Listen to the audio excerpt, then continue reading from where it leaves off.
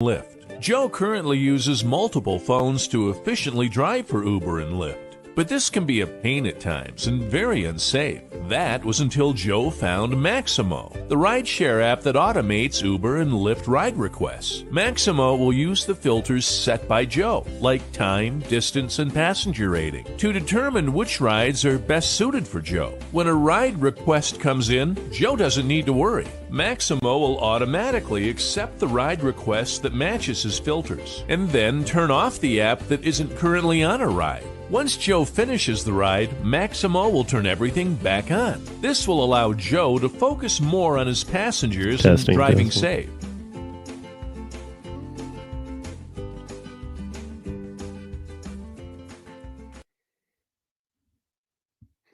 Hey, what's up, everybody? Hold on a second here. Get this right. Oh. Sorry, nothing was set up, and I just haven't had to have it set up this week. I'm doing a little bit better than yesterday. I guess every day I'm doing a little bit better. The Rona seems to be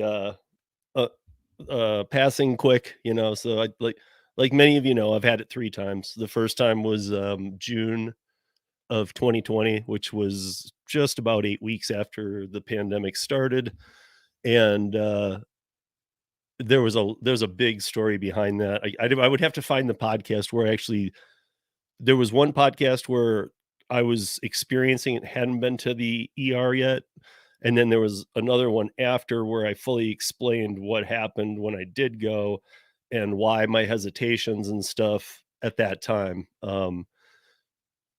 With all the news saying that every hospital was overcrowded with Rona patients, and I'm having a breathing issue, but none of us were sure if things are Rona at that in June of 2020. Most of us, unless you'd had it and already been to the hospital or whatever, you were just hearing random things from different people, most of them having to do with breathing. So I thought, I have it, but if I didn't, why would I go to the hospital where everybody has it? and I'm going, like gasping for air. Clearly, if I didn't have it and I was just having some kind of respiratory issue, I would have walked out of that hospital having it, and at a time when I was already in pretty bad shape. So long story to that I won't get into today, because I'm gonna at least try and make an hour. If we go a little longer and people are in here and we got a good conversation, awesome. But at least gonna try and make the hour. I was getting a little bit too cocky about my the day, like talking in the day as I was feeling better, because then by like 7 at night, this was just aching on both sides from the back 2 teeth that were pulled. But I will say this, so that was the first time with Rona. The second time was it was actually a year ago. It was either very late March or early April, and it was the Delta variant, and I know where it came from. I know the friend that I got it from because he was responsible, and when he found out he had it, he called me and told me that he had it. I found out I had it.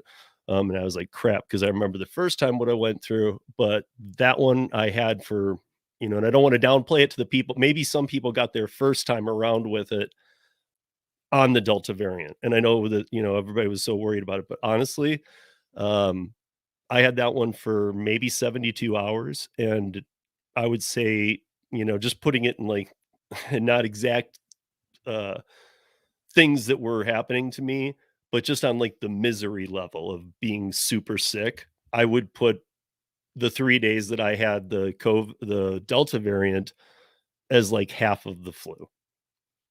If you've had the flu before, it felt like half of the flu. I felt tired. And that was the other thing about it.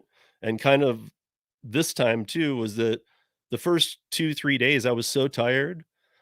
I don't know about you guys, but if you've been really, really, really, really sick before, that sometimes it's hard to sleep the first few days. You're running fevers, you're hallucinating almost. I mean, like crazy stuff's going on, but to for me to like when this time around and the last time around to be able to one of your biggest complaints to be that you're so tired is actually pretty good because you're actually able to get sleep the first couple days. And as long as you don't have some major breathing thing going on, which seems to not be happening as much with any of the variants. I'm not downplaying anything or upplaying anything. I'm just telling you what's happened to me. And, to be able to lay down and be able to sleep. And again, this time wasn't based around the breathing. So I think that when that was the time that even I was very, very scared. But I wouldn't say that if the breathing issue's not there, it's just another, bad cold. But I'm not gonna downplay it because I have had an awful week and I'm still bouncing back. I know I've had a lot of people saying, like, "I'm glad you're better," but I'm not better at all. This is me at my best right now, and, that's, yeah, it won't last the whole day, trust me. Ask my son who lives with me and who gave it to me, though, so you can but he can tell you that, I'm not my normal self most of the time right now. But we'll get we'll get past it. He's already better. He just had to hold on to just enough to make sure I got it too after I had my teeth pulled. I'm just kidding. Love you, Max, if you're listening. Okay. So the first thing I want to do, again, I did it yesterday, but I want to thank those guys. I want to thank Hannibal. I want to thank Gary. I want to thank Kim, and I want to thank John for holding down the fort and making the show must go on. I talked about it a little bit about yesterday in the video I dropped, but to be honest, uh, so for those of you who don't know me, or who maybe you've heard a thing or two about some of my work prior to this. So since 1997, I've worked for a laser production company out of Miami, Florida. It's the second largest laser production company in the world. Um, our accounts handle um, every Carnival cruise line, um, Disney World, Disneyland, um, Toyota corporate. I've toured with several huge, like, arena size bands globally. I've done random kind of crazy shows, random, like, I mean, I've worked for Elton John, but I've also done the changing of El Presidente in Panama, where we were on this bridge and had scaffolding up, 15 feet, that wasn't our scaffolding from Miami either. It was just what we had got down there, and then all our lasers on it, and it was shaking. There were so many people, and right behind me was a good, 50-foot drop into the water. And I'm up 15 feet on some scaffolding, and so because it got so crowded, they ended up putting two of I don't know if it's military or if it's police or what there. I can't remember. Or I don't even know if I ever knew, to be honest, because I am not fluent in Spanish, and that's all they spoke down there. You don't even get some people who can speak English too. The only people that I could find like that was my partner, Horacio Pugliese, who's Argentinian, and then some of the other people from different production crews too that had come from Vegas and whatnot. And usually even those people were at least knew Spanish and English. But those were the only people I could communicate with.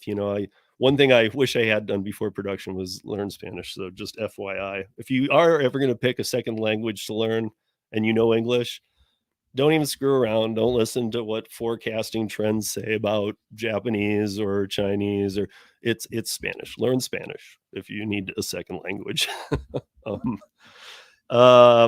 but I want to run through real quick. Those guys did an amazing job, but there was a couple of things missed that not even so much missed, or maybe I just want to give my take on something, or kind of clarify. There's one big thing I want to kind of clarify. For the most part, though, again, if you heard it, I am so happy to have friends that were able to do that for me. And at the same time, also, I am um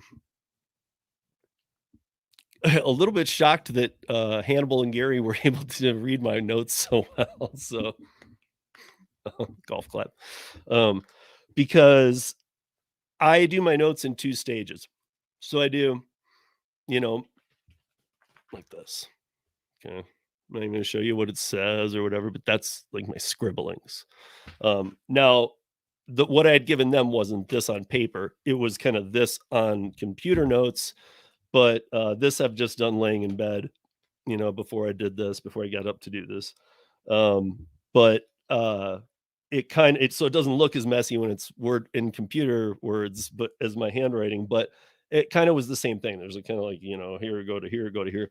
But he did a great job rolling through it. I had not turned it into bullet point notes yet. And um, so even that, sometimes can be a little hard to follow, especially because I do a lot of research on this stuff. So they know a lot of I know that Hannibal and Gary and stuff, and we all talk enough where they know a lot about this, but it gets very confusing. But anyway, what I want to say first was, okay, so they Hannibal first spoke about the movie The Gig Is Up.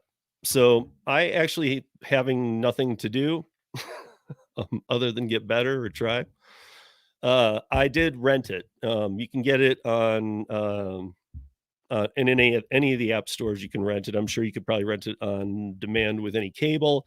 But it's called The Gig Is Up, and I ended up doing it through iTunes, and you can rent it for $3.99 or something. It's an hour and a half movie. It's definitely worth watching. It doesn't talk about the direction I want the gig economy to go in necessarily, but it doesn't talk about the other way either. It's not trying to force feed you something. It's just giving you worldwide facts on the gig economy. And so let me give you one example here. Um, right now, or recently, we crossed over 100 million people on the planet working in the gig space. And so that was a stat they used, and I was kind of blown away. They actually did this whole dissection and had this whole team do an analysis. And based on the analysis, by 2025, there will be 540 million people working in the gig economy, at least part time. So if you can do that math in 3 years, they're going to multiply it by 5.4. I mean, I'm sure that it's not just going to be DoorDash, and they're trending with, based on that, a lot of other companies are going to move to these type platforms. It won't just be delivery space and rideshare space and this space and that space and shopping space. It will eventually start being everything space. So that's kind of based on that too, where that number comes from, but that people are just enjoying that freedom of working through apps where they have more control over their time. Now, I'm not going to argue with Roy or anybody about the control issue today. I'm not talking about that. I don't have the brain for it today, because Roy actually has good points on it too. But they don't control you, because at any time you can decline an order and you can turn off. I mean, I would argue that a W-2 job has way more control over you. Again, you could still say, I quit, walk out the door, but the professionalism, at least in me, wouldn't allow me to do that. And I'm guessing a lot of you are the same, that you'd at least finish out a shift or whatever if something went that bad. But really, in a W-2 job, um, you, you're going to do what they tell you. I mean, that is control. They're telling you do this and you're doing it. And sometimes I'll tell you, I've had jobs that, you have it for like 6 months or something. And then, like, out of nowhere, some boss is in a bad mood and he's like, hey, sweep the floor. And it's not your job. And I'm not going to relate this to the bar industry, because in the bar industry, I've even ran bars. So I know, and I've preached it, that if you say the words, this isn't your job, or if you would ever say those words, then don't bother working here. Or if you do it, you get like a little nudge. Usually I'd appreciate it if, like, somebody other than me, a manager, or if when I was bartending and I wasn't managing, I would do it. I'd give them the nudge, not a manager, like, yo, everything's your job here. That's how this works. But I'm talking about, like, maybe you work retail or something. You're supposed to be doing A, B, and C. And then some manager's pissy and he's like, hey, sweep that up. Well, that's not your job. And, I mean, it's like, you sweep it up. Like, I mean, I don't know. That's kind of control, because the manager could say, hey, if you don't, you're done. Even though really in your job description, it didn't say occasionally the manager will be pissed off and will tell you to sweep the floor. but it happens. And if you guys don't know that, then maybe you just haven't spent as many years in the W-2 land as I have. But I have spent enough years as W-2, as traditional independent contractor for many years before this gig stuff was around. And then since 2014 as a gig worker on these platforms as well. So I understand all these. And, there's a lot, you still have the freedoms on these gig apps. Excuse me, guys. So, okay. So Hannibal talked about my stuff on California AB5, Prop 22, Washington only doing rideshare, and Massachusetts doing a Prop 22 before the AB5 law is enacted. So let me just kind of break this down real quick, what happened here. And in a minute, I'm going to put a link up. Again, I'll at least run the hour, and maybe if some people join in and I can take a break and ice my face for a minute or two, we'll make it a little bit longer. But so in California, the first one, AB5 came out. Okay, so I just want to give a correct little rundown here. So the AB5 happened because of Lorena Gonzalez, Assemblywoman Lorena Gonzalez out of San Diego County. And she spearheaded it for the union. She is a union shill to the every definition of the word. In fact, I joke about it on the audio podcast a lot, but she's kind of sleeping her way to the top in California. She doesn't deserve the job she gets.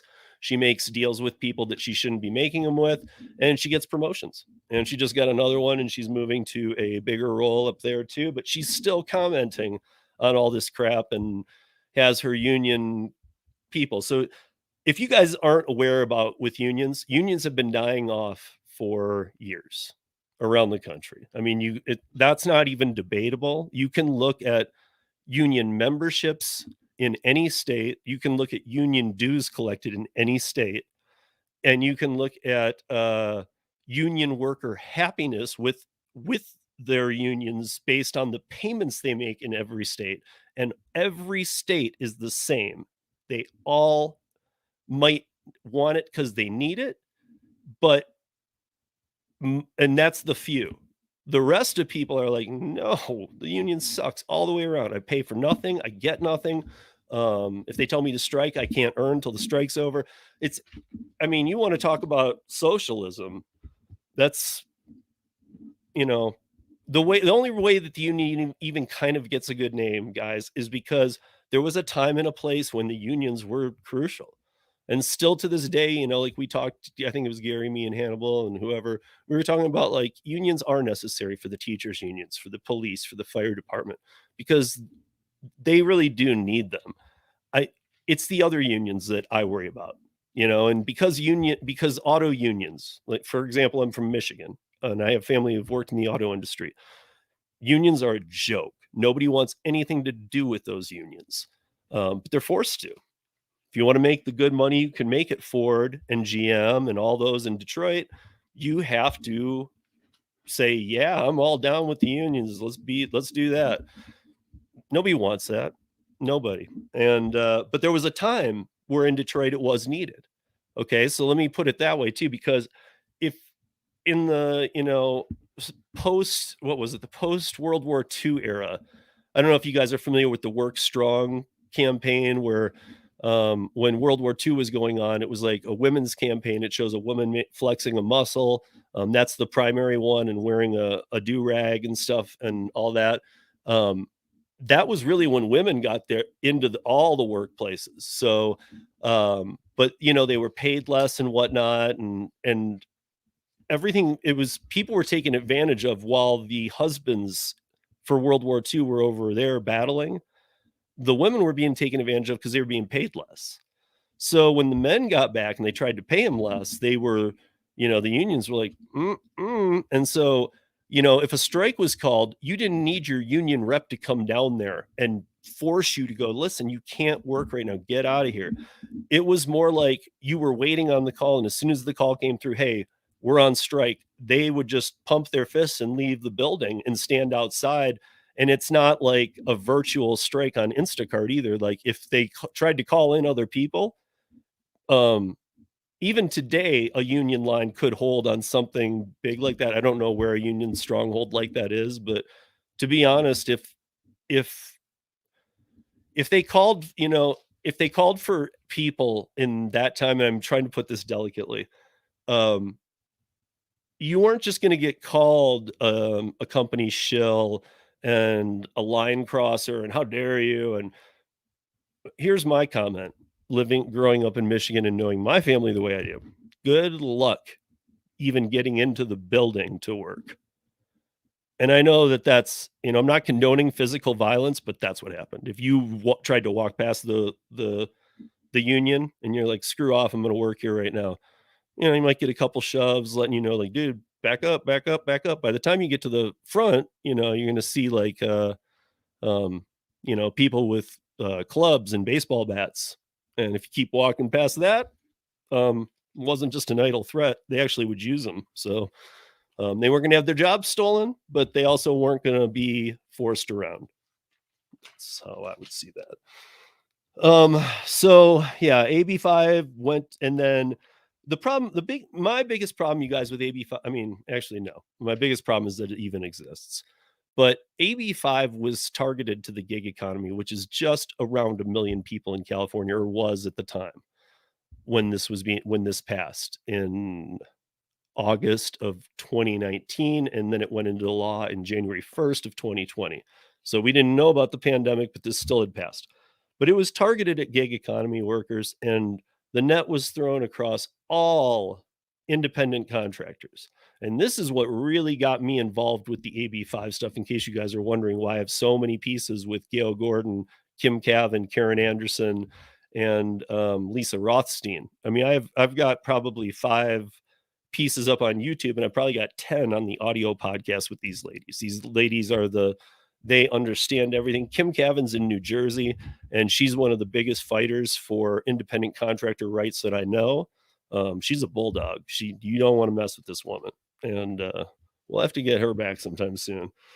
Gail Gordon in California owns a nonprofit opera house that has a specific kind of music that was passed down from her great grandmother, who was in one of the Hitler camps, and that music would have died off had it not got out of there. And it got to Gail's hands, and she created an opera house based on that, which is it's a nonprofit. It's been around for 40 years, and AB5 put it out of business. So if you want to know about that law, I mean, that right there, if you don't want to do any reading and you just kind of want to know, well, how exactly is it bad? How is that not bad? If you can explain that one to me, I mean, I can give you a ton of details on why it's bad, and she's been fighting it too, with the help of fighting for freelancers who also lost all their gigs, which is Karen Anderson's group. And in there, they have a ton of lawyers. So Gail has all the free lawyers that she wants. Even they're still fighting it, but it's getting to the point where they're just not. No, we're not going to do that. You can't be an independent contractor if you're paying all these workers every time you need them. Well, I only do 2 to 3 shows a year. I only need them 2 to 3 times a year. You're not going to make them payroll. Well, then you can't be a business. Come on, guys. I can't even read my own writing today.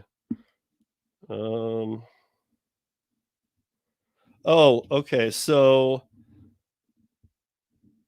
I want to continue on a little bit about this. Okay, so in California, so when they were talking about this the other night, this was one of the main things that I thought I did need to address. First of all, I want to address one quick thing about it. When they were talking about what one of the union pushes right now for the blocks system in California, where you can have 10 6-hour blocks per week that you pre-pick, know that somebody had said, like, I think it was Hannibal said, I only like working 3 or 4 hours though at a time. And John Dash Theory was on here, and he said, well, yeah, and I might want to go to the bathroom. Let me make something clear that that you don't have to work that 6-hour block. You pick 10 out 6-hour blocks. You can turn on and off all you want during that time, but you're also not guaranteed any active time. You could leave it on the whole 6 hours and not get one active ride. That would never happen. I'm just trying to make a point here. So you can turn it on and have it on the whole 6 hours, or you could have it all be active time or not, whatever. You could have it on the whole 6 hours, but you can also work 5 minutes, an hour, 3 hours, 6 hours, or no hours. And you don't get penalized. You pick your blocks. If you don't work during that block, that's fine. You don't get penalized for it. But now you only have 9 more blocks left to work that week. So that's just what they're pushing for. But I need to get to, I think a lot of people were like, well, this isn't making a lot of sense. And I think the one thing that was kind of missed a little bit that I need to talk about here is that, why are the unions so involved in pushing for, and also, yes, multi-apping is not allowed in California. Governor Newsom and Lorena Gonzalez when they were talking with the apps and saying the way that this is going to work, here's how it'll work. You guys are going to want to have a system that lets you know if they're multi-apping. So the apps put out a thing pre-Prop 22 going into effect, not during the campaign, after it passed in the November 2020 ballot to overturn AB 5 status and Prop 22 became real. The gig app, people are like, well, why didn't they just start doing it then that you weren't multi-apping? Because they're already, Gary was spot on. They're already data sharing. Gary and I have talked about that. He was trying to be a little careful about it, but he was right on. I mean, all of them share our data. They all have it. They don't care. In the terms of service you agree to, share, it even says share. I'm trying to think if there's any that don't. I think they all do. They might just word it different. But you're in those terms of service, you are agreeing to let that company share your data with all of its partnerships and affiliates. So they don't have to, DoorDash doesn't have to be a partner of Grubhub's, but they're an affiliate. And they keep affiliate status so that they can do exactly that. So if you're asking, well, why didn't they just come out of the gate doing this then? Here's why. Because unions are so down. People have you say the word union. I'm already seeing it here in the chat, and in a minute I'm going to say hi to everybody. But unions are already, you just bring up the word and most people are like, ugh. Most people aren't like, unions. What now? What dues can I pay? How much of my money can I have stolen from me? People don't line up for that. You got to give them a bunch of reasons why first. And because of the shadiness of unions, and if people want to contest that, go ahead, Google it. You're going to find some unions that maybe didn't scathe themselves, but here's the truth, guys. Look it up. And there was just one recently in California. It's on uberlyftdrivers.com about the latest union where the guy at the top got caught stealing all the money. I mean, same old story. It really is. The unions are just a scam. And at the top, there are some people taking money that they shouldn't. It's like everything else. When you get to the top, people are stealing your money. So why add in another factor? The unions don't protect you. We don't live in a day and age when the unions are going to be able to do anything for you. They don't even negotiate. I mean, recently here in Colorado, we had a King Soopers, which is like Safeway and all that other, or was it Safeway? No, it was King Soopers. King Soopers is owned by Kroger. So you guys probably have a Kroger. But it's a big grocery store chain out here, and they had a strike. It went on for 5 weeks. Now, a grocery store strike, even 5-10 years ago, usually was measured in hours. It went 15 hours. 5 weeks. That union rep didn't do anything for you. So all those dues you paid in were wasted, and now you lost five weeks of pay. But okay, so California, so the testing. So okay, here's something that I want you guys to know.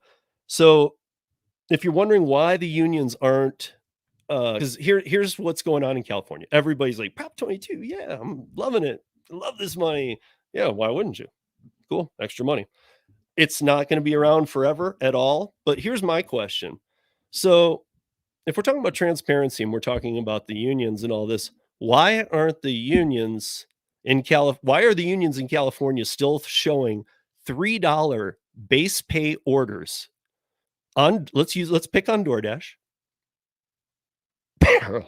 Clearly let's pick on DoorDash. Para. Because I mean, I could pick on any of them, but let's pick on Para. $3 base pay orders in San Francisco. I'm going to use San Francisco. It's a high volume market. It's also a high minimum wage market. Minimum wage in San Francisco is like 1980 something. If Dark Road Run is in here, Joe, listening and watching and not commenting, if you could put it in what the minimum wage is for San Francisco, that would be great. But let's call it $20. Okay. So it's like 1980 something. That's right up there. So it's $20. Now, if you remember that Prop 22 says you must be paid 120% of the minimum wage in your area for every hour active time. So that means on active time with DoorDash, you need to be paid $24 an hour. And that cannot include any tips that the customer gives you. So DoorDash knows, and again, we're not talking about anything stacked. We're not talking about multi-apping, any of that at this point. I'm just talking about working for DoorDash on their platform. And let's just say you're taking single orders, okay? At $3 a piece, that's $6 that you can do in an hour because you can only do 2 in an hour. I mean, everybody I've talked to, if anybody's in the chat before I say hi wants to say no, they can do more, go ahead. The only thing that I've really found from talking with people, if I get really into it, is they'll say 2 an hour, and they're trying to make it more, but they might say like, but I can do like 7 in 3 hours. Okay, I get that. So there's a little extra time that you have left over in 1 hour and then another hour, and then maybe you can squeeze a 7th order into 3 hours. But let's call it what it is, 2 orders per hour. So 2 orders per hour on DoorDash, you're going to make a base pay of $6 on the $3 orders. So if you're taking those, that's $6. They're 3 each. On each order in San Francisco, it's on the high end of the supplemental pay that the platform has to make, or that the customer has to make, I mean. So the customers have new line items in California that say anywhere from $1.25 per order to $2 per order based on where you live. Now, because I'm using the highest minimum wage in California area of San Francisco, I'll also use the $2. That's the highest that they can charge a customer. And it's a line item that says Prop 22 supplemental fee, whatever it says. I don't know. But so 3 plus the 2 from the customer, and that goes to you, that's 5. Okay. So if you're going to do 2 of those in an hour, that's $10. And that's the most you can do. So if you're taking the $3 orders, if you're taking $3 orders all day, you are going to make 3 and 2 every hour. That's $10 an hour. For every active hour you work, the company owes you $14. And there's people abusing it even more than that. I don't want to jump into it right now. My jaw's starting to get a little tired. You can feel it. And I want to get through the rest of this real quick. So if they're going to drop at least $14 an hour on you, why in the hell aren't they just making the orders $7? Why don't they just make it a $7 base pay or a $10 base pay? Because at a $10 base pay per order, plus the $2 the customer has to pay, then per hour, you're making 24 and they wouldn't have to pay it. Do you see are you following what I'm saying here? Because if it's $10 base pay plus $2 from the customer, that's 12. If you do 2 of those an hour, it's 24. That's what the 120% minimum wage in San Francisco is 24 an hour. So you would have paid it off. But here's the thing. If you're thinking, I don't know, or maybe that, remember that they're paying it either way. If they show you 3 or they show you 10, they're still going to be paying you 10 because they have to pay the minimum wage. So what's the reasoning for this? I mean, I got it down. I want to know if any of you do. So I'm going to give it just a second while I look over these notes. I want to see if anybody puts in the notes why they're doing this, because I'm going to tell you here.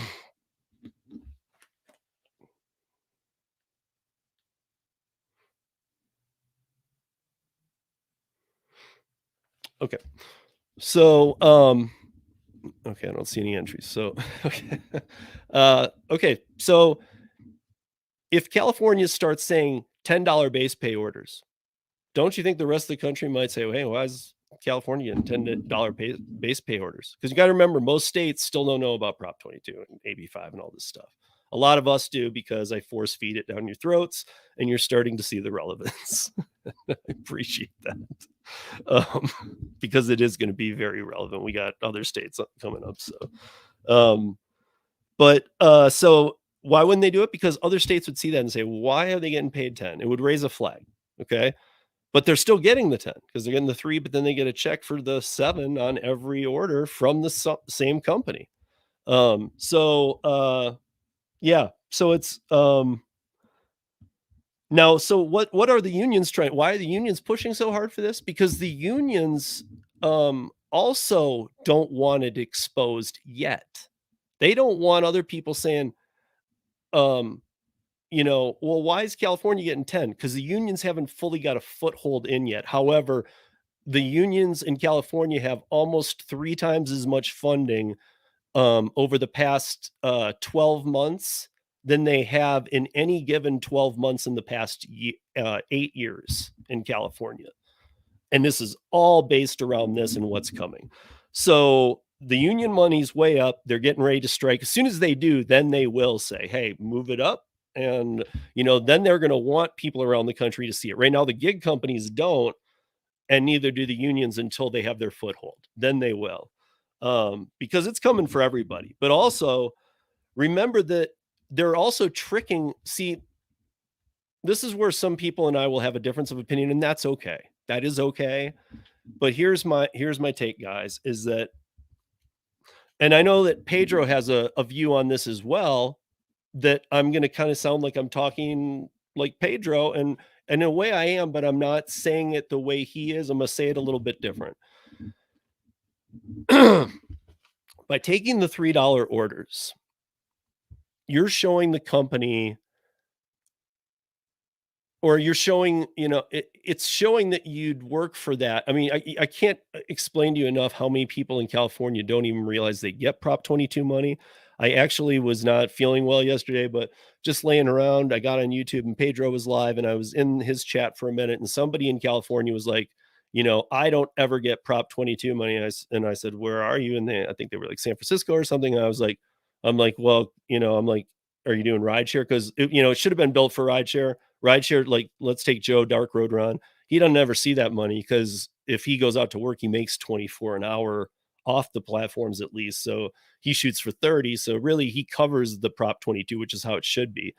And this is why Seattle kept delivery space out of the bill. That's going to be the same as this, because the delivery people are the only ones getting any props from it right now. But what you're doing is you're showing that you'll take a $3 order, and that's going to show them that they can even pay less. It's for those people that have figured out about the Prop 22 money. Yes, you can go out and take those $3 orders. Like I know Robert Reese takes those $3. No harm, no foul, because I know Robert understands this law will not. This isn't the new way in California. This is a Band-Aid in California that will be ripped off here in the next 6, 9, 18 months. It will be gone. Okay. It's just what it is. It's already in preparation. The unions are already prepared with their attacks, with these block times and data sharing and all this stuff. It's just crazy. So I understand what he's doing, and he's doing what you should be doing if you're in California. Abuse the heck out of Prop 22. Yes. Like I might do it differently. I might not take every $3 order, but also like, I think, he only does Uber Eats. So maybe he's going for that tip, I know. And that is the platform that is easy to tip on after the fact. The others, you have to make a call.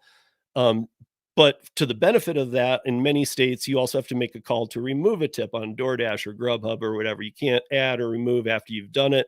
So, but it's more to get people to do it.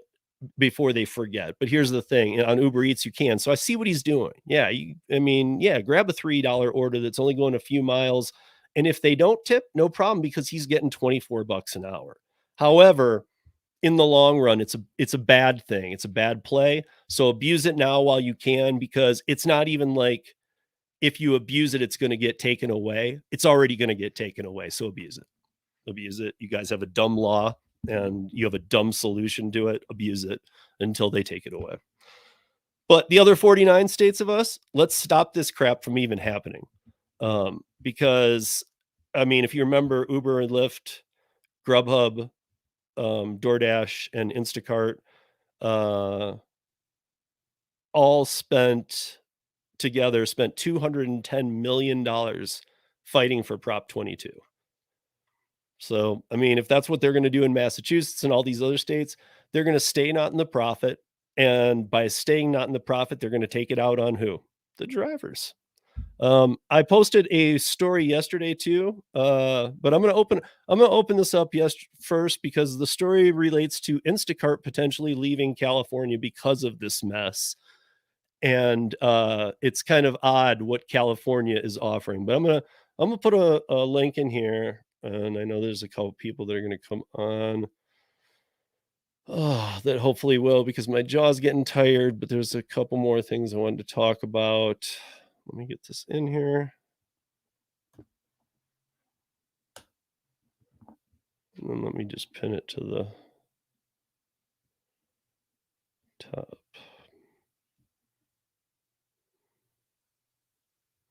Just bear with me, guys.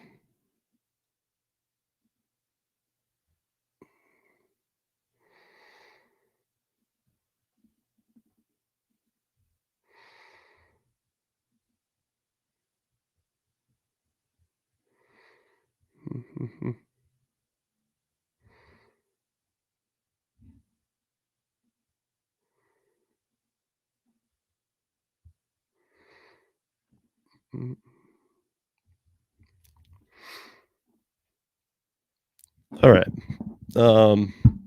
Okay, let me say hi to some people. I put the link up at the top, you guys. It's now pinned to the top. Let me see what's going on here. Okay. Okay, I'm trying to go all the way back to the start here. And remember, my brain's only at a certain power of its normalcy. This is the best I can do today, is what it means, guys. What's up, Robert Reese? Oops.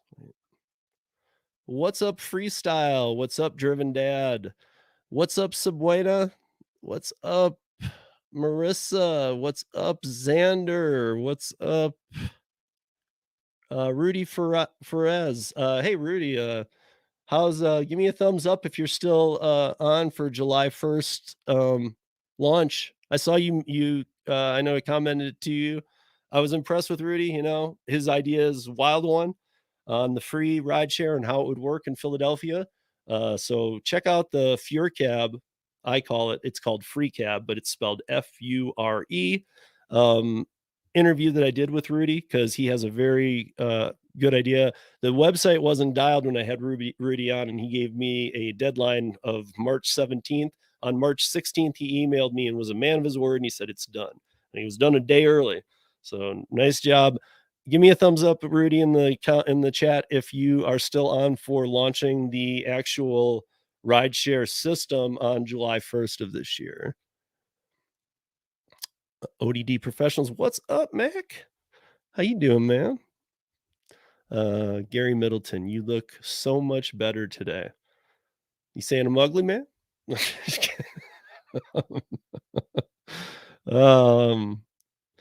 Jim Jones, what's up? Yeah, what did you say, Jim? You got a lot of comments in here. I'm sure there are good ones too, because I like yours. Unions have become have become in bed with the companies they fought against. Been in 3 unions, and all of them were straight trash. Yep, I fully agree. Totally agree with you, Steve. That's because you're a smart guy, Jim. I mean, let's be honest. Let's see. Hey, Rodney, what's up? How are you?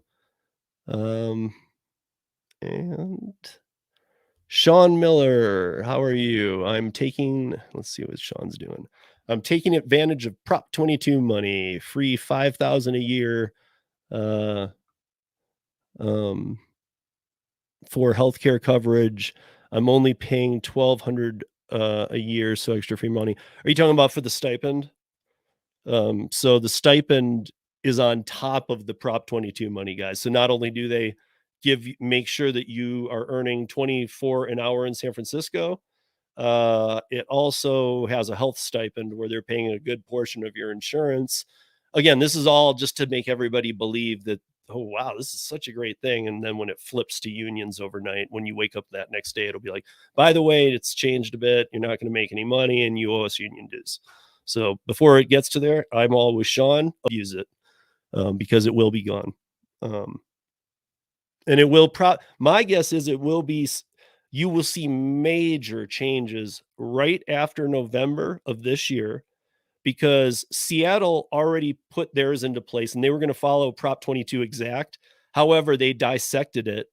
And I actually have a theory that Solo is now Solo's on the move, like booming. And if you haven't heard my Solo interview on the audio podcast, get in there and check that out. I talked to the CEO and founder Bryce Bennett. What they are doing is amazing. But he said we'll be in other cities. Everybody always tells me that on the interviews because our expectations are to be everywhere. But here's the difference. Solo already went to Miami, and then 2 weeks later in Tampa, 2 weeks later in Nashville, 2 weeks later in Atlanta, and now they're somewhere else too. I mean, they are moving like quick. So even if they're not in your area, watch the Solo piece I did with Bryce Bennett, their CEO. You can watch it here. I think it's on YouTube. You can watch it on the YouTube interview, or you can listen to it on the audio podcast, and then go to the website, even if they're not in your area, and sign up for them right away. I won't get too far into what Solo is, but they're, I will call them an equalizer between the cities all wanting to figure out how to get at the gig economy, and the companies all wanting this, and the drivers wanting this. They're an equalizer that can bring some truth and data to the whole situation and make sure the gig workers are being paid as best as possible based on the platforms you're already signed up for. If that interests you, go listen to that podcast because it's a wonderful thing, and you should be signed up before they come to your area, and they are moving quick. I know Denver's on the list. I'm already signed up, but I know Denver's on the list, or they were to be sometime this year. I'm now expecting it in the next month or so at their rate. I mean, it's crazy. Got a PetSmart, be right back. Sounds good. Our beta is up for drivers to play and test. Okay. I don't see a thumbs up though, Rudy. What's up, man? Are you not launching on July 1st? What's up? Drone days, what's up? And John Dash Theory, what's up, John? I don't know if you've been here the whole time, but I was giving you guys major props for helping out on Thursday. I am doing better, but you guys, again, this is me pulling off the best that I can. So you're not seeing me the rest of the day. So I guess what I'm saying, I would need my son to come on this podcast and explain to you when this is over how the day looks. So, and everything feels just kind of crappy. And having this kind of mouth surgery, I don't know how many of you have ever even needed a tooth pulled. I've had some issues with my mouth for basically my whole life. It's just something that I deal with. But I've kept it at bay. But these just finally needed to go, and they were my two farthest back molars, and that's pretty painful, man. I've had a lot of dentistry work done, and some of they always call things you have to come in for surgeries, and you're always outpatiented, and so a lot of times you're just like, okay, I'm still Novocained up, and then by the time you're not, you're fine. For like some types of work, these feel like a surgery. I feel like a truck ran me over, and then the truck that ran me over also gave me COVID. So that's how I'm feeling. I can't eat anything. I'm eating yogurt, applesauce, bananas. I've tried a couple other things because the directions I have say after 48 hours I could eat whatever I want, but that's just been killing me. So I don't know who wrote that. Okay. Well, somebody, Gary, you need to come join me. Gonna try and run this for a little bit. Uh, I will start telling you guys about the Instacart thing though. So let me pull that up here so I can see the actual numbers and not be just trying to recall it because I know I'll get it wrong.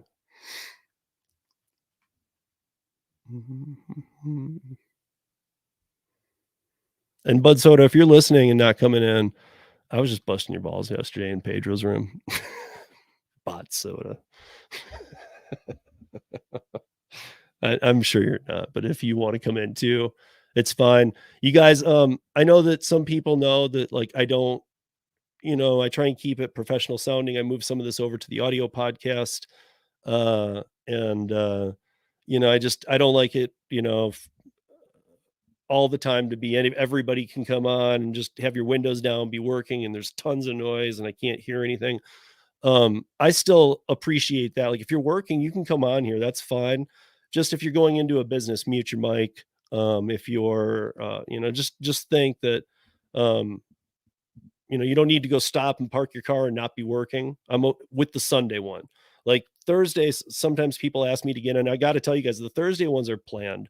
I put a lot of time into those, the topics that we'll be covering, because I'm not trying to just cover, hey, here's how you do this on this app, and here's how you do this, and what's the new tip. And, I'm trying to cover, and I'm not just trying to cover what I do on uberlyftdrivers.com and what I bring to you guys in other segments and things I do of news. I'm trying to kind of bring the news and have like just bullet point topics that I build off a ton of different pieces of news and things I'm hearing from workers around the country. And I try and build that into one topical point that will lead to a discussion.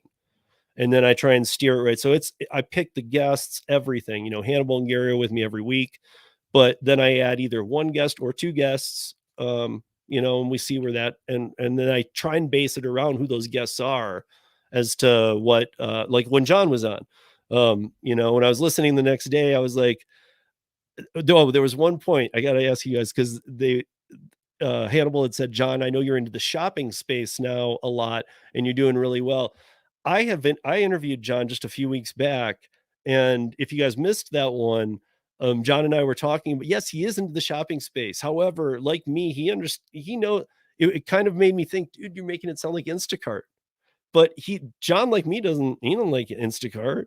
John is working Shipt. He's got Corner Shop in his market and he's crushing it in Corner Shop, like many are. It's still the honeymoon period, so live it up.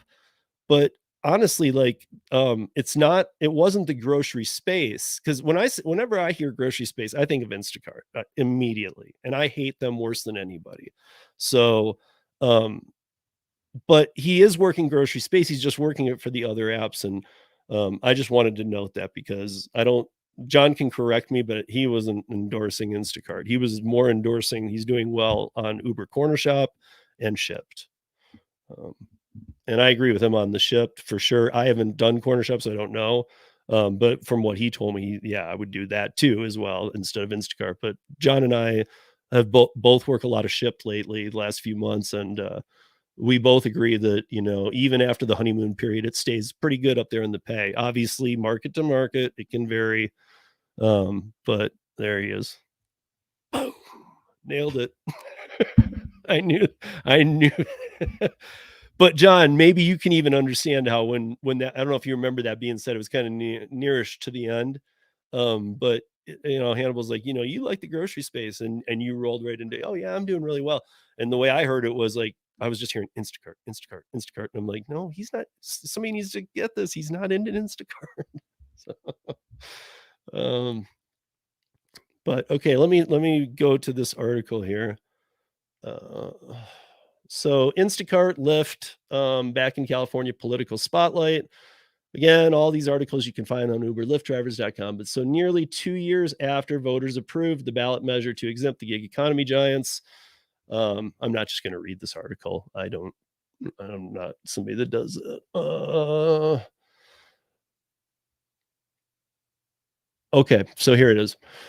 So Instacart has a location in California and in San Francisco, and they have one in Atlanta, and they are looking to improve or bring. They're looking to. Let me make this font a little bigger. I got bad eyes. Okay. So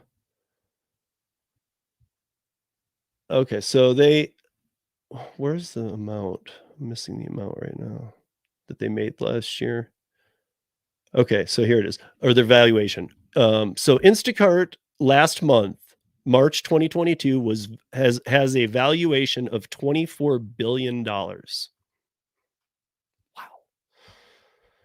It's amazing to me that a company that has no assets, I mean, barely, no cars, vehicles, nothing to show for anything, has a valuation of $24 billion. I don't know, man. But I mean, I understand how they get to that. It's just, again, it's almost like the same thing they're trying to do with gig workers. They need to come up with a new way of how they value these companies, because when they go under, there's nothing there to save any of it. So it could go from 24 billion to zero overnight if there was a scandal. It's like not quite overnight, but so because they have the two locations and their main ones, they're like hubs for them. Okay. So because they have San Francisco and because they have Atlanta, they're able to decide which one do we want to go really work heavier in. And because of everything going on in California, they start saying, you know what, let's just go to Atlanta. Screw California. Let's leave. Let's pull an Elon Musk and get out of here. But now Gavin Newsom, I'm not going to get political, guys, but this guy's a dirtbag. Sorry. If you like Gavin Newsom, I'm probably not going to like the next few things I say. If you don't know about Gavin Newsom, he's just and I'm not talking about party affiliation. Just all politicians can get this dirty, but he's very dirty. He's a very dirty politician. He will take anybody's money and bribe and whatever and make anything into effect. He doesn't care about the state, the people, or anything. Just my opinion.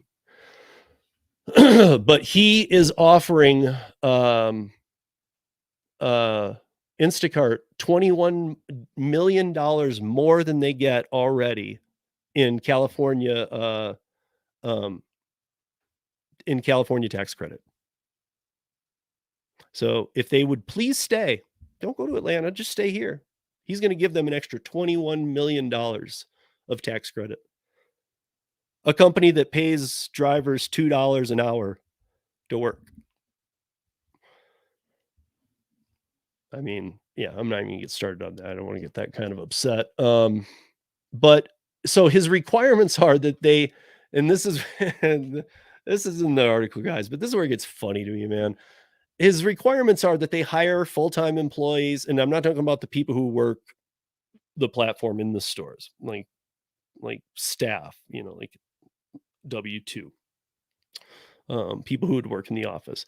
His requirements are they hire in no amounts, but that they hire full-time employees and invest in an office space in California, which they do already have one, but he's talking about like getting something bigger and more prominent than the probably warehouse they have down in the Shantyville that they pay crap for because they don't even need it, but they just have it to have it. But he's actually saying that he's kind of saying, you better create a presence, you better put it downtown, and then we'll give you this huge amount of money you don't deserve. And because he says, tenant improvements, computer equipment, and furniture and fixtures as part of of its expansion in San Francisco. So he's saying, hey guys, we need you to get a place downtown. So that people can see Instacart in a building downtown. And we need you to hire some people. We're going to need you to get some computers and furniture and fixtures. I mean, you don't think that they know that? You think they're gonna hire employees and just have them stand with no computers and no furniture? Come on, man. Um, and I say that because, I mean, it's just like, this is how it's being handled. This is how you're making your stand. Here's my reasoning behind why we're gonna give them $21 million in tax credit, because they're gonna buy some furniture and rent a building.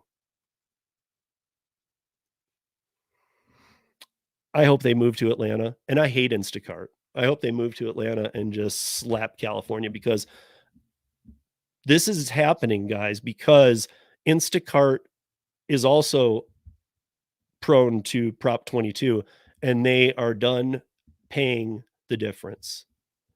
They have tried to be compliant, and they pay people 250 an order, or I'm sorry, it's like it's 7 an order, right? Is the minimum order for an Instacart order, and then it's like $2 or $3 for an add-on.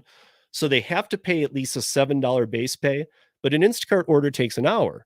So now you're paying $7 an hour in San Francisco, and you have to pay 24. So they're paying $17 an hour extra to every Instacart driver on active time.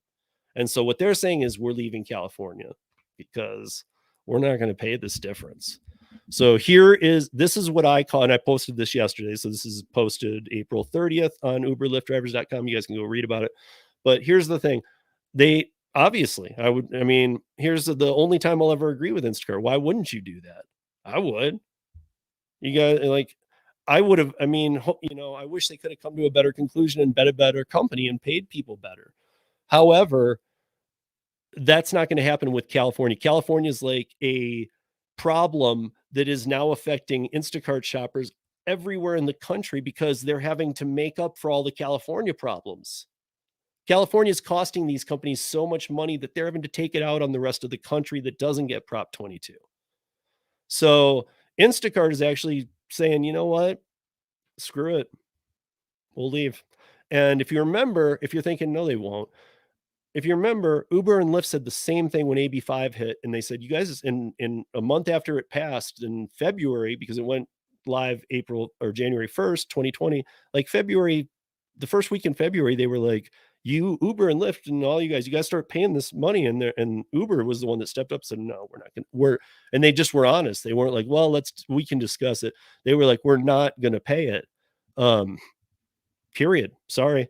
Not until people can vote on it. Just because you and Lorena Gonzalez had sex in your office on a Saturday night and ended up signing a deal, and that's going to be a law, doesn't mean that we're going to obey it. Which I don't know that they had sex in his office. Might have just been the hallway. I don't know. Might have not even happened, but in my book, it did. It didn't happen. Anyway, I'm sorry, guys. This is just how much I hate this stuff. Yeah,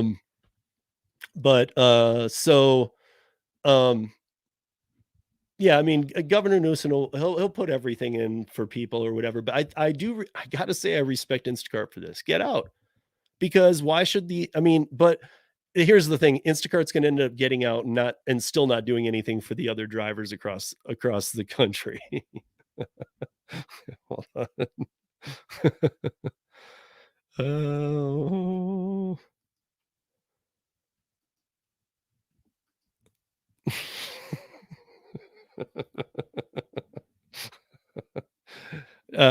John Dash Theory. I can't. Not only can I not prove it, it didn't happen.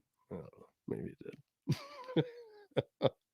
But yeah, so Instacart leaving isn't gonna make them go, whew, we're finally not having to flip the tab on all these people in California. Cool. Let's just now let's start paying our drivers in the other 49 states better. That's not going to happen. So they just want out, though, because California is killing all these companies already worse than they are, which obviously makes a company angrier and less willing to work with us gig workers across the country on making real improvements. Because right now it's like we're all in the other 49 states, we're all wanting some help. We're not asking for the world, even veteran gig workers, but let's come to the table and try and find some better understanding. Maybe have less people onboarded, maybe come up and we'd be willing to try that at the same rate for a while. If you did that until it was leveled out the playing field of how many people are on the platform, then let's talk about pay, because I think you'd be able to afford more pay. Right now, they're having a war. They're literally in a war in California. So they're like, we got to finish this war before we can talk to you guys about that. So it's just a big, nasty thing that needs to end, and it will. I mean, luckily I'm sorry, California, for this, because that's why I'm telling you, take advantage of Prop 22. Yeah, I think you should. I'm not saying don't. Please, I mean, by all means, if I lived there, I'd be working around the clock right now till the day it was done, because it's gone. It's gone in 6 months to 18 months. It's gone. It might be removed in parts, but like I said, after the November ballots go around the country, just watch. Immediately, it's going to start. The unions are going to get involved, and it's going to start having the block system. It's going to start having the data sharing that they already have, where they're going to know if you're multi-apping and getting active time on 2 to more platforms at the same time. Because right now you could be on all 3 delivery apps, and in San Francisco, you could be collecting $24 an hour from all 3. And if you're stacking your orders and deliveries, you can, in a let's say 90-minute period, let's say you got a 60-minute active time on all 3, you're going to get paid $24 an hour, for because it probably would take 90 minutes, even stacking, or however you best did it. Let's just call it that. So in an hour and a half, you're going to make 24 an hour, or 24 for that time, from each of the 3 platforms plus your tips. That's $100 per hour and a half. And that's just a quick rundown. That's not me even really sitting down and breaking it. But I mean, you can't be calling your cousins in other states, man, I'm making $100 an hour on gig work. Show me. And you can show them. I mean, it's hey, when things appear too good to be true, they are. When something like this appears so too good to be true, it is. So it's coming. I mean, California, I'm sorry to tell you that. If you didn't know, it's coming. If you want to say he's wrong, it's not coming. It is coming. And I'm not an I told you so guy, but if when it happens, just remember. I won't say anything further, because I know it'll feel like a real slap when it happens, you guys. And I talk to people all the time over there who really are knowledgeable on AB5 and Prop 22, way more than any of us, way more.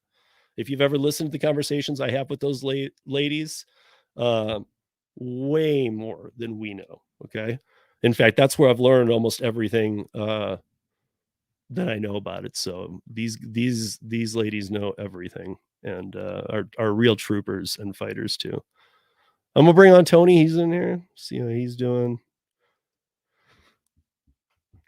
What's up, Tony? Hey, what's up? Do I sound like Bot Soda? No. All right. Yeah, because it was kind of robot-y on my side, so I figured my signal was a little terrible. See, like I know that's. I think that yesterday you saw that I was in Pedro's room too, but yeah, we were chatting. But when I called him Bot Soda, man, I know that's why other people call him Bot Soda. I call him Bot Soda because I think of him like a robot. He works 24 hours a day. Yeah. I mean, and his fuel and his fuel is Monster drinks. If you pour Monster into Bot Soda's mouth, he goes to work on the gig platforms. Yeah, that's like the oil for R2D2, huh? Yeah, exactly. It's I hope Bot Soda can get back in the grind for his whatever documents he needs for New York. Well, I think part of the thing with him is that, I know John upstate New York too, and I don't think it's a big shock. Maybe it's a little worse than normal, but I don't think it's a big shock that this time of year it's just slower, man. Like John upstate New York lives by a Saratoga raceway where they do the horse racing. And he says that in the summer that place gets just jam packed, almost like a NASCAR event with people going to watch the horses and bet on the horses, and then just summer rentals and things like that too. So New York City's always booming, but upstate New York in the winters kind of, people don't really go up and vacation in Rochester and Syracuse and Buffalo. They just don't. Yeah, they're trying to go to NYC. Yeah, and so Bot Soda's up in that kind of area. You know, he's not far from Syracuse. I mean, it's like right now, and I know it's not about vacationing, but you're not, you know, that's definitely territory that I would think people are watching their dollar every dollar right now. Because those people up there make what they make and they live on that. There is, I mean, I'm sure you have the people who are like beyond rich, but my guess is that a lot of them live on investments and things like that. So if they even are working a job, they can afford to either cut back the hours, take the time off, quit, whatever they want. The really rich, but you know, for the rest of the people, I would think that this is a time that, you know, we can't order out all the time. I mean, I don't know about you, Tony, but like here, I mean, Tony and I are both in Denver. I think most of you guys know that. What's up, Flex? What's up, Roy? Tony and I are both here. Yawn, man. Yeah, are both here in Denver. He lives on the south end. I live up on kind of the middle northish. But I'm telling you, man, like you talk about like, you know, there's a spike in how much everything costs right now, the cost of goods sold. It's not what people talk about, like 17, you know, you see things on the news that are like produce is up 20% and you're thinking that's high. And then it's like, this is up 15. Man, I'm talking overall. If I go get the same groceries that I get all the time, it's more like it's up 40%. Yeah, I agree. Cause like my normal budget for groceries 2 years ago, even a year ago, like $200 for my family, right? Mm-hmm. I can't even get half of that grocery cost for $200 now. It's like halfway through the week, we need to spend another $200. Mm-hmm. Yeah, I mean, that's kind of, I mean, that's what I'm kind of saying is like, I wish I had known to do it, but I wish I would, because a lot of times, because of my son and the age he's at, he's, you know, like I'll say, make a list of what you need from the grocery store, and he doesn't. So I just get the same things all the time. So I really know, like, I know I go get 5 of these, I get 3 of these, and I just kind of stock up for the week. And I just know, I look at the number, and if, just to make it simple, if I was spending 100, which I always spend more even pre, but if I'm spending $100, it's now 140 for the same items. So I don't even need it broke down that produce is up or this is up or that's up. And all those numbers even look low to me. I'm just saying, like, it doesn't matter. All my groceries are up. Everything is up to the point where it's about 40% maybe. And that's like way. Yeah, even the cost to get to the grocery store is up. Man, like, let me tell you this. So like, you know, one of the first things I get when I go into the grocery store, get them for my son and I, and I don't know if anybody in here does this, but we freeze our grapes right now. That yeah, my kids love so painful, but that's I do. My kids' candy right there. Yeah, I mean, and it is good. I love it too. But like, so I usually go and pick out, you know, I'll find the bag I want. I usually shoot. It's not like I'm thinking about this way, but what I ended up getting is usually about 1.5 pounds, I'd say, of grapes. So, about a week or so ago, before all this, so last week, whatever, I went and grabbed this normal size thing of grapes that I get, 1.5 pounds, let's say, put it on the scale, and then looked at the price, which I normally don't do in the produce section because everything that's not where my worries are. It's when I get out of there. I'm like, oh, okay. But I looked at the price, and 1.5 pounds of seedless grapes would have been $8.10. So I put them back. I mean, that's so ridiculous.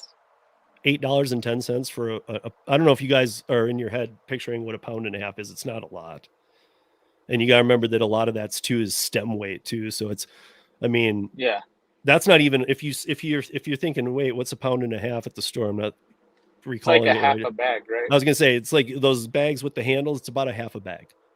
It's the Yeah, normal size you that have you'd to grab. like you're grabbing from one that somebody took extra out of to make their bag heavier.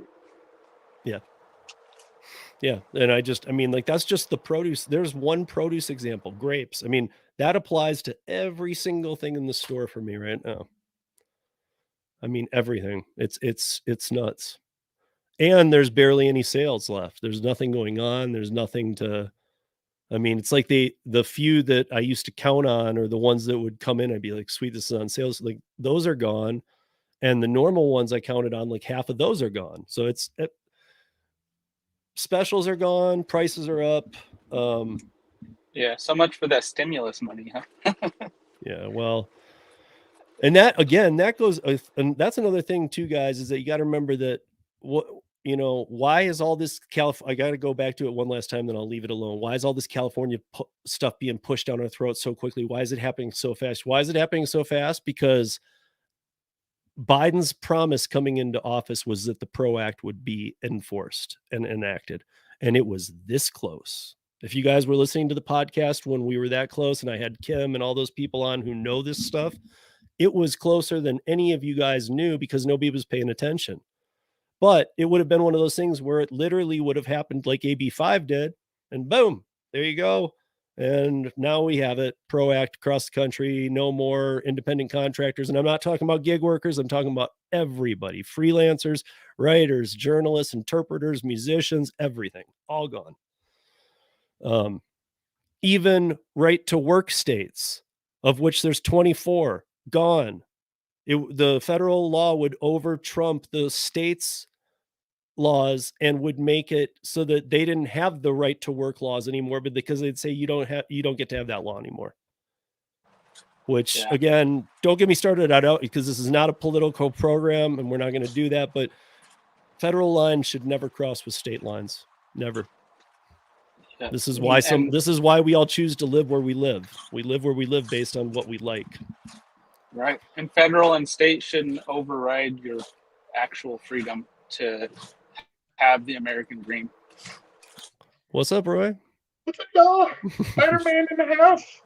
What up, Spidey? Right? Spider-Man, Millipede Man. Yeah. Or wait, Centipede no, Man. That's a Centipede Man. Yeah. You know, yeah. I deleted the part of the video where he actually jumped out of that container. He fell on the floor. I had to chase him around the fucking refrigerator thing over here and had to catch his ass. I deleted that part of the video. Yeah. I was sitting there when you were feeding it thinking, man, that thing can't eat a hornworm. Dude, he destroyed that hornworm. Are you kidding? There was like all was left was its head, bro. Because I guess he just ate it up, man. It was crazy. I mean, was he just eating away at parts of him? No, he ate everything except just the head. Like he swallowed it. Yeah, they chew it up just like the spiders do. You know. Yeah, he ate that whole fucking thing, man, except for the head. I woke up this morning and there's his head sticking out of the little where he hides. There was the head sticking out, and that was it. Yep. Oh yeah, dude. That guy is scary, bro. He's I gotta do a rehousing on another one. I gotta do a video on that and it's just as bad. But it's a tarantula, and they're so fucking fast, bro. It's like, oh no, excuse my language. Yeah, they're so fast. I'm like, oh no. So what the tarantula? The tarantulas or the? Oh yeah, this tarantula is super fast. Oh man, it's an arboreal species. So man, they're just so fast. So I gotta. So he's Which one, Flexitron? No, Flexitron. Oh, Gary Middleton. He thank you for the gift for Flexitron. I appreciate this morning. He has another beneficiary. Benefactor, that's what we call him, Gary. Thank you. No, Flexitron, no. This is Venezuelan sun tiger. Here, let me show you the picture of this one. Oh man, they're super fast, bro. I've had them in the past, and it's like as much experience as I have with these things, man. These ones actually scare me because they are so fast and they bite, and they have no problem biting. So should he crawl up in my arm and latch onto it, I'm gonna be mad. like because they just go out of their way to bite all the time, and Is they're it, so fast. Is it venomous bite? Is it It's similar to like if you were to get hit by a bee. It's not Okay. bad. It's just you got to figure the 1/2-inch fangs is what hurts. right? So just take 2, like inject yourself with 2, like. But that's the one I got to move to. So that's what All it right. looks like. So, but yeah, it's freaky. So the tarantulas aren't like a rattlesnake bite. You don't need to haul your ass to the hospital or. No, it depends. Old world species, because the new world species, which is the Americas, they have the hairs on them. That's why they're so hairy. So that's one of their defenses, is they have that hair to flick on you. So it irritates your skin, gets in your eyes and nose and shit. Old world tarantulas, Africa, Asia, they do not have those hairs on their body. So their venom, their bites are actually more venomous. So there are some species that can, if you're in a weak state of mind, like older or a kid, it will put you in a hospital. They do have a lot more potent venom in their bites. Yeah. And they're real quick to bite as well. That's why you see a lot of the Asian ones are really nasty. They're always veered up looking to bite, because that's their only real defense mechanism. They don't have the hairs. Like these ones that I have, they'll flick the hair on you first before they try to bite you. So yeah.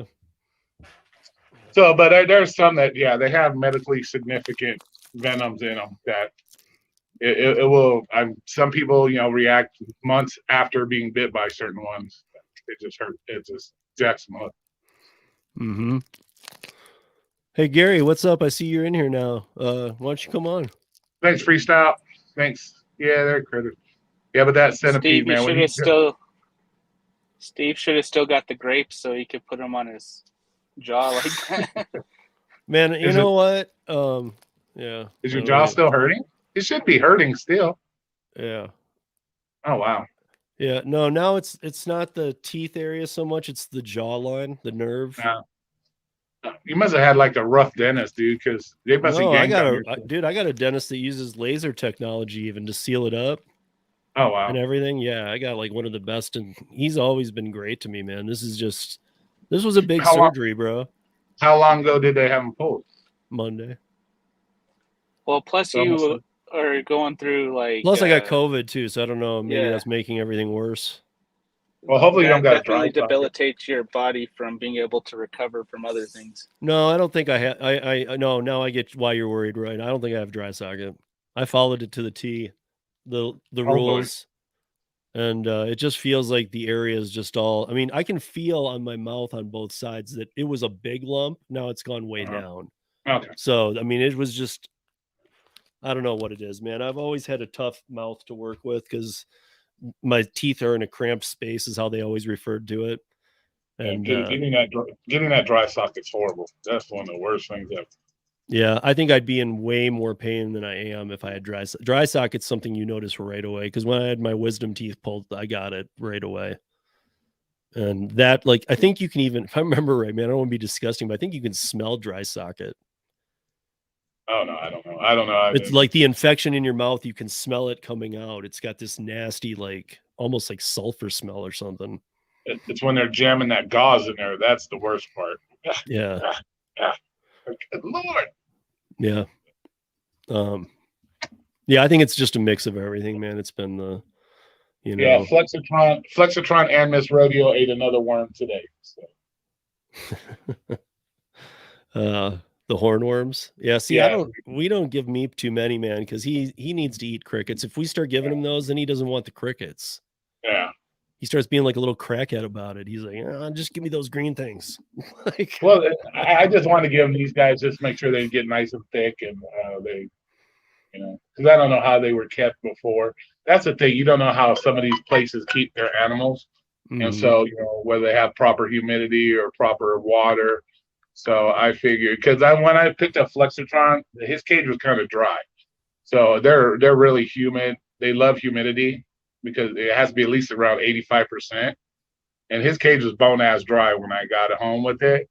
I figure I'll get them nice and juicy and then give them some, hydration, which the worms are full of water anyway. So, hopefully that'll plump them back up and shit like that. So. Mm-hmm. Hey Flex, even if you're working, man, why don't you jump in? Sunday, I'm cool with it, man, as long as it's not like just wind. Just mute your mic if you come in, if you got wind going. But yeah, I pulled a rant and rave today about the beginning here because I'm so pissed about these damn laws. I don't know. It's making me really. Well, but once again, who do you blame? Who do you blame? You blame the gig workers. They're the ones that cause it. Well, I mean specifically to KB5 though. Yeah. I blame. I mean, that one happened behind the gig workers didn't even know that happened, so that's not their fault. That was Governor Newsom and that the whore-bag. What's that one about? Or I'm sorry, her name is Assemblywoman Gonzalez. Whore-bag is what I call her. What, the AB5 stuff? Yeah. AB5 was originally designed to be a net cast over all gig workers, saying that you have to be employees of the company that you work for. You can't be independent contractors unless you met the requirements of the ABC test. And A and C followed the old Borrella test, which is the way that the IRS determines if you're an independent contractor in any state in this country. They use the Borrella test. And so California moved to the ABC system, but the B prong is impossible to pass. The B prong is if you do work, if you don't, I need to bring it up in front of me how it's exactly worded, but it's basically it's impossible. It's like if you do, if you, I need to bring it up. So wasn't that whole AB5 and all that stuff? Wasn't that because of the constant complaining about the rideshare people constantly complaining about the companies? And no, it was the unions. It was the unions. Dude, the unions were dying in California. They were down to like 15% membership than 10 years prior. And they were, I mean, if you can imagine, that just means they're going broke, belly up. And obviously people these days don't believe in unions. They're like, dude, screw that. I don't want to be part of a union. I don't want to give more of my money to a union that's not going to do anything for me. So for most jobs, unions aren't needed, but, you know, they really were like, we need to find something to get. And they said, let's get the gig economy because that one's gettable. You know, it's not defined yet. Let's get them. Where AB5 went wrong was they said, hey, while we're at it, why doesn't every independent contractor in California have to do this? Which included freelancers and musicians and all these people who for 50 years have had a business and built their lives around this. And now all of a sudden they have to be able to pass this ABC test that you can't pass. When I'm going to read you the B definition. That's what I thought. I thought it was because the drivers were wanting the benefits, and that's what got the unions involved in the first place. Yeah, you had like the gig worker collective and stuff there, but like if you remember, like when they had those virtual strikes, like okay, what brings? So if you noticed, like you'd see it in like one or two little papers, and maybe other papers would pick it up because why? Because the news teams would go by these strikes and see 20 people out there with signs. Yeah. And they're like, this isn't all the gig workers. This isn't any of them. So, but in my original emphasis, it goes back to the gig workers. If it wasn't for the gig workers constantly complaining, wanting the benefits, wanting this, none of this shit, like the gig collective, they were obviously working for gig workers, right? So this shit would have happened. But the problem is that the people who wanted the protections and wanted all this were like representing 8 to 10% of the gig workers in California.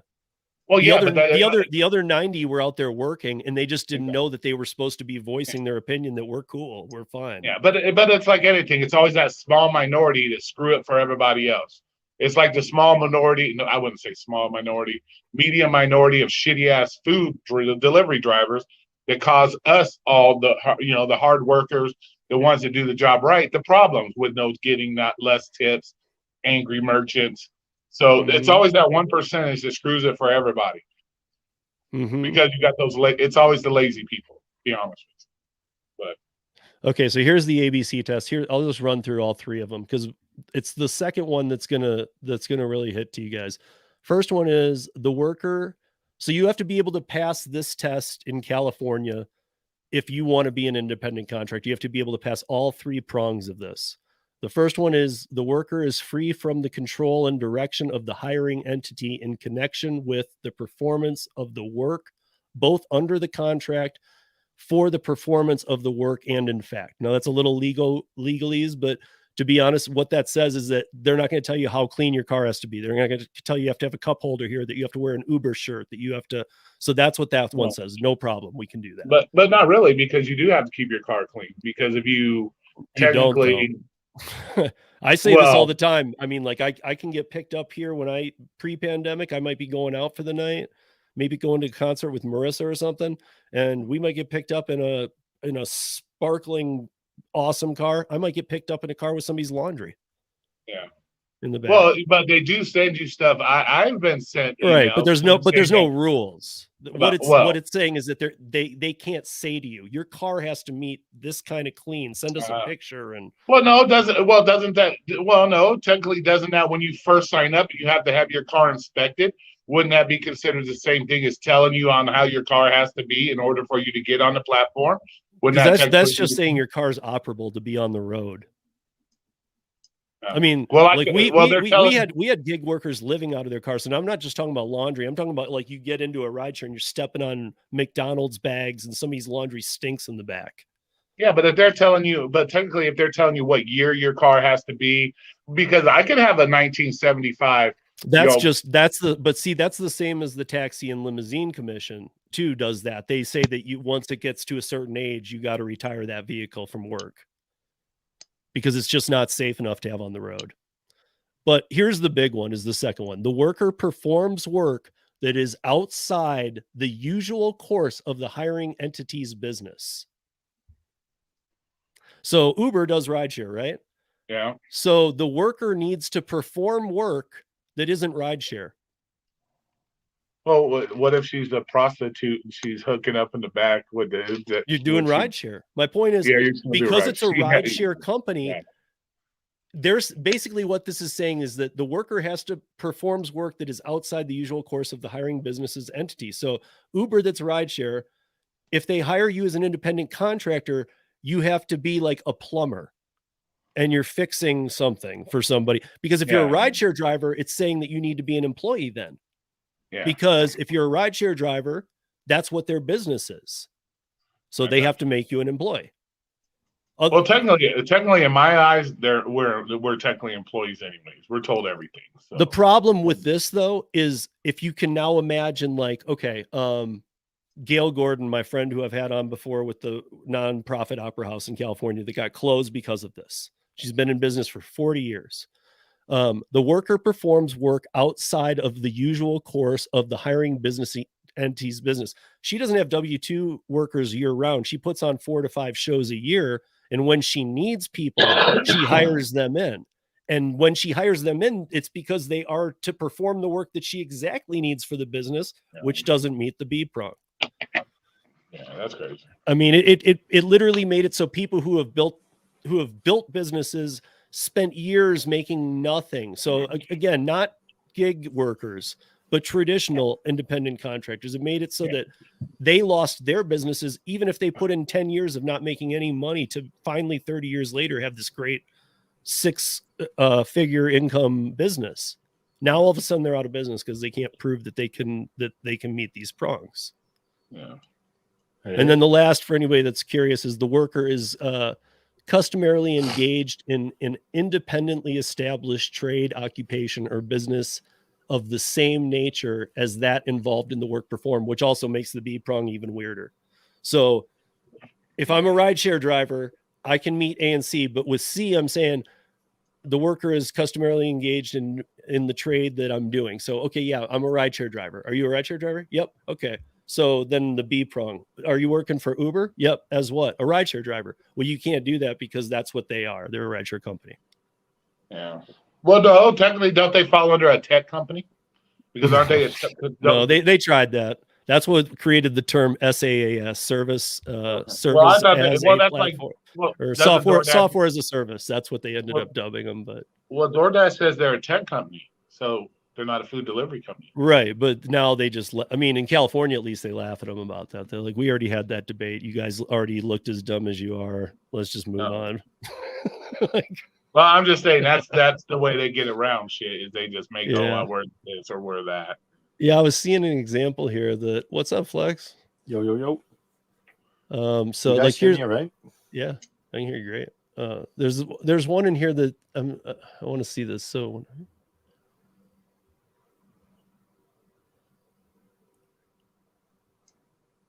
I don't. Okay, here's two examples from when it was the Dynamex decision because of the truck drivers, and I'm gonna the first one is where the B prong is satisfied. So examples where the B prong is met. The second one will be where the B prong isn't met. And this is from before gig economy stuff. This is back when the truckers were doing this same fight in California. So the B prong is satisfied here's example one. When a retail store hires an outside plumber to repair a leak in its bathroom on the premises, that meets the B prong. When a retail store hires an outside electrician to install a new electrical line, that meets the B prong. When it is not satisfied is when a clothing manufacturer company hires a work-at-home seamstress to make dresses from cloth and pattern supplies supplied by the company that will thereafter be sold by the company. So if you're working from home making clothes, you can't work for a clothing company. When a bakery hires cake decorators to work on a regular basis on its custom designed cakes, you can't be independent, even though you're just being hired per job. Oh yeah, I would just say skirt the system. Lie. Just lie. That's right, but I mean that's why it's so hardcore right now, because they're actually coming down. So here's the way it works with Gale.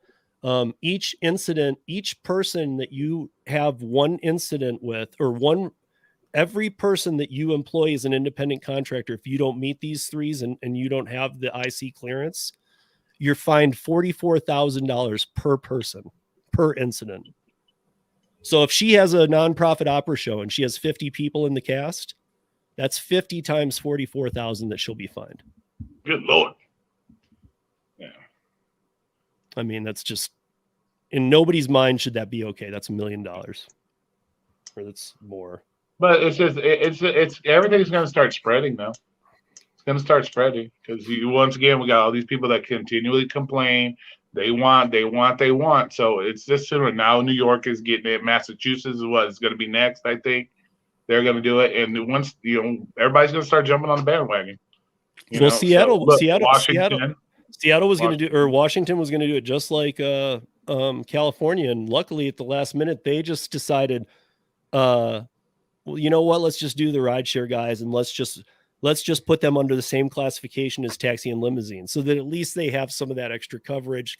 And I actually do believe in that too. I don't think that you should be able to tell companies how to run their company and how to price point and all that kind of stuff, because you always have the option of just leaving.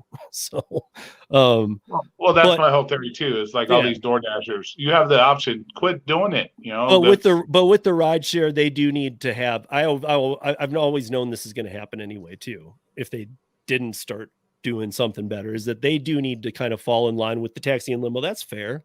Because they're doing the same type of work. It's their vehicles, they're independent contractor, but they do need to have some kind of a little bit of regulation, as much as I don't like it. But what I don't like is like the example that nobody in California is getting Prop 22 money if they're doing rideshare, which I think is the harder job anyway, because you're actually dealing with people. You're getting them from A to B, So up in Seattle or in Washington State, they're saying if you're not going to have any type Prop 22 money unless you are driving a passenger. So all the delivery platforms are out now.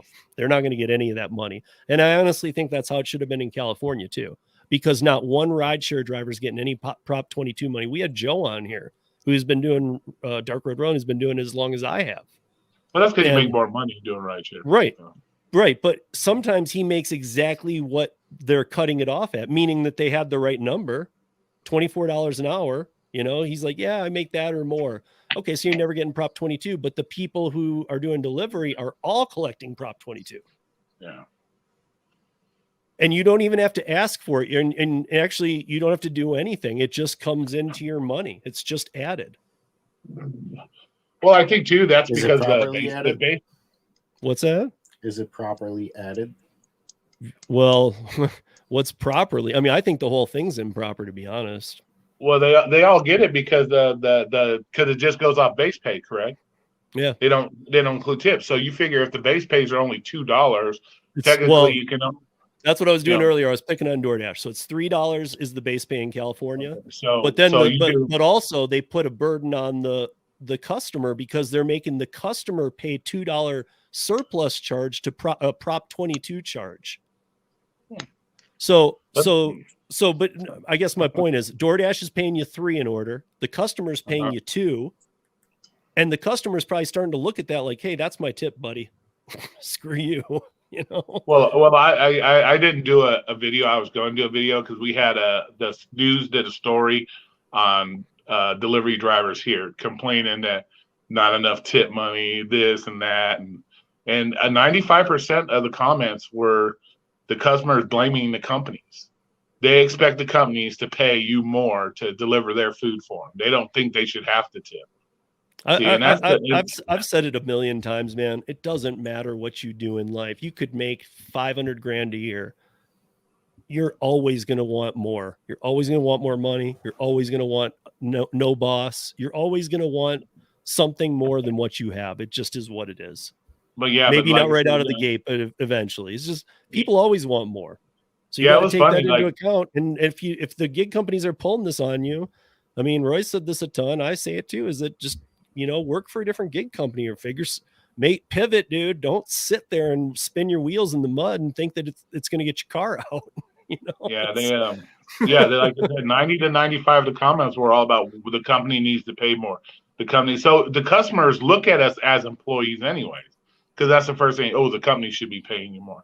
They don't understand that what an independent person is. They don't understand that. So probably 90%. Even the ones who do, and even independent contractors, many of them don't understand that we're considered that too. Yeah. So people who pay independent contractor taxes and have been doing it for 40 years, even they don't really understand what we are. Because they're like, well, you guys aren't like me. You're not a real independent contractor. Yeah. To me, you're just a glorified employee with a special name because, like I said, everything you do is company based. Everything's based off the company. Yeah, you can turn your app on and off when you want. I can make a schedule at work whenever I want to come on and off. So that really doesn't mean dick to me as far as being independent and whether or not you can pick the orders you want or not. You wouldn't have those orders if the company didn't even send them to you. So really, in my eyes, that means dick to me either because, yes, you can pick and choose the orders, but the orders are being given to you by them. It's not like you drive around and say, oh, let me stop at this restaurant. Oh, you got a $25 order? Let me grab that and take it. You're not doing that. Everything's given to you through the company. So in my opinion, you're pretty much just a glorified employee only. Anyways, so. Yeah, I mean, the fact that you're able to multi-app and stuff and that you could jump off one and onto the other, I think that makes it a little bit different because it's not like let's take fast food. It's not like you could work for Taco Bell and go, screw this. This has been slow, man. I'm going over to McDonald's. I'm going to work over there for a few hours. Like, it's not full blown. Like you are able to just go, I'm done here. Like, could you imagine doing that? It's like, God, fuck Domino's. I'm going over to Pizza Hut right now. I'm going work at Pizza Hut. Right, exactly. Like you're at Domino's and it's dead slow, and you see like just 800 people going into Pizza Hut, and you're like, I'm leaving for a bit, guys. I'm gonna go work over there because there's money. Yeah, I'm gonna turn off my Domino's app, turn on my Pizza Hut app. Leave me alone. But, I mean, it's crazy. I finally watched the movie The Gig Is Up, and I gotta tell you, there was some crazy information in there, like the 100 million gig workers in the world right now. But then they did this full analysis, and there's gonna be 540 million workers by 2025 in the gig economy. I personally think more companies are going to look into this as a way of hiring people anyway, because they see these other companies, DoorDash, they're getting away with it.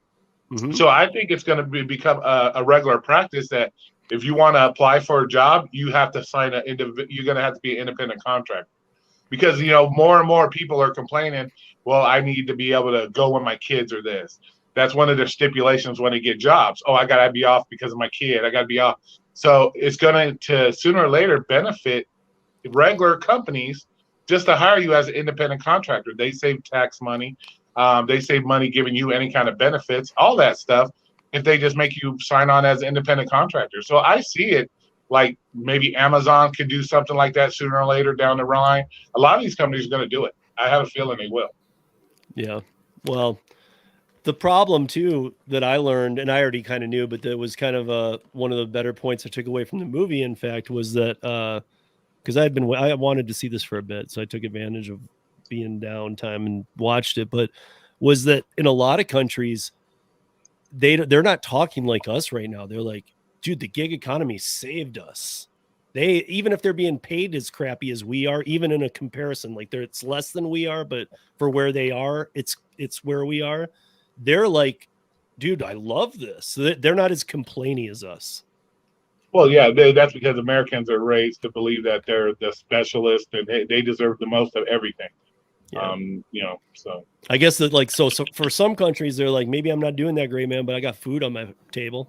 Exactly, and that's one of the things where I see where Robert Reese and I kind of agree on stuff is because I personally won't take a $3 fucking order. I ain't gonna do it. Yes, I believe in tipping. I will take tipped orders. You guys see what I do when I don't get tipped at Domino's. It was on Fletcher's thing the other night.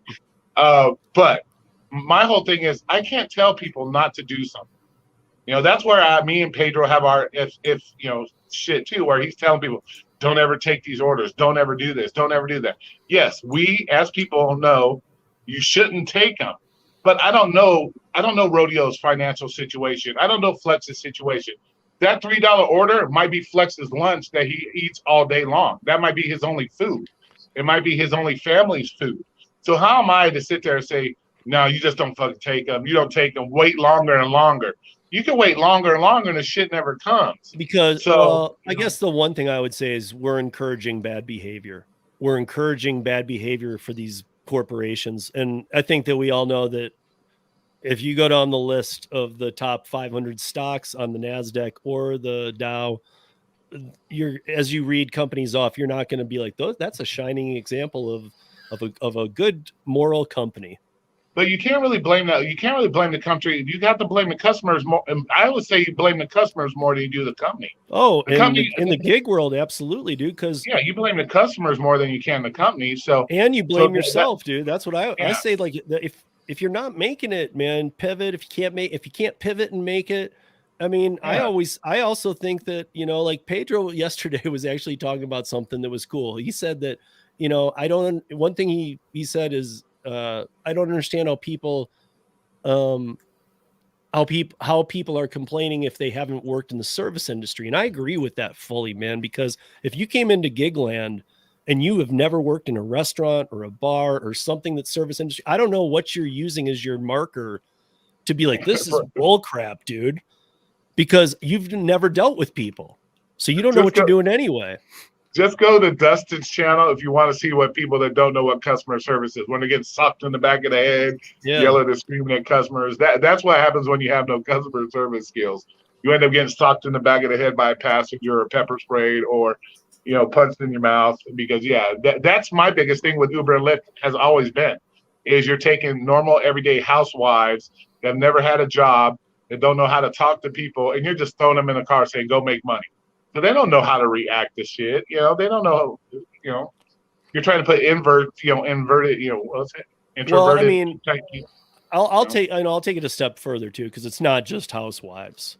It's, anybody. There were people who were making, who, let's say they had a cubicle job and were making $60,000 a year, who in the beginning of the gig economy were able to, instead of working 40 hours in a cubicle, were able to work 35 as a Lyft driver and make more. Yeah. In 2014, you could do that in almost every city Lyft was in.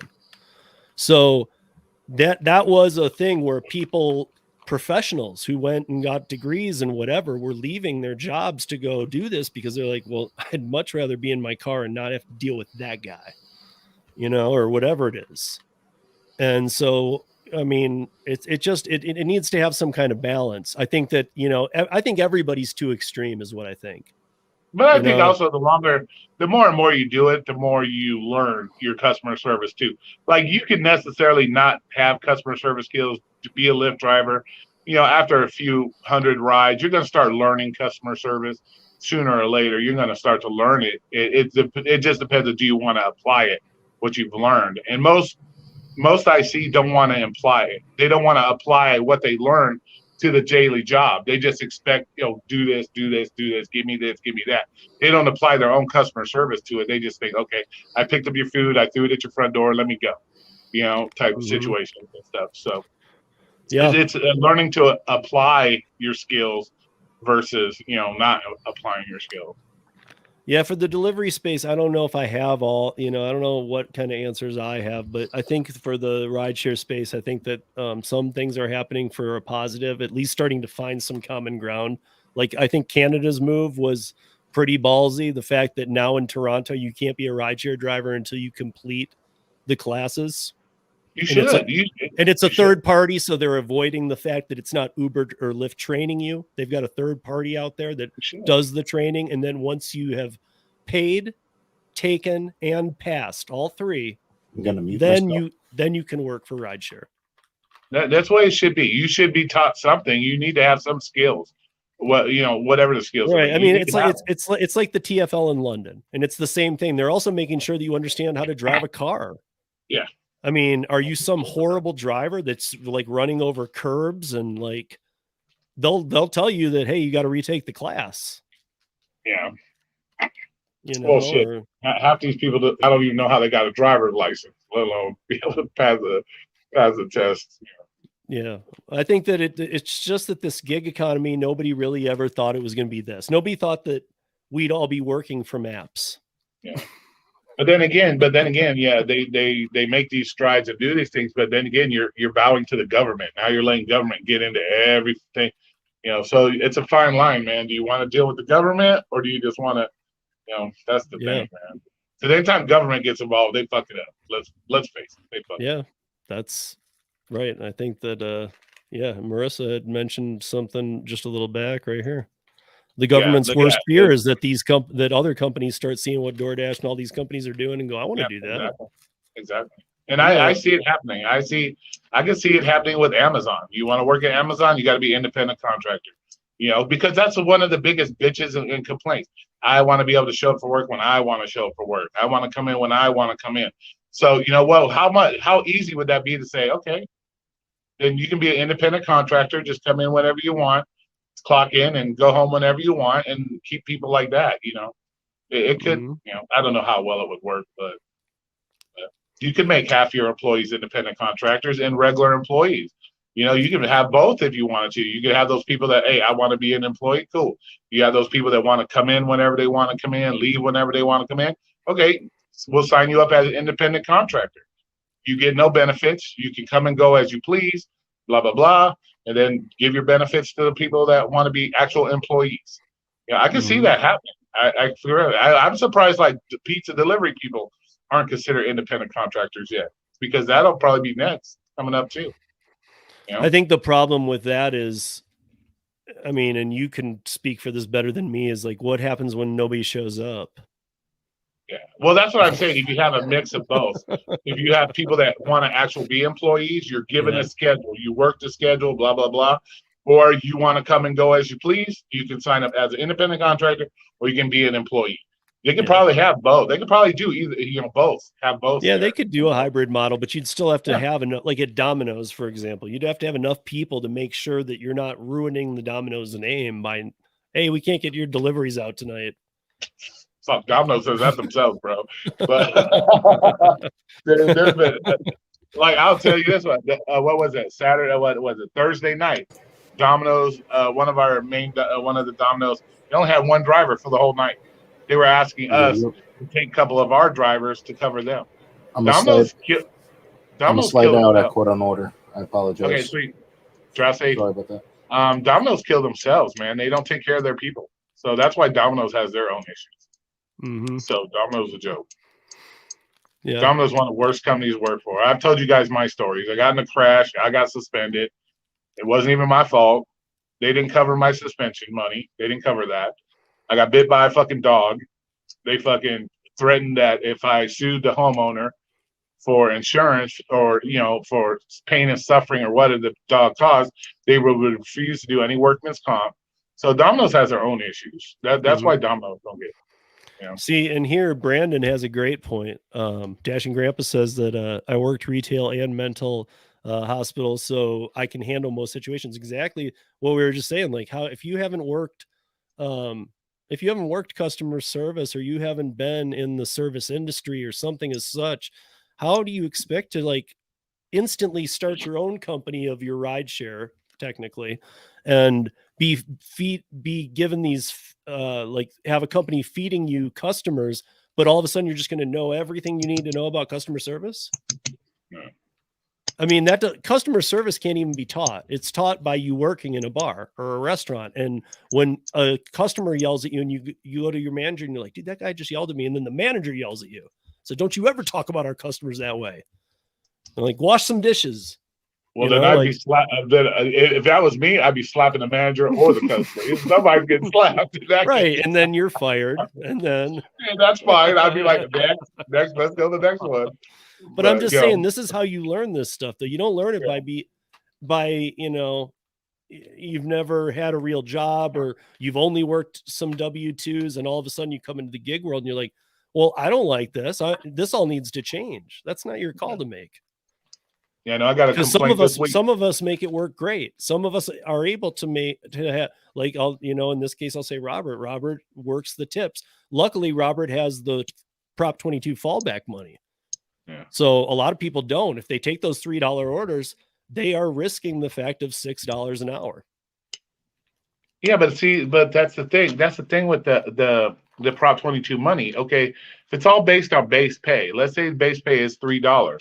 You can maybe average 3 orders an hour. 2. That's if what they say 4, 2 or 3. Oh, 2. So that's $6. Can't do more than, and you can maybe do some stacked stuff, this or that or the other, but you can't do more than 2. Okay, so that's $6 an hour. So if you're on the active time, what do they pay you? Like, they end up paying you $24 an hour for the hour, as long as you're on app time or your active time, right?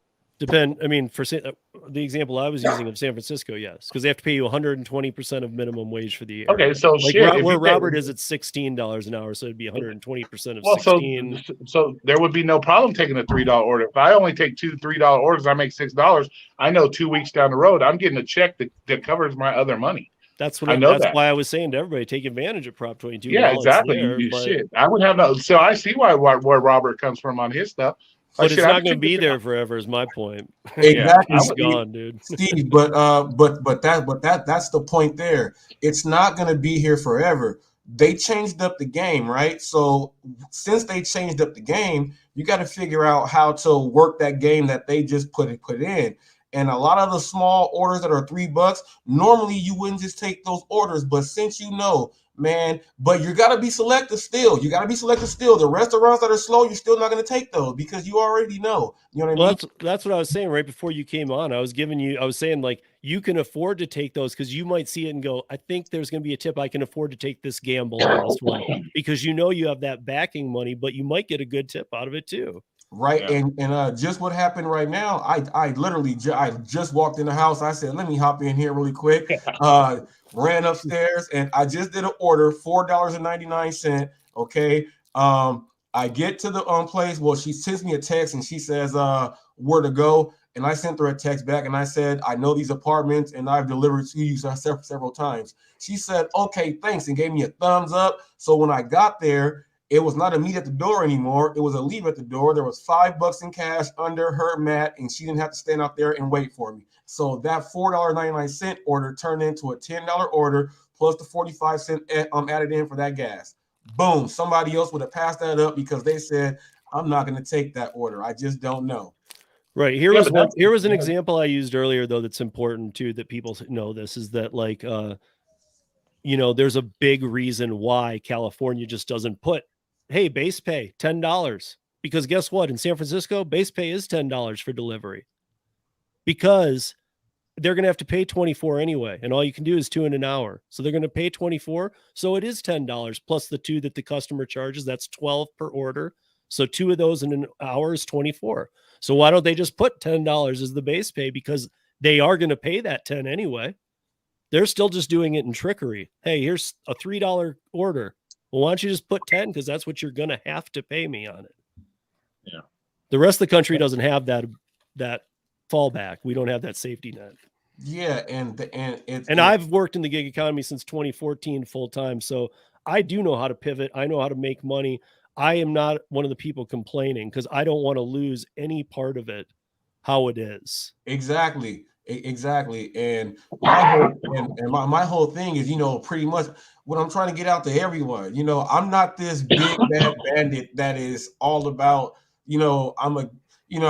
first of all, what they put in place is not good for independent contractors. Okay. It is not good, but it works out on the gig side. So since they put some loopholes in the gig side that they have not patched up, why not go exploit those and get it?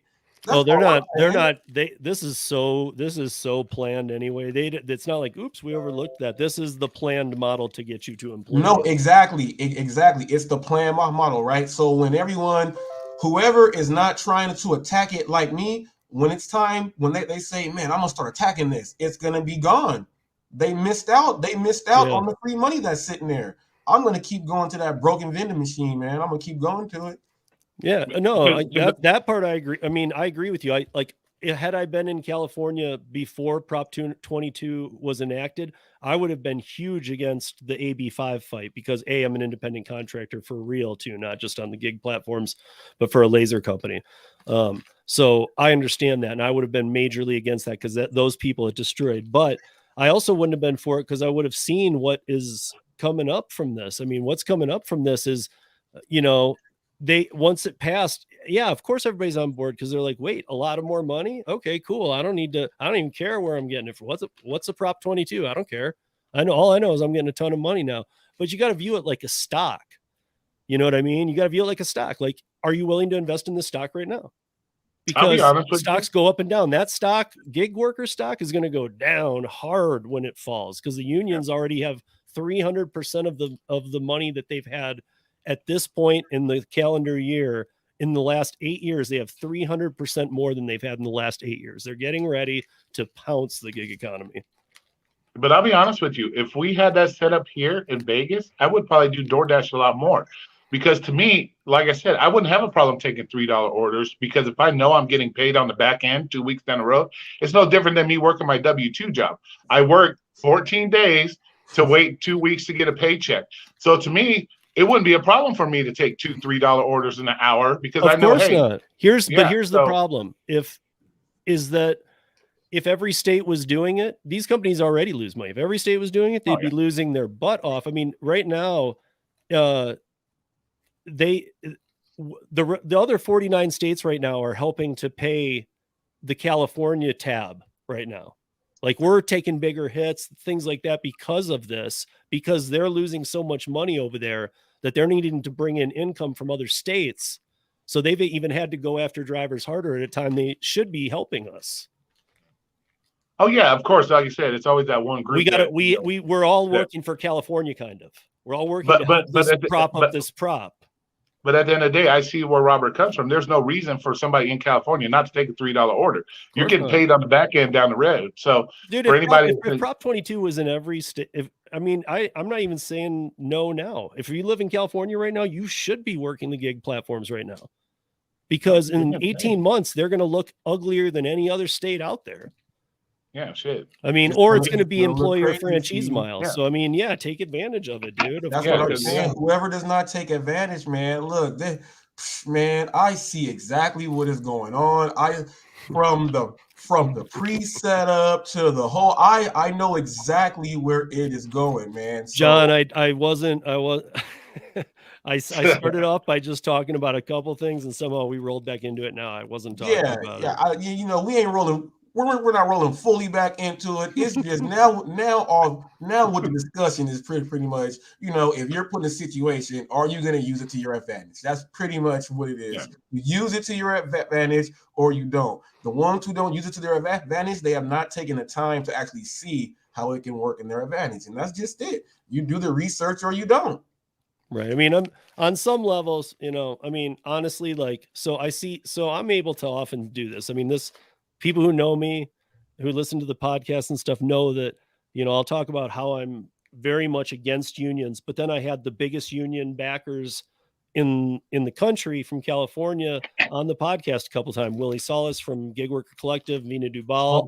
You know what I mean? Like I've had these people on and it's because I like to have the discussions from all directions. So I can usually appreciate everybody's opinion. I appreciate what you're doing, but I also appreciate like when Pedro says, don't take anything under 3 in St. Louis. He's absolutely right. Don't take anything under 3, you guys. Right. You have to go where you have to, and that's the overall main message is you have to know your market. It's all right, but on your market. So and I guess the one main thing I'm saying though is like other than California, the other 49 states consider St. Louis because yes, don't take $3 in the other 49 states. Not necessarily. I've driven in Dallas. I drove to Texas and I was dashing. Why do I keep saying I hear dash so much? I always say dash. All right, so I was doing deliveries while driving through all the way to Texas, and I got to hit Phoenix. Phoenix is really good. Phoenix is pretty busy. I don't know how drivers in New Mexico do it. It is so trash there. I wouldn't take anything. That's New Mexico's just a hard market for anything. Yeah, though. if it's not like it's not like $8-9 in New Mexico, I'm like I probably can't do it unless you live in like Las Cruces or something. You know what I mean? But then Dallas was really busy. Dallas and this was all pre way before the pandemic. Maybe like I give it like 8 months before the pandemic hit. You know what I mean? In Texas, it was pretty good. It was pretty good.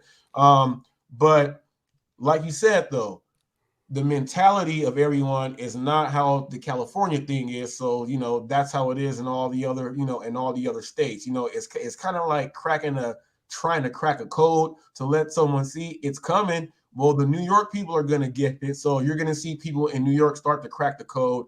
They're going to say, well, we can't stop it. We might as well see how much we can get. And they'll start cracking the code. Yeah, I'm sure there's, there's some people who balk about it just out of jealousy. Yeah, I'm sure. Yeah. Because they're like, I wish we had that here. But for the most part, the gig workers I know aren't doing that. They were like, we know better. Like I know that, first of all, I wasn't expecting rates to go up here anyway, but they're tumbling faster because these companies are having to pay to make up for the problems in California. Yeah, I'll tell you. Like I don't know if you were still listening, but Instacart's looking at leaving the state. Oh yes. Well, all of the news and I was thinking I don't know if you caught it a few weeks back. I was talking about that because I was like, I don't even understand how Instacart's doing it because they're the worst paying one there is. They got to be kicking out like 90% of the money you're supposed to earn hourly. They have to be kicking out of their pocket. And now they're just like, well, we have a headquarters in Atlanta and San Francisco. And they're like, we'll just move to Atlanta and we'll actually move out of California. Not only just our headquarters, we'll move the company out. Oh yeah. Wow. Because they can't afford to, like, if they're paying you $2 or what is it? $7 is the $7 in an Instacart order. It takes usually an hour 15 for them. In San Francisco, that means that they're paying $17 an hour to every person on the platform every hour at least. Oh, and man, it takes that long. It takes that long to get those, man. So I mean, that's just a lot of money right folds their model. That means they're paying 350% of what they've figured they can pay the drivers. Right there. And what other industry is taking like a big hit? People that are songwriters, people that I'm talking about independent contractor work like that. Oh, it is. This whole thing is tough on those people. Right there. I know a ton of them. Freelance writers, journalists, interpreters, musicians. Now it's not all musicians, but certain genres of music are not exempt. nonprofit organizations do have to follow AB5. That's bull crap. If you're a 401c3, you should not have to. Yeah, you should not have to. If you're that's why you're a 401c3. I mean, that's just BS. And so, like, I mean, like I've spoke of her many times, but I know somebody very well who owns an opera house that's a nonprofit, and she's been in business for 40 years in Los Angeles, and she's closed the doors because of AB5. Oh, well, speaking about the AB5, Steve, your wind gets back in you, boy. You get that wind back in you. AB5. I know. I really do. It gets me. Yeah. It gets me mad, man. Because AB5 was the nightmare that created all these. Prop 22 so much isn't this. It's not the solution, but it's not the problem either. The problem's AB5. Right. Yeah. I mean, the problem is that, Lorena Gonzalez and Governor Newsom decided, let's make a law, and they did it, and they didn't include the people, and then it passed. And then it was January of 2020, and until November of 2020, they couldn't get a ballot vote for Prop 22. So when it came to, like, I think you and I even talked about this, Robert, but like when it came like February, like Uber and Lyft and all these companies hadn't paid in. And all of a sudden they're like knocking on their door going, you guys, you really have to pay this money. And they're like, no, they're like, we'll leave. And everybody questioned them. They won't leave. They were going to leave. Right. I mean, I luckily I've actually, there used to be people that were like, no, how do you know? And then I've exposed these people to all the reasons why, and I've shown them the proof. They were going to leave. It came down to, I'm not joking, it was within minutes of midnight when the state finally said, fine, you can stay and not pay AB5 money until November. You can have your Prop 22 vote, and then you'll have to pay after it doesn't pass. And then it passed, and they were shocked, and they were like, wait a minute, what just happened? Yeah, and then it passed because it was shut down, and then was not expecting that. But that's the other thing, man. By voting for Prop 22, you should have also been voting for all independent contractors to be exempt, whether it be by definition, like the gig economy gives, they have to pay the hourly rate. Maybe that's different. Okay. But it should have basically and actually to all of you that don't know, AB5 isn't actually even the law anymore. It's called AB 2257. Because they had to exempt 900 things, doctors, lawyers, anesthesiologists, this, that, all these people who are independent by nature, all had to be exempted one by one. They didn't think this law through at all. So they renamed it. And then when Prop 22 passed, it basically shouldn't have been Prop 22. It should have been a redefinition of the gig economy, and it should have burned AB5 to the ground as a law for everybody, because AB5 law is just junk. I agree. I don't think anybody disagrees on that one, because that one hurt everybody. No, I strongly I'm right there. I'm sitting right next to you on that bus, Steve. I'm right there. John says I'm ignoring the chat. Why am I ignoring what happened? Let me see. Car maintenance. So he says I got car expenses, maintenance, 6-gallon gas, extra costs for having insurance that covers food delivery, 2,000 month rent, etc. There's no way in hell I'm taking those. Well, see, in John's area, it's hard to get that active time up there too, because he's a little more saturated in those kind of situations. The Prop 22 money doesn't matter as much. Yeah, I agree with him there. What you just explained was why majority will not take those orders. But that's the majority. From the majority, there still is a percentage of people that understand how to work people and get it in. So you know what I mean? But that's why you try when you want to try, and you don't.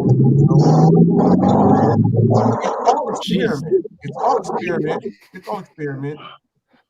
Flex had his microphone in his engine or something. I muted myself, dude. I figured that you guys are gonna hear me switching gears and the thing accelerating. So What's up, Flex? I see you. Got the shades on, man. Got the shades on. Looking good, brother. Looking good. I see I'm all copied out, bro. Well, here's my question. My question goes out to employees such as myself and gig workers. As we can see over the years, as this gig work is played, the tipping culture is starting to go away. I don't know if you guys have noticed it, but I've noticed it quite a bit, that people are becoming less and less reluctant to tip because of their entitlements and this and this. So the tipping culture is kind of going its way south down. Like people are getting away from that. So But how yeah, long? hold on. People remember to tip in a restaurant still, though. I mean, this is just no I, matter. I Yeah, would that's disagree with but to them that's different. You're actually seeing that the service in person. You're seeing somebody filling up your drinks. You're seeing Right. it. So You know, to me, that's a little culture bit isn't different. leaving. It's Yeah. it's all the facets of where you're supposed to tip. It's becoming cloudy. Roy. Yeah, I don't see exactly. that. I don't see that. I see people that tip, they still tip, and people that don't, they don't. Well, exactly. But sooner or later, it's getting to more and more where less people are tipping. You're in one specific market. No, Your I mean, market's different. I think Flex is right. If he's talking about like DoorDash app, the people who tip on the DoorDash app, they're going to continue to do so. No, just like people in general, people that if the people were raised to tip, Yeah. if they were brought up to, hey, if you received some kind of a service, you are to give, just a little bit or something, any kind of a tip. If you brought up that way, then you're just going to be brought up that way. If you're not, then you're kind of a stingy person. That's what you are, It's just Right. it depends on people. But I can honestly say, dude, It's in not- my it's years not- in the it's- restaurant and bar industry, I mean, No, no, like what I'm saying is, it's not like it's a company where they introduce something and it's slowly going away and it's going to disappear. No. well, but in the restaurant industry though, like less than 1% of people don't tip. Less than 1%. 99% of people tip. Yes. They just do. No, even people that weren't taught things or whatever, they just tip. They know that they're supposed to tip. They tip. Like right here. Here's a good example. John says, "We're not waiters." Okay, we're not waiters. You know what we are? We're food runners. What would be considered a food runner in a restaurant? And those people get tipped out by the waiters and waitresses. Dude, I got So that might be a lesser amount. Can we call ourselves transporters? Well, transporter. Yeah, food transportation specialist. But I can see with the economy the way it is and everything, tips are going to start going away a lot more than soon, a little sooner than later, in my opinion. People are going to stop tipping more because they're paying these absorbent fees. You have people that still believe that, like at Domino's, that the delivery fee goes to the driver. You still have people that believe this stuff or think these things. So, in my personal opinion, how long are people going to continue to base their own personal income off the gratuity of others?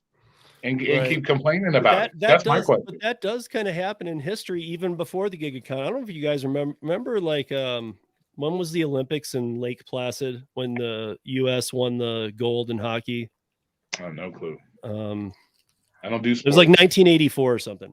And the gas prices, it was right before, actually Flex might know about this because it's a Russia thing. It was right before the Soviet Union fell.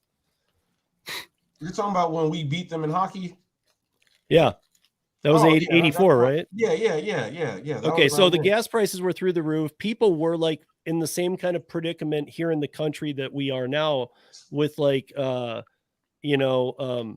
with inflation being just through the roof, and people who always tipped had gone down in their tipping too. It's just that people were starting to watch their money way more. Hey, this comment here by John is it McKaylen? Is that how you say it's it? McKalian. Okay, McKalian. He says we're food delivery people using our own cars that have high expenses and risk come with it. Well, here's the thing. That's, you already know that before you step into the job that you're going to be using your own vehicle. You are your own business. It's not like you're going like to a corporation and you're getting that UPS truck that you're going to get every day where they do the maintenance on the truck and everything. No, you are that actual business right there. So, with that being said, you would want to make more money when you're doing your thing just because of all those expenses and everything else. You would want to make that money up so you're not actually going out there to put in as much work on your car when you're driving. You got to figure out how to work that stuff in. You got to get those expenses paid. If they say, well, all they're going to do is give me this, I'm going to find a way for them to give me more. And take Prop 22 out. Don't think nothing about Prop 22. I'm talking about how you can manipulate your own skills to go with the customer to get the more money out. You can go ahead and do that there. So we know that we're getting into a job where we have to use our own vehicles. You can't use that as like one of your main defenses, when it's coming in to talk about this stuff. That comes with the territory. You can't walk without feet. Yeah, I just think that a lot of people too are, I mean, if the car thing is like where you're at, you're thinking about that. I know John well, so he actually knows a ton about all this. I mean, John actually has a good grasp on all this stuff. But he, if you're in the gig economy and you're starting to go, wait a minute, I have car expenses. Again, maybe you weren't ready to run your own business yet. Right. Maybe you need a little more, and I hate to say it, but maybe you need a little more W-2 experience first. Right. And that helps out a whole lot. When people have worked themselves up, just shit on me, bro. You just took a big dump on me. When people have like got to a job and they work themselves up and they move themselves up to this position and that position, those people, once they figure out, hey, I can make more money doing this than that, they're going to take all those principles in and do exactly what you said, because they're going to understand how to actually work the big business. You get people that just go in and they don't know, you know what I mean? So right there, man. Look, for y'all to think, Transit took a dump on me. I didn't know they got white. Hey, yeah, John just got shitted on. John joined the stream. I wasn't going John joined the stream so that I can take a minute off anyway. I gotta go deal with my jaw for a minute and I'll come back and all right. John, get in here, man. Take the shit on me. All right, John, I wasn't going at you. That was the comment because I do know a lot of people, a lot of people out there, they say that. So that comment was perfect for just to go ahead and, hold on. Hey, thank you. Cody, thank you for deleting that. Dating site. Ooh, wee. No, that's not Miss Rodeo. That's a pink toe tarantula. Took a big old dump on me. Yeah. Hey, Cody, I just saw your eyeballs too. I didn't know you were in here. So hey, and thank you for taking care of that troll for me. Actually done took a shit. That spider went on you, man. That man sprinkled all on you, Roy. Yeah, I know. That's what I'm saying, man. Jump up, man. And I'm gonna take a duke on you, man. Boy. Man, the other day I was feeling all loopy and I was watching Flex Drive, but it was the other view where it's, his normal view. And I was like feeling just out of it. And I was watching all the pandas dancing and I was like, man, what the hell is going on here? Oh, fucking tarantula. Spider taking he had camera fright. I don't know. He probably just a little freaked out. It's when the air conditioner kicked on is when he acted stupid because the breeze hits him, freaks him out. But, yeah, at least I know he's got a healthy. His system's working well. He's not constipated or nothing. They got right with you and start eating good, Roy. That's what happens. They got with you and start getting that good stuff. They putting it out. Yeah, that's the thing. Like I said, that's one of the things when they're in pet stores. You never know how they take care of them. A lot of the times they're just, we'll just put them in the cage and throw some crickets in there. They don't pay real close attention to them and stuff. So this way, at least they're getting fed well. So. Right. Yeah, I mean, I'm glad you came in, Robert, because it's good that John's coming in because you guys it's not even going to be a bad one, but you guys will have a good discussion on AB5 because you guys have two different takes on it. Yeah, or Prop 22. Sorry, Prop 20. We all hate AB5. I don't do enough of DoorDash to even give a shit. Really, I don't. See, Roy, it's the thing, man. The whole thing is, when you see the whole game plan and you the first person that's like telling people, hey, man, I got the ball. I'm about to score as many touchdowns. It's like Wilt Chamberlain scoring all them points. You know what I mean? And then the league got kind of even. Now it's like 20 points and stuff. No, I'm about to go get the 100 points in the game real quick. And then when they add in more roles, more refs, once they do all that, I've already made what I had to make. And escape like a bandit. Oh yeah, especially if you're doing it as a part-time gig. Yeah, if you're getting, it's like I said, it's no different than having a W-2 job, waiting 2 weeks to get your paycheck. So if you take two $6, $2, $3, $4 orders, make $6 or $8 that hour, you got that money in your pocket. Plus, on the back end, you're getting another fucking $8 to $9. Fuck yeah, why? I don't see why they. I understand why they do it, or why I don't see a problem. I would probably do more DoorDash if that was the case. Because I know 2 weeks down the road, I'm still getting a check. I'm still getting a check for what okay, I didn't take $14, $15 orders. Oh well, I took a $3 or $4 orders. Hey, I'm still getting compensated 2 weeks later for Yeah, So, and here in California, when you get those lower orders, those lower the lower dollar paying orders, you're not going. The distance is not long at all here, so they're not going to give you a $3.80 order and tell you to drive 5.5 miles. That doesn't happen. It's gonna be within, let's say anywhere from 0.5 to about 1.8 miles. That's it. Like right around, and most of the time, the distance that they're giving you, it's the route that they have. Like if you're in a shopping center, I don't got to go all the way around the shopping center and do that route. I'm going to cut right through, and I'm not even going that 1.8. Yeah. miles, you know what I mean? I just I'm walking out of Panera, Panera and bread. the dude comes out of the car, Mr. Flex. I'm like, yeah. He's like, because of you, a year ago, I started doing DoorDash. Like, yeah. I'm like, yo, what's your YouTube name? He's like, I don't have one. I just So did you tell him, hey, if it doesn't work for you, don't come blame it for me. You're looking for me. That was my first thought. Was like, were you stepping back like he's gonna take a swing at you, like because of you? No, not at all. But 1 year ago, so he's been driving for a year now. 1 year ago, you got him in the game for a year. Hey, he figured something out for him. See, that's what I'm saying. You got to figure out what works for you. He figured something out, and he said, "Hey, he said, Flex, man.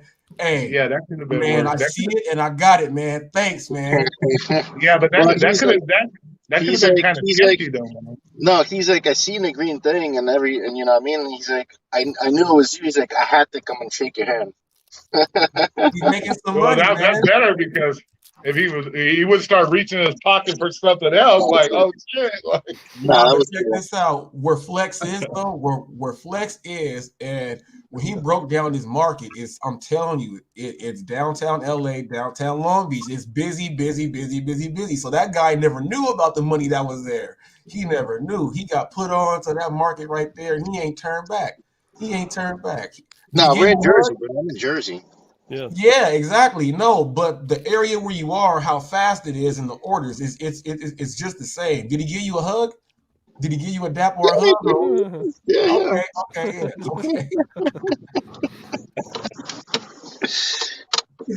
John, alien, what's up? Hold on. I love the palm trees. See what y'all did. You made me join the damn live stream.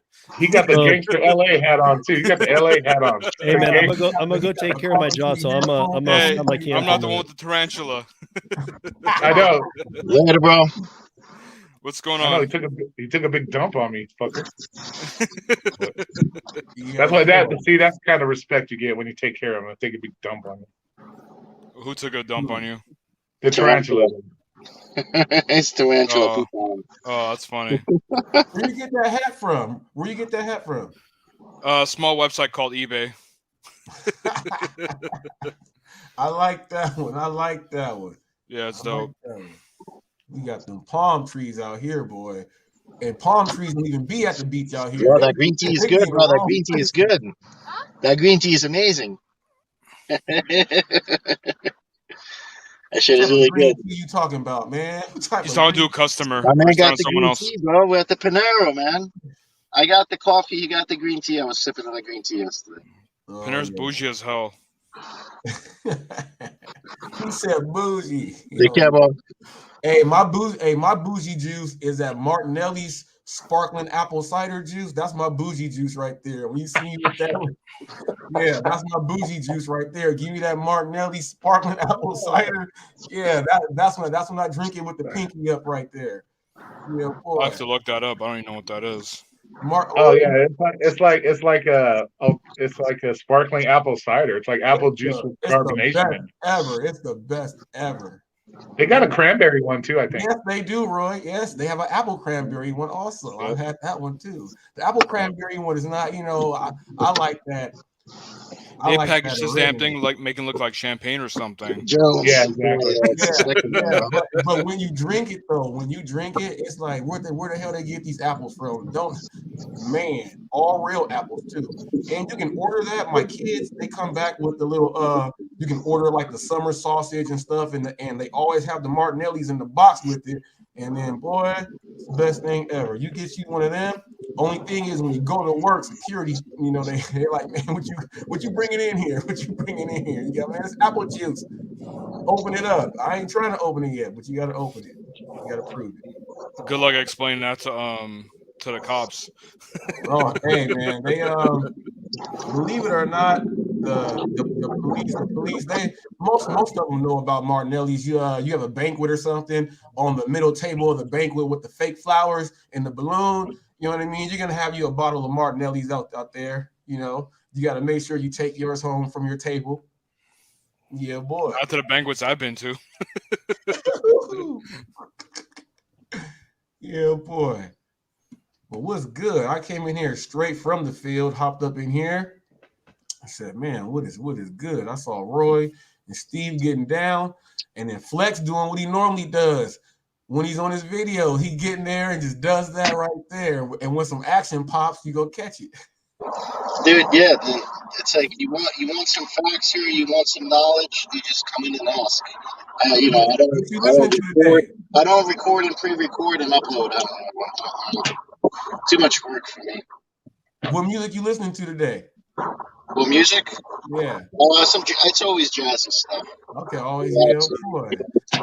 I'm not gonna play it so Steve doesn't get the violation. Yeah. Even though it's not like monetized. Right. Steve wouldn't give a fuck, but I got you. Yeah, it's just mellow stuff. It's not your regular radio. That's the best music, bro. That's the best music we have out here at Cal State University Long Beach. We have 88.1. It's called K-Jazz, and it's a radio station that's completely funded by donations and people. And like they bring in jazz history, all types of things, and their station's been on for so long that when they were threatened that it was going to be shut down, they got so much support right now, it ain't never going to shut down. All they do is classic jazz, smooth jazz, no nothing with the hip-hop beat, no none of that, strictly the music. And just see, most of my beats are like lo-fi, but it's got like jazzy stuff in it. Right, yeah, I like that. I like the lo-fi. The lo-fi beats are just amazing. Yeah, you got that Talib Kweli. Gets you through the day, or gets me through the day.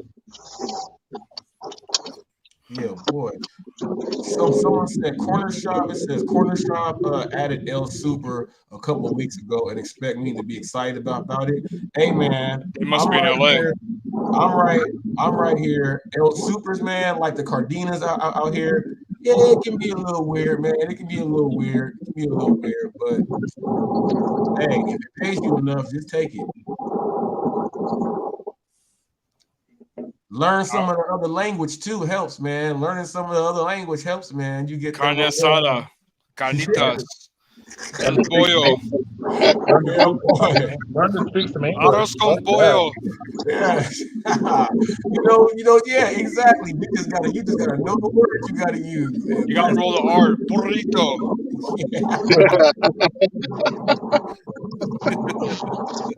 Yeah. That's all. You learn a few words, you know what I mean, and just look at the aisles. You're like, oh, I'm going this way. You'll get it done. For those of you that don't know what El Super is, it's basically like it's a supermarket for Mexican food. Mexican food like Vallarta. freshly made tortillas, everything. They got the factory right up in there. You can go in there and get all your pina, your horchatas. You can get all your jamaicas made. You can go get your flan, get you some regular food cooked. Hey, And Flex, can you mute your mic? I can't hear anything. you say what? I was telling Flex if he can mute his mic because I can't hear anything from the background noise. Well, it's a little better I now. But apologize. Yeah, dude, I didn't know my shit was picking up. Yeah.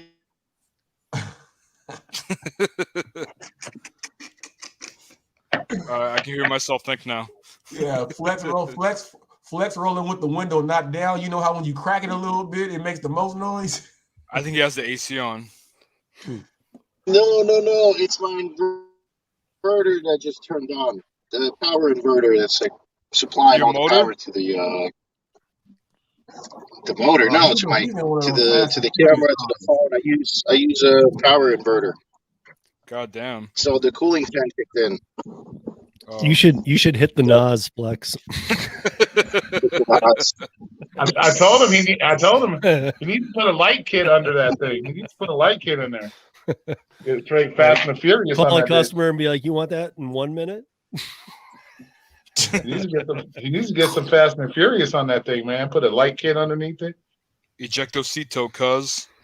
Exactly.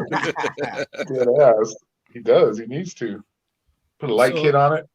So I was out of the room, but John, did you guys talk about any differences of Prop 22? Because after today, I'm No, we didn't. Die, man. Me too. I'm tired of talking about it. Yeah, we took a break. We took a break on that, Steve. We went into food and Mexican. We talked about El Super. Okay. Yeah. Well, I just figured because you guys have a different views on it, I figured it was a good time since we're. I mean, yeah, we could talk about it. I mean, what's the difference in the views? I mean, because all I do is as far as picking orders are as far as the whole Prop 20, what's the whole? Well, the thing is that you think that people are entitled to food delivery even if they don't tip, and I don't view it that way. Because the whole point of leaving a tip is so that you get good service, especially when you're using your own car, and you have a lot of expenses. You got to make sure that you not only recoup that, but you make a profit on top of that. So I don't take $3, $4, $5 orders, regardless of how much Prop 22 pays. And even with Prop 22, it's just not enough money to survive in Southern California or in California in general. Well, the very first thing you said in that whole thing I'm in a 2021 Subaru WRX Limited. 6-speed. Is that Flex? Yeah. Hold up. Super delayed. I was gonna say though, but the very first thing that came, one of the first 3 words was service. Out of everything you said, one of the first 3 words was service. And that's what I go off of. Even if you don't, even if you won't take the orders, one of the first 3 words that came out of your mouth was service, and that says it all. You got. What about it? You got to give it. I am giving. I'm delivering food to them. Yeah, but a person, you can't say a person like this is not like a luxury service where we're getting. It is a luxury service. It's not luxury. Yes, it's not is. Luxury. It's a 100% business model. Luxury. It's a business model for people to get things to their home. Nothing about that is luxury. That's like saying when you order from Amazon, Amazon is luxury. Nothing is luxury. It's delivery. The luxury. Well, my customers feel like it's luxury whether if they know that they're paying. But that's because you allowed them to. That's because you allowed them to. No, the customer doesn't know that when they make an order, they don't know how much the driver is getting paid. So they're just gonna feel like the greatest thing ever when I get there, no matter what. They don't know how much we're getting paid. Let me ask you this. Is someone holding a gun to their head and telling them they have to order food and they can't go out and get it themselves to save money? You say what? Say that again. I said, is someone holding a gun to their head and telling them that they have to order food and they can't go pick it up themselves, which helps them save money? I think all what he's pointing out about the luxury is that like maybe with groceries, and even that's debatable. It's not a luxury, but with dining out, I agree too, man. It's like going out to eat. That's a luxury.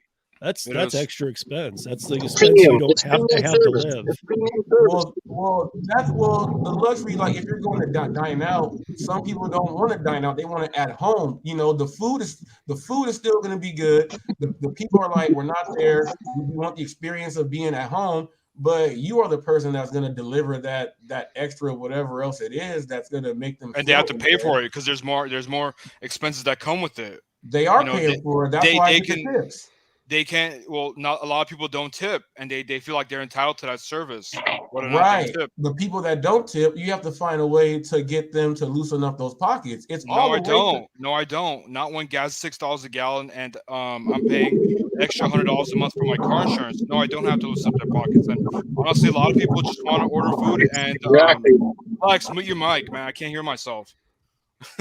But yeah, I mean, it's like I said, you already know, gas is $6 a gallon here. I'm paying an extra $100 a month insurance, and a lot of people, they just order the food delivery, waiting for some sucker to pick it up because there's no way they're gonna tip. A lot of people just want to get their food as cheaply as possible. They don't want good service. They just use the customer service bullshit because you know, they try to justify for not tipping. No. I mean, well, let's look at it this way too. Also, like you know, like let's take a small college town like Wichita, Kansas. Okay, Mhm. maybe you have the time to explain to people, hey, maybe you were under the impression that like we're employees, we're not. Maybe you can explain that, and then they go, hey, yeah, I will tip, or something like that. But I understand, like Robert, you're working the Uber Eats platform. That's a little different. You can tip after, but nonetheless, I happen to feel like even here in Denver, and I know where John is in LA, I can't flip some people from tipping. In fact, if I try, I might get killed over a damn order. And actually, that's not an exaggeration. We've seen it happen. We've seen people be killed over a delivery order. right, yeah. And like the whole flipping, I try to flip every order. Now, I'm not trying to like the customer doesn't. I'm not. It's not a game. The service that I do is not a game. The service that I get ends up flipping. It ends up flipping people. It ends up because from if you're getting they pay people tips just to valet their car. Come on now. There's guys that do that gig. You know, So tips you come. end up doing premium service. So Huh? you end up doing premium service at the end. Exactly. You end up doing premium service in the end. Yeah, premium service. They Premium already service is did. what I It do. is premium. It is luxury. But look, me myself, like Johnny said, I'm not gonna sit there and try to kiss up to them to try to squeeze extra a couple of dollars It's not for them to kissing give up. me It's how cash. you practice. It's not No, kissing up. no. I apologize. It's just the way it's just the way I explain. There's probably like different words to it and stuff. I'm not, I don't want to like trying to sit there and text with them or like perhaps like call them and like, hey, do you want this? Do you want that? It's taking this long. It's taking that long. And just to hopefully they're gonna give me an extra couple of dollars. And most people don't even respond to messages. I messaged yesterday. Restaurant was missing something. They never responded. If I'm not gonna sit there for half an hour wait for someone to respond when like 80% of people don't respond. Oh, it's only a small percentage that do. No, you're not going to sit there and wait for 30, 40 minutes. They don't have anything. You contact them, you text, you call, nothing there. Okay, you guys do what you're going to do. That's all you can do. It's not, But then right. you're still trying to flip them though. You're still trying to flip someone that didn't tip and it's a $3 order. Then you've lost money because you can't even get in touch with them. All right, so and that's the big thing there, loss of money. Okay, so if someone comes out with the same dollar total and they work less hours and went less miles and they got tips more than you, it comes out the same. No. Yes, it does. No. If I can go put it like this, me and you can go to the exact same houses, right? The exact same houses. We'll go to the exact same houses. You will go down that street and get no tips from 10 houses. From those 10 houses. Well, you won't catch me doing those orders to begin with. No. So it's only you doing that. It doesn't matter. No, it doesn't matter. Okay, put any order. Look, any order. It doesn't matter what dollar sign. Any order, my service wins or all. The higher the person, the more I'm going to get as a tip. Any order you want to do, we'll go down that street. You'll do 10 houses, right? And let's say you don't What get exactly are 10. you gonna do that you're gonna get that extra money? I'm gonna go down the same 10 houses. I'm gonna get 3 or 4 tips. That means I made more than you. No. How? You It's just money that you said never we're gonna had. make the same. You said we're gonna make the same, and you ended up with you saying you're gonna make more than me. That made no sense. That's what a tip is. That's what you make extra income for. That's what I'm saying. But why are you using your car? Why are you capping yourself at 16, Why am I going to 17, use my? 8? Well, let me tell you this. Why I'm using my Can I car finish? now. Can I finish? Well, I used to rent a car for 30 days and then get a brand new one and just write that off. I just don't want to just keep doing that. I was doing that also. I've been doing this for so long. I've worked it in every single way. I've worked it now that I use one app. I don't drive real far for mileage because I have them all starred. I work it so I can still make my money, and I'm getting way more tips than everybody else because How do you know that? How do you know that? How do you know that? How do I know? How much did you make yesterday? How much did you make yesterday? Yesterday I went out for 4 hours and I made 148 in 4 hours. Active time 4 hours. And my online time was 5 hours. And I worked 2 shifts. I worked the morning and then I take a big long split and then work at night. So I had 7.5 hours at home chilling, and that's what I did. And I can do that on these days because those same hours, I got extra money on those same hours coming in on Tuesday. Okay. I did like 6 or 7 active hours, pick up, deliver, drop off, whatever. 317 I made. Now, do you make 317 every single day, or do you have days that explode like the stock market? You'll have days that explode and days that are normal. Yeah, some days are like I made $50, $60. But well, days are the same. I gotta say something here. So there's another big difference too, which is, first of all, Robert's only talking about Uber Eats and that's exactly. Well, I mean but John, I'll be right back. I'm gonna pick up this order. So Flex only works DoorDash, and that's very hard to remove or even add a tip after the fact. So the people who are going to tip up front. Right. You're not going to be able to work any more out of them because even if like you make them your best friend, they're not going to call DoorDash and get on for 20 minutes when they want to eat their food. Right. It's the same thing with Uber. People want to tip. People don't want to tip. Don't tip. Right. I mean, I was just saying the functionalities there to go back in and go. Well, see, the whole point of a tip is to get good service. Yeah. Yeah. I mean, sadly, I'm brought up I'm brought up under the traditional where you do the service and you prove it and then you get your tip. But this is a pre-tip. I see it that way too. This is a pre-tip industry. Because it's not the customer's fault for not knowing that, I guess. But that needs to start becoming a more public knowledge that how bad the pay is for us. Well, the knowledge needs to get to the customer, because the customers think that when they're taking away tips from people, that the people are associated with whatever place that they're picking up from. That's where it needs to go, because it's just ignorance of the customer for not understanding that. So but there's a lot of big issue there. But I think there's a lot. I think they just don't care. I think it is. I think it is a luxury to order food, and I think that a lot of people have now turned it into, oh, this is how I feed my kids every day, and it's not a luxury to them anymore. And they've started getting almost cocky about it, like this isn't a luxury, and you better bring me my stuff, because as ODD said, that's a friend of mine, Mac. He works up in the Portland market, Portland, Oregon, and like he says here, and this is true, low tip orders have a higher probability. This is a fact. Have a higher probability of bad rating. That's what I was talking about earlier in the chat. That's a fact. That one you can't debate. That's a fact across the country. But check this out. What if, like, let's say someone ordered some food, right? Let's say they ordered from one of their favorite spots. They spend a good amount of money on the food. Let's say they pre-tip the driver $25 because that's their favorite spot and they're ready to eat. Now, let's say they get their order. Let's say everything's messed up. They got the wrong of this, all of that, right? Now, they still have control over what they tip over what they put in extra. That's the only thing they have control of. Some people still want that control to say, nope, you're not screwing me over. I didn't get all my stuff right, and I just paid this extra but that's not the driver's fault. But the driver delivered the order. That's the definition of tip baiting, and that needs to be abolished. That's Exactly. I fully agree with. I think Uber Eats is upside down for not having the same system as DoorDash and Grubhub, where it is very hard to remove a tip. I've said many times, I think you should have to call in and be recorded if you want to remove a tip, because otherwise people do it as a mechanism.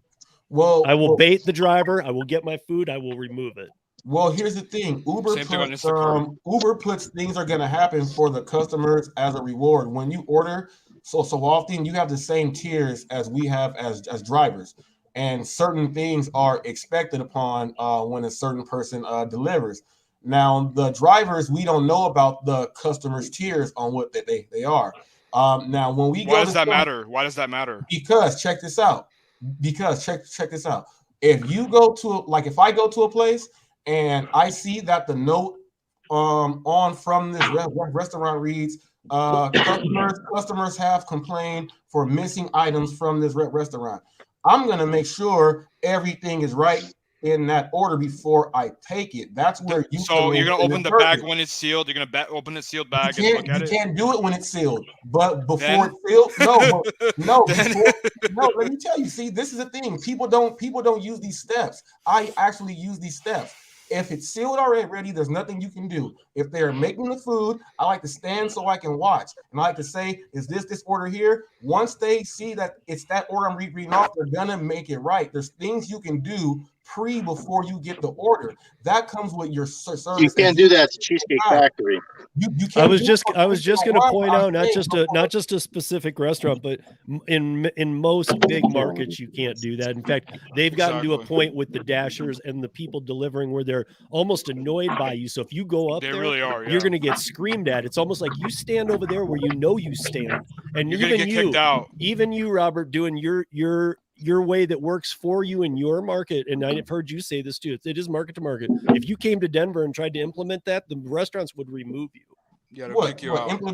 Implement treating them nice and getting in good. No, implement that they're way too busy to deal with you coming up and having a question. When your food is ready, it'll be ready, grab it and leave. No, see, that's the thing. You have to be observant when you go into a restaurant. But most of the time, the orders are let ready. You in though. You have to wait outside. Most of the time, the orders are not ready in these places, man. It is for me. I don't know what kind of restaurants you're going through. Most of them are ready. They're ready. Let me finish, man. Let me finish talking. You keep cutting me off. No, I'm trying to make a fucking point, and you keep cutting me off, dude. Yeah, are you just here to talk, or are you here to listen? I'm here to. But look, you keep saying. Let me finish. Let me finish. Then you can talk.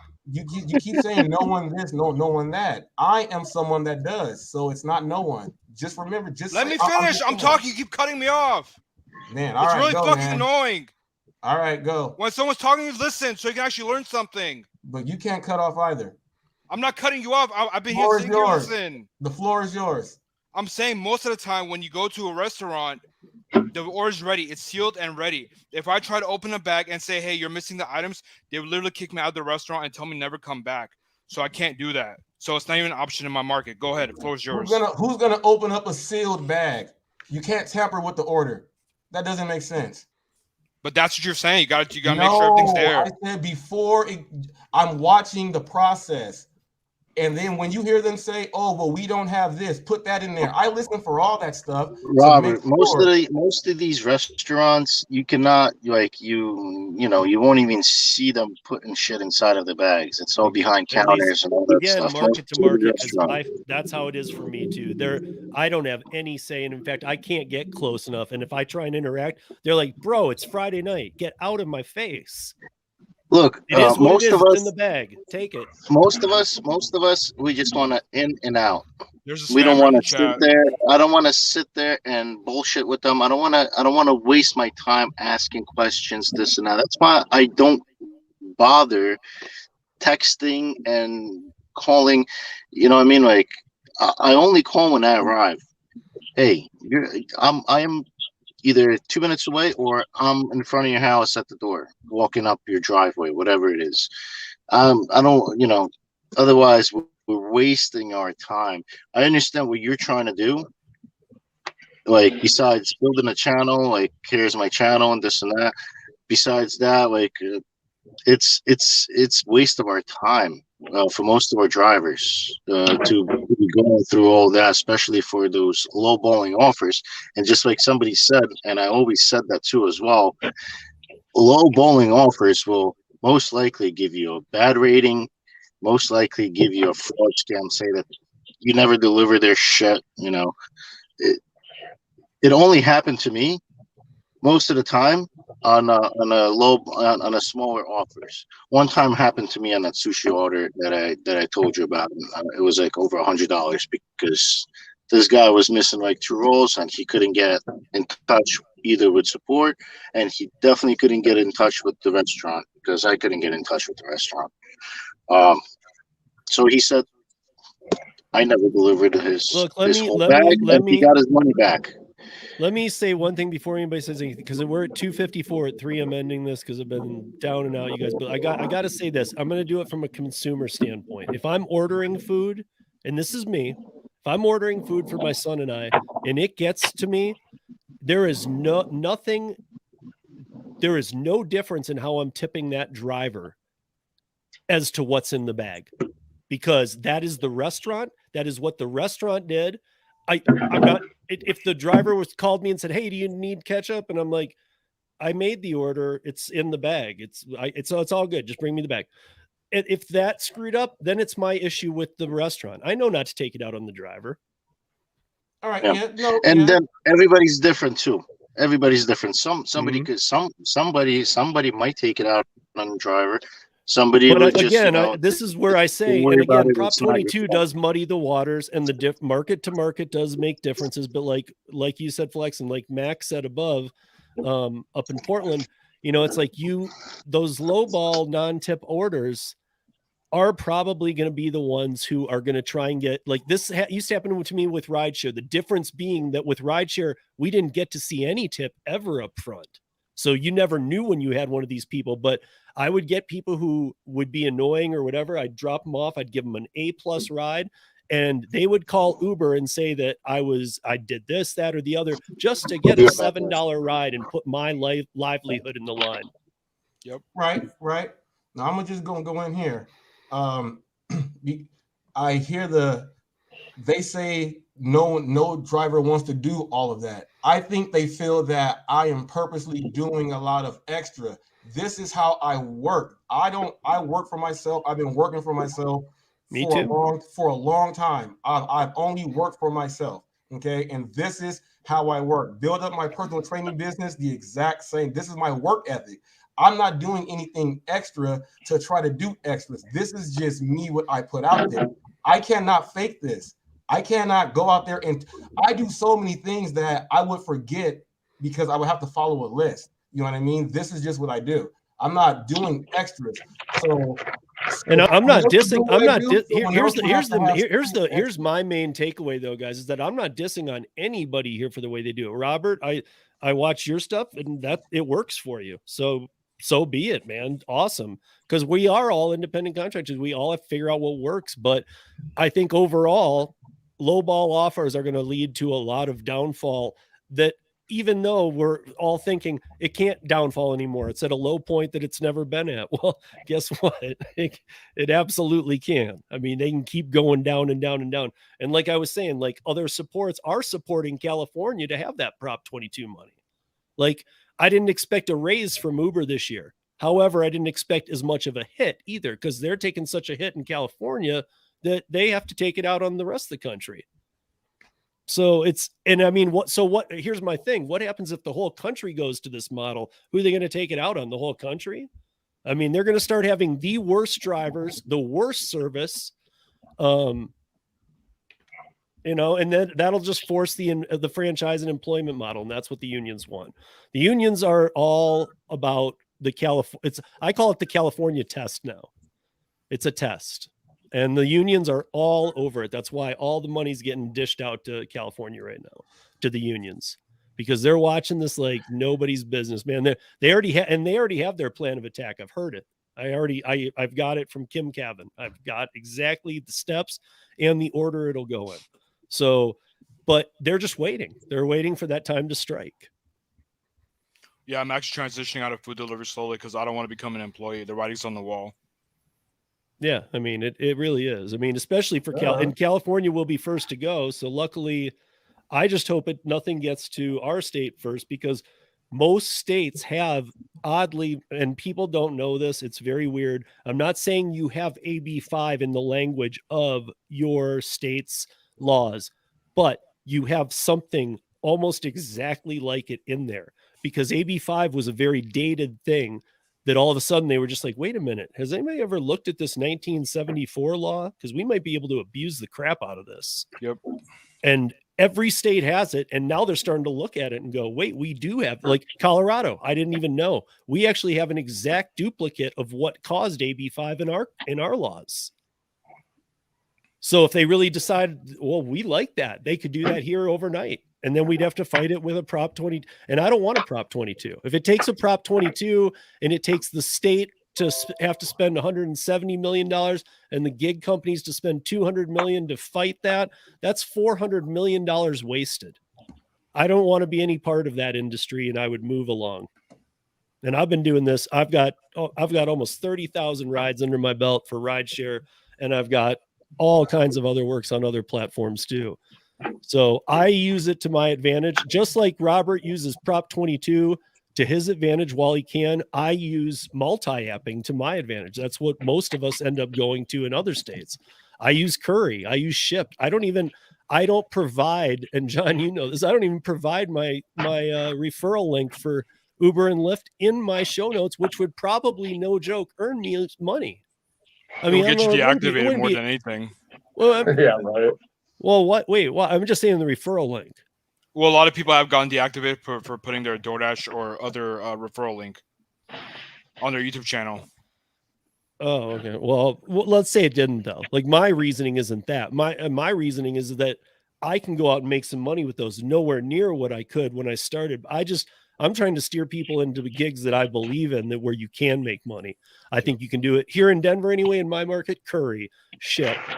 There are some other more obscure apps that you can still make a lot of money on, but you need to work them. You need to be on all of them. I see, I talk to Kim a lot, and I see Kim finally, she's always been multi-apping, but she's really starting to get this, that she needs to be on every app and have it ready and ready to roll, because at any day she might go, screw this other one, it's done. So yeah, I don't know. I'm a multi-apper as well.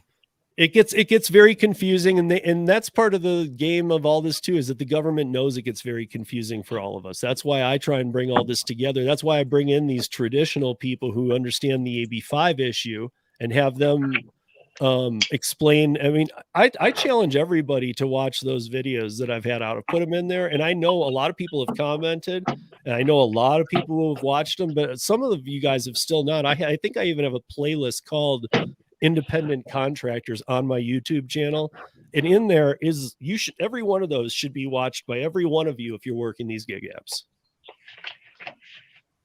because that is the people who know. They don't work, the people that I have on those don't work gig apps. They own businesses for 40-50 years in California and now have no business anymore, and they spent 5 years earning nothing building a business. And they were 6-figure earners, and now they can't earn $1 because of the law. And Steve, also, I think California's coming out with a law where if you start a business and you move it out, you have to pay tax to California for the next 10 years. It's ridiculous. That's why Instacart's trying to pull out now. And that's why, if you didn't catch the beginning of this, they're offering, Governor Newsom is offering $21 extra million in tax discounts. Not a total. He's going to give them what they've always got, but he's going to give them $21 million extra dollars if they don't move to Atlanta for the headquarters. That's ridiculous. So it's bribing at this point. I mean, there's always been bribing, but it's public bribing at this point. Because if you didn't hear that part too, John, I mean, it got funny. It was like, what all he's asking for is that they put a presence, because they're already in they're called in San Francisco, but they're in South San Francisco with like a crappy warehouse. But he's asking that they come downtown, get part of a building. And it even said things like, you need to hire employees. Okay. You need to have computers and furniture and fixtures. I mean, are you kidding me, dude? Like, okay, I have to buy some couches. That's going to give me a $21 million tax credit. Come on, dude. Instacart orders pay $7 per. So in San Francisco, it's $7 per. You can only do 1 an hour. You can't do any more. And so against the $24 they have to pay, because it's 20 plus 120% of 20 is 20 at $20. It's $24 an hour. So they're having to pay $17 on every active hour to the drivers on Instacart platform. And as much as I hate Instacart, they're the first ones that I've seen. And I just put it up on Uber Lyft drivers. It came out a couple of days ago saying that they are looking at leaving the state, not just the headquarters, but removing the business out of California. I expect Uber and DoorDash to get out as well. I mean, if this continues, it's gonna, yeah. I mean, here's my thing. They didn't say, hey, listen, if you're going to go to a franchise or employee movie or way, we're out of here. And then they fought for that all the way up till the last hour when California said, fine, you can stay. You know, that meant something. That meant if they ever try and push those buttons again, guess what? I mean, I want to say it is, but it isn't. It's not even just an opinion. They've already shown it. They will do it. They will leave. And I know some people claim, well, California is the biggest market. They're not going to leave it. Yeah, they will. Because my guess is if they leave in a month, they're back with an exemption or something that gets them everything they want. Because, I mean, especially Rideshare, we know the reason why they didn't let them leave was because it would have disrupted the workflow. Like they were thinking, what, everybody's going to jump on a bus? People are reliant on Uber and Lyft to get to work. Yep. I mean, all right, I'm out, y'all. Have fun. Go play with some spiders. Right. But I mean, again, this is where all of us, even when we talk, we all say market to market. It's all different. It is, and that has to be thought of. So, I mean, I do try and have a respect for everybody's market. That's why I listen to all and watch all of these different markets and watch Robert's channel and watch Pedro's and all these, because I think, you know, there's a reason that, you know, like, okay, Robert's doing it because it works there. What is he doing? I'm always analyzing all these. I'm not analyzing Robert and how he does it. I'm analyzing him and his market and why that's working. And I'm trying to figure all this out, you know, because here's the thing. I don't think any of us disagree that there's nothing good coming down the pipe. Everything from here forward is bad. Yep. I mean, if something good happens, it's going to be forced by regulation or law. And that becomes a different story that's not good either. So, you know, I thank God there's a dumpling. Thank God there's a curry that still is, all of their call centers in Los Angeles. You get a human on the phone who also has the ability to change the pay rate, who can talk to you about if you're going a long distance, try and find you a return route. You know, it's not just the poor service you get from the other apps in the Philippines, you know, but it's different. It's like, hey, I'll do this, but I'm going 200 miles from home. I would say it's not that it's poor. It's just they're limited to what they could do. Yeah. Well, yeah, but they also outsource their call centers to countries that don't even know what a state is. Like, I mean, like I made a joke, but I never really explained. I think John was on, and I was like, you know, I was on with somebody who said, you know, I was in Colorado, and she was like, what is that? And I said, it's a state. And so she literally, I think she at first was thinking, I don't see the country Colorado. And I was like, Jesus Christ, you know, like, are you kidding me? Like, if you don't know that the United States is here and we have 50 states, you really shouldn't be working the call center. That's just 101 stuff. I mean, you should, I don't know. I mean, there should be even a notation that comes up if they just can't learn beyond that level that says This guy's calling from Denver, Colorado, which is in the United States. I mean, if they have to go that far, that's pretty easy programming. Then at least show them, because this person was like, "What is that?" I'm like, what is what? Colorado? Plus, I'm sure it shows up like +1. So it's like, that's America. You know? Yeah, but who knows how it shows up in, dude, I've traveled a lot around the world, and that +1 changes when you All get these to numbers like, are screwed. yeah. So, I mean, like you might be in Philippines and it might be 13 digits to dial to the US. It might be 4412 and then the area code prefix number. So you just never know. I mean, these people don't have any idea. I mean, so you got to, I don't know. I'm a big believer, first of all, in keeping it local, keeping it here in the country. But, you know, the problem is when I was watching The Gig Is Up, for example, that movie, I got to relate to it, even though a lot of it I don't agree with. And one of the people in it is actually somebody that I've had beef with before. I won't say who, but I was pretty surprised to see him in here because he's one of the huge union shills in California that was pushing AB5. And he was directly correlated with Lorena Gonzalez and Vina Duval. And through them, I knew him through them and through Willie Solis. But I only talked to him a couple times, and we never had a good discussion because he was like, "Listen, you don't know what you're talking about." And I'm like, like, I won't say what I said. Lorena is San Diego, right?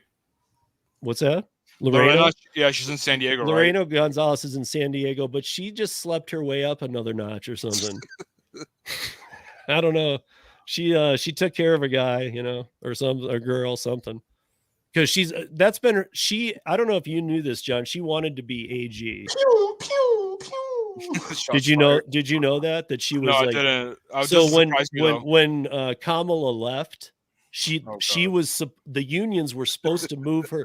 The unions that she was taking care of were supposed to move her into the AG slot. They'd almost promised it to her. And then when Kamala jumped, they put somebody else in it, and she's like, "What the hell?" And then they finally ended up finding another spot for her. There was an upgrade, and they said, "Here, you can have this."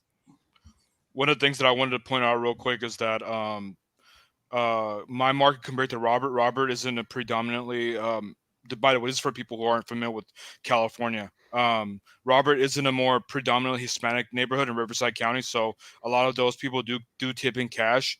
And then in my market, we do have blue collar neighborhoods, but the ones I dash in, it's more upscale, so it's white collar, so I don't get as many cash tips. So when he does tell you that he's getting more cash tips, then definitely believe him. But yeah, in bigger cities like LA, Denver, and stuff, it's all done through the app. But in blue collar neighborhoods like Riverside County, they do give a lot more cash tips.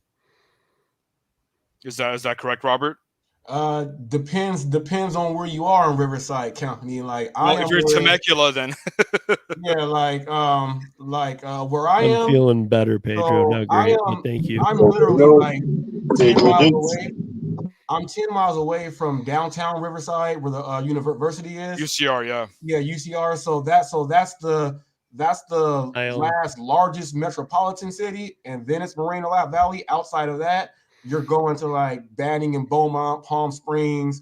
You got to go out to Indio area, and then Temecula's down the other way. So where I am, I'm able to be where a lot of the larger houses are in Riverside, and a lot of the larger homes out here in Moreno Valley. I live kind of like the borderline before you have to go across to where all the horses are, and the big houses, Moto X is out. You got a lot of Moto X guys here with houses, you know, areas like that. But we do have areas where, you know, it's pretty much 90% Hispanic, and all they do is order Little Caesars and tip you in cash. That's pretty much all they do there. There's also a lot more small businesses, right, compared to LA. It's more mom and pops restaurants, right? Yeah, certain parts. See, yeah. I like to stay away from a lot of it's hard because you'll get like some even food trucks out here you can go and pick up from. You know what I mean? So some of the food trucks are like they're mom and pops, but like the food is higher scale. You know what I mean? So you just got to know where you're at, you know. But in most of these areas where it's like 90% Hispanic, it's gonna be a lot of tips. But I can't go to a lot of those areas, and I can't go to a lot of those areas and deliver comfortably. You know what I mean? Sketchy. My tips will be taken away because of the racial things going on. You know what I mean? So I gotta figure out where I fit in, you know what I mean, and get in there. I'm better where everything is like a multicultural pop. That's why I like the downtown university area. You know, like I'm a sports dude and I've been a mixture with all type of groups. So I like to do it like that. That's how I'm able to work my situation. You know what I mean? I can't go work my situation in places where I ain't welcome, man. You know what I mean? It can only work where it's accepted at. Hey, what's up, gig between? I know Van moved out here from Akron to Colorado. Van lives like 9 miles from me. He's coming on. By the way, he's coming on the round table, not this Thursday, but the next Thursday. And if you guys don't know, I don't know, man. Maybe I was like, I'm thinking about saying, hey, you want to do it in person? I don't know. We can do it in my backyard or something. I don't know. That'll be cool. He'd be the guy that might do it too. You know what I mean? He'd be like, sure, let's do it. Because I could set up a mic for him and everything, and we could have it going in here. But Van, if you don't know who Van is by that name, Van is DoorDash deliveries, or he used to be Driving Addict. Yep. He's that crazy fun guy that we all like to watch. Take the bus you're talking about the Asian guy I was talking about, Steve. The Asian guy, like, he's hilarious. Yeah, he lives like 8 miles from me. So he's hilarious. But but let me tell you this. When I moved out here, like where I live in Moreno Valley, Steve, I was so used to the city. Delivering out here was like hell to me at first. Like hell, because it's a desert. Yeah, I'm from from the borderline of Orange County and LA County. So you got Long Beach, you know what I'm saying? Anaheim. I'm used to boom, boom, boom, boom, boom. When I moved out here, Steve, my orders went from doing, because there was nothing out here at first. I would like 8 orders in a day would be like a good day, but the orders were all like 8-9 mile orders. You know what I mean? Because there was nothing here. It just now started getting, maybe like the past like year, it now started to get big out here. And a lot of the people that deliver out here, they're still used to being like a smaller community type. So they don't know how to take advantage of the bigger market, how I see how it's going. So I use that also too. So I gotta wrap this up here, guys, because I've been paying 3 hours, man. Football game. But I gotta say one thing. I gotta say one other off-topic thing, but I'm not gonna give you any details on it. I'm saying it only because he came back in. Is that on May 28th, Saturday? Keep that open a little bit, because Flex and I are gonna try doing something once a month. And I'm not going to tell you anything about it, but it's super cool, and it's not what any of you would guess or expect. Flex will come as a werewolf. No? By the way, you guys would never guess it. I mean, it's not gig economy related at all. We're just going to try this once a month. It's going to be fun. And I would tell you, we're not going to give you details, but stay tuned because it's going to be fun. I have a request. Can this be the video that we do, or we talk about Prop 22, please? Yeah, until the next change. Start off friends and fight later, man. I don't want to. We start off friends. Much love to you, John. Much love. Likewise, to you, brother. Likewise. Well, guys, I mean, we all feel that way, but you know what? Sometimes it does get heated. It just does. I just couldn't get a word in. That's all. Yeah, I was trying to get my point across. So here's the thing, here's all my notes and scribblings and stuff. And I've been following this from before even people in California knew there was going to be a Prop 22. I was talking to people out there about AB5, and they're like, what do you mean a law? It's not a law. I'm like, dude, why do I know 10 times more than you do about your state? That's not okay. You should Google it. Rodney's in a really good market. Santa Clarita, especially Valencia, there's a lot of good money out there. Yes, it is. Yes, isn't that like Santa Cruz? No, Santa Cruz is near San Francisco. Right. Santa Clarita is like it's probably like 20-30 minutes away from me. It's north. Oh, okay. What's the really expensive town just north of San Diego, or not even? It's just outside of it. Temecula. I think it's not even that far. It's just Carlsbad. What? Carlsbad. Yeah. No, I'm even thinking it's not a town. It is, but it's. I would even probably call it San Diego, but it's right as you are on the north side. Yeah, that might be Carlsbad. Yeah, Carlsbad is pretty much or Carlsbad or Oceanside. Or Oceanside, yeah. And if it's not Oceanside, you got San Clemente, the very last city right there in the OC. Oh, it might be San Juan Capistrano. San Juan Capistrano. Steve, Yeah, look, we know our area, Steve. Yeah, I know we you know guys it. do. That's why I thought, and I know as soon as I say it, you'll explain why you didn't think this, because I know you guys know you're gonna know what I'm talking about. But I'm gonna look. I gotta look now because That's funny. my buddy moved from Michigan to here or to Denver, and then he moved to Hawaii to take a job as a sous chef for Duke's Lahaina, which Duke's is a big restaurant, and Duke's has a location in this place I'm referring to. So 198, nice. Nice. Flexing on us, huh? Was that just you, or is that a paragraph?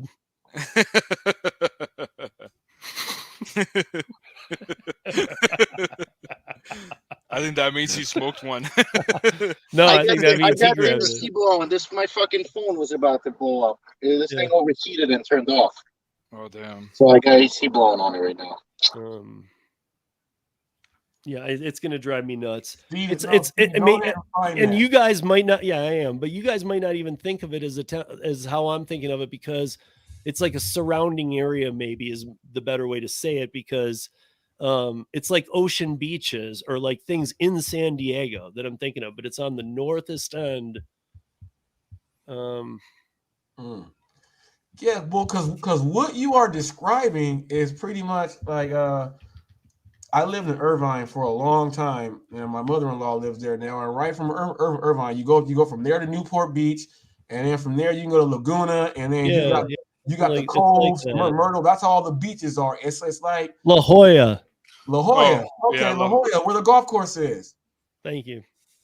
Now I Yeah, forgot what I was even going to mention. that's not really about on the La Jolla, border. because that took That's so on the long. border. My head's all messed up. But okay, the one thing I will ask then is, what do you consider? That's where that? UCSD is. Yeah. So how would I better describe that? Because I thought of I just say North County, San Diego. North County, college town, party town. Right. Well, I figured by saying, well, no, it's actually very rich. It's a quiet neighborhood. Extremely rich. It's a quiet neighborhood.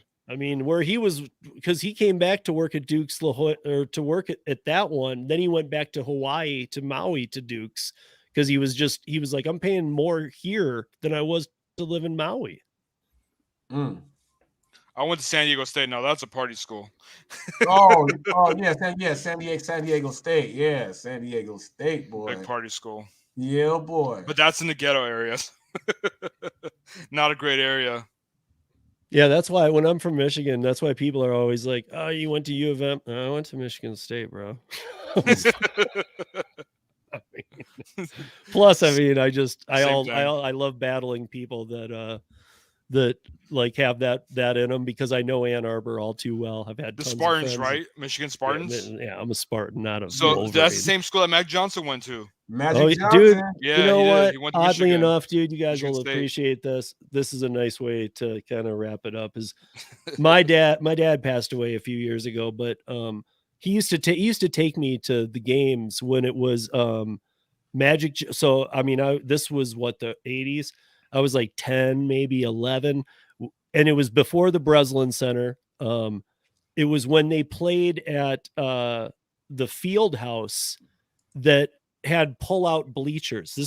That's when Magic Johnson played. They were in a field house with pull-out bleachers. I'm not kidding. Wow. A Big Ten school. It was always sold out to all people who like my dad had season tickets. Season tickets were like 80, 70%, 80%.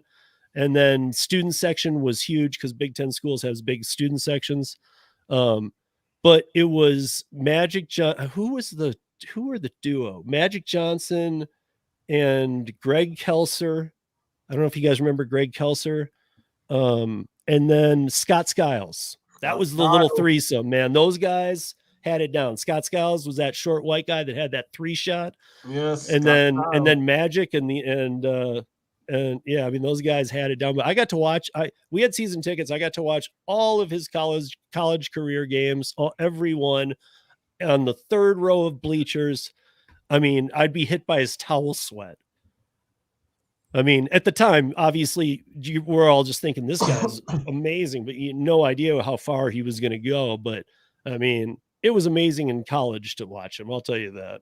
Well, you named 3 great guys, and Scott Skiles, actually, you would think is Magic Johnson. Scott Skiles holds the NBA record for most assists in one game at 30 assists in one game. That's Scott Skiles right there. Mm-hmm. And then Scott Skiles, I think, after college, went to play with Shaq in Orlando. Yeah.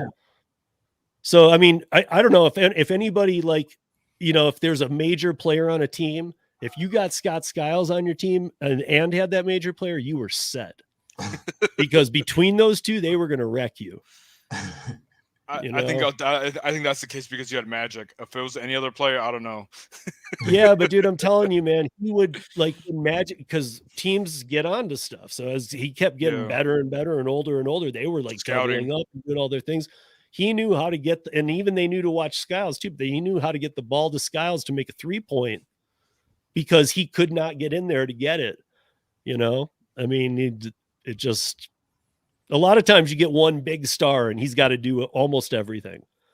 I mean, people underestimated Scott Skiles because he would put up sometimes the amount of points that made the win. Did he play in Phoenix for the Suns? Scott Skiles, let me see if I can go through the team. Scott Skiles. And then doesn't he coach now? No, Scott Skiles was also an NBA coach. Scott Skiles was NBA coach also. Man, he was good, but that goes to look. You always need a Steve Kerr on your team. You gotta have the dude. Yeah. His job. It's like a Doug Flutie. You can't forget about these guys. Yeah. Man. The quarterback, Doug Flutie. Super Doug, Flutie Flakes, Flutie Flakes. I had a box of Flutie Flakes, man. I had a box of that. I got some Flutie Flakes. He played for Orlando and Chicago. Yeah, Scott Skiles. Yeah, all those. Even and you know, oddly, I said 3 people, and Robert even said, "Oh, I acknowledge those 3 people." We still haven't talked about the other guy who was amazing too. I don't even know what happened to him, but Greg Kelser was you didn't cough at Greg Kelser either. He was no joke. Yeah, he was an enforcer. Yeah, I mean, he did a lot of things, man. He was I don't even know if he went to pro, did he? I'm not sure. He may have for a little bit though. Yeah, but in college, he was just, I mean, those guys were like, you did not step into Jefferson Fieldhouse and expect to win ever. One thing about college sports, though, you don't have to go pro to make the Hall of Fame. If your college career was awesome, you go Hall of Fame in college. You don't need to go Hall of Fame in pro. So Greg Kelser said, I'm pretty sure he's sitting with his feet up somewhere doing something. You know, not doing much, but looking, you know, and chilling. Look at here. I'll give you one last sport fact too. Did you guys know that you guys know who Kurt Gibson is? Right? I'm a huge Tigers fan. Okay, so you don't know who Gibson is? The home run, man. I was watching that 88. Yeah, I mean, I was born in 89, so that was before my time. I think Gibby went to Gibby near the end of his career went to the Dodgers, man. Yeah, Kurt Gibson. You guys should both know that. But yeah, I mean, he's a legend. But so Kurt Gibson played baseball in college, but he also played for the Michigan State Spartans football team. Yeah, Kurt Gibson. He was limping. He didn't play the whole game. He was limping. He was hurt. They called him up there to go back. And let me tell you, and I was a little kid. I was 6 years old.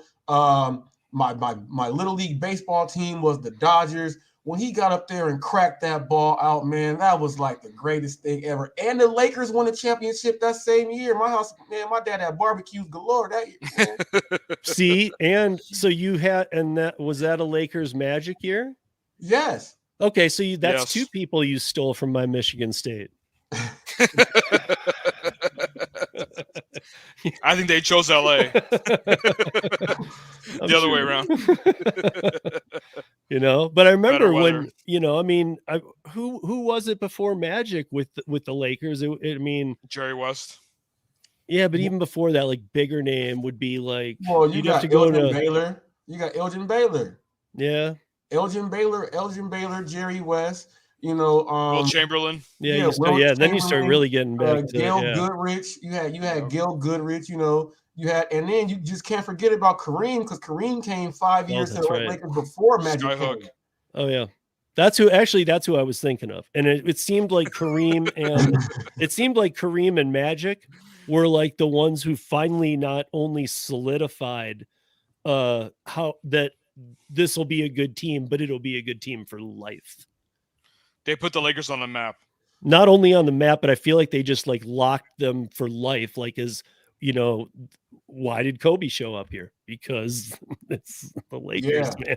Well, he was also traded. He wasn't a free agent. I'm just saying the Lakers found a way to have a big enough name where players wanted to go there, even if they hated California, LA, the team, whatever. Players wanted to be part of it. And you got to thank the logo for that. You got to thank Jerry West for that. Jerry West is the one that went ahead to pull Kobe and them. He pulled Shaq in the Laker time in town. Look, Jerry West said, he told them, he said, look, I want Derek Fisher from Little Rock, Arkansas.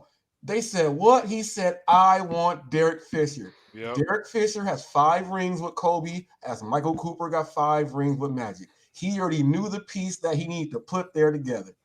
Mm-hmm. Yeah, Robert Horry, Big Shot Bob. I can't remember. I was seeing a comedy show. It was, I know you guys are probably familiar with who Bill Burr is, right? The comedian. Yeah. Yeah, he was in, I mean, he's turned into his own like wrecking force. He's amazing, but he did like 2 years of opening up for Chappelle on the road, which is unheard of. Most people only open for 3 months or something. But Chappelle liked him so much, he kept him on board. And he was making a joke about what were Kobe's 2 numbers, 24 and what was it? 24 and 8 and 24 to be exact. And 8 was the one he had first, or 24? Pro Kobe. Okay. So that was Adidas Kobe. There was some joke about, he's like, where Bill Burr was saying like, man, why you got the 8 jersey on? He's like, I agree, he's a great player. He's like, what do you mean? He's like, put the 24 jersey on. 8's the rapist. Damn. Wow. I'll tell you what number 8 is, Steve. Number 8 is scoring 40 points for a whole month twice in the same season. That's what, right. You got to remember that the incident happened in my state, though. Yep. No, I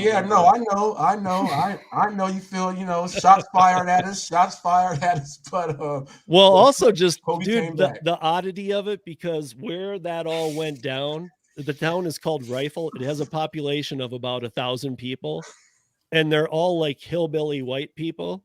So I was like, what the hell are you doing in Rifle, bro? Hey, well, that girl I felt like that alone should have like been red flags, and his people should have been like, you don't go there with this girl. I think he was set up. I don't know, man. It sounds like it was set up. That sounds like because it's like, man,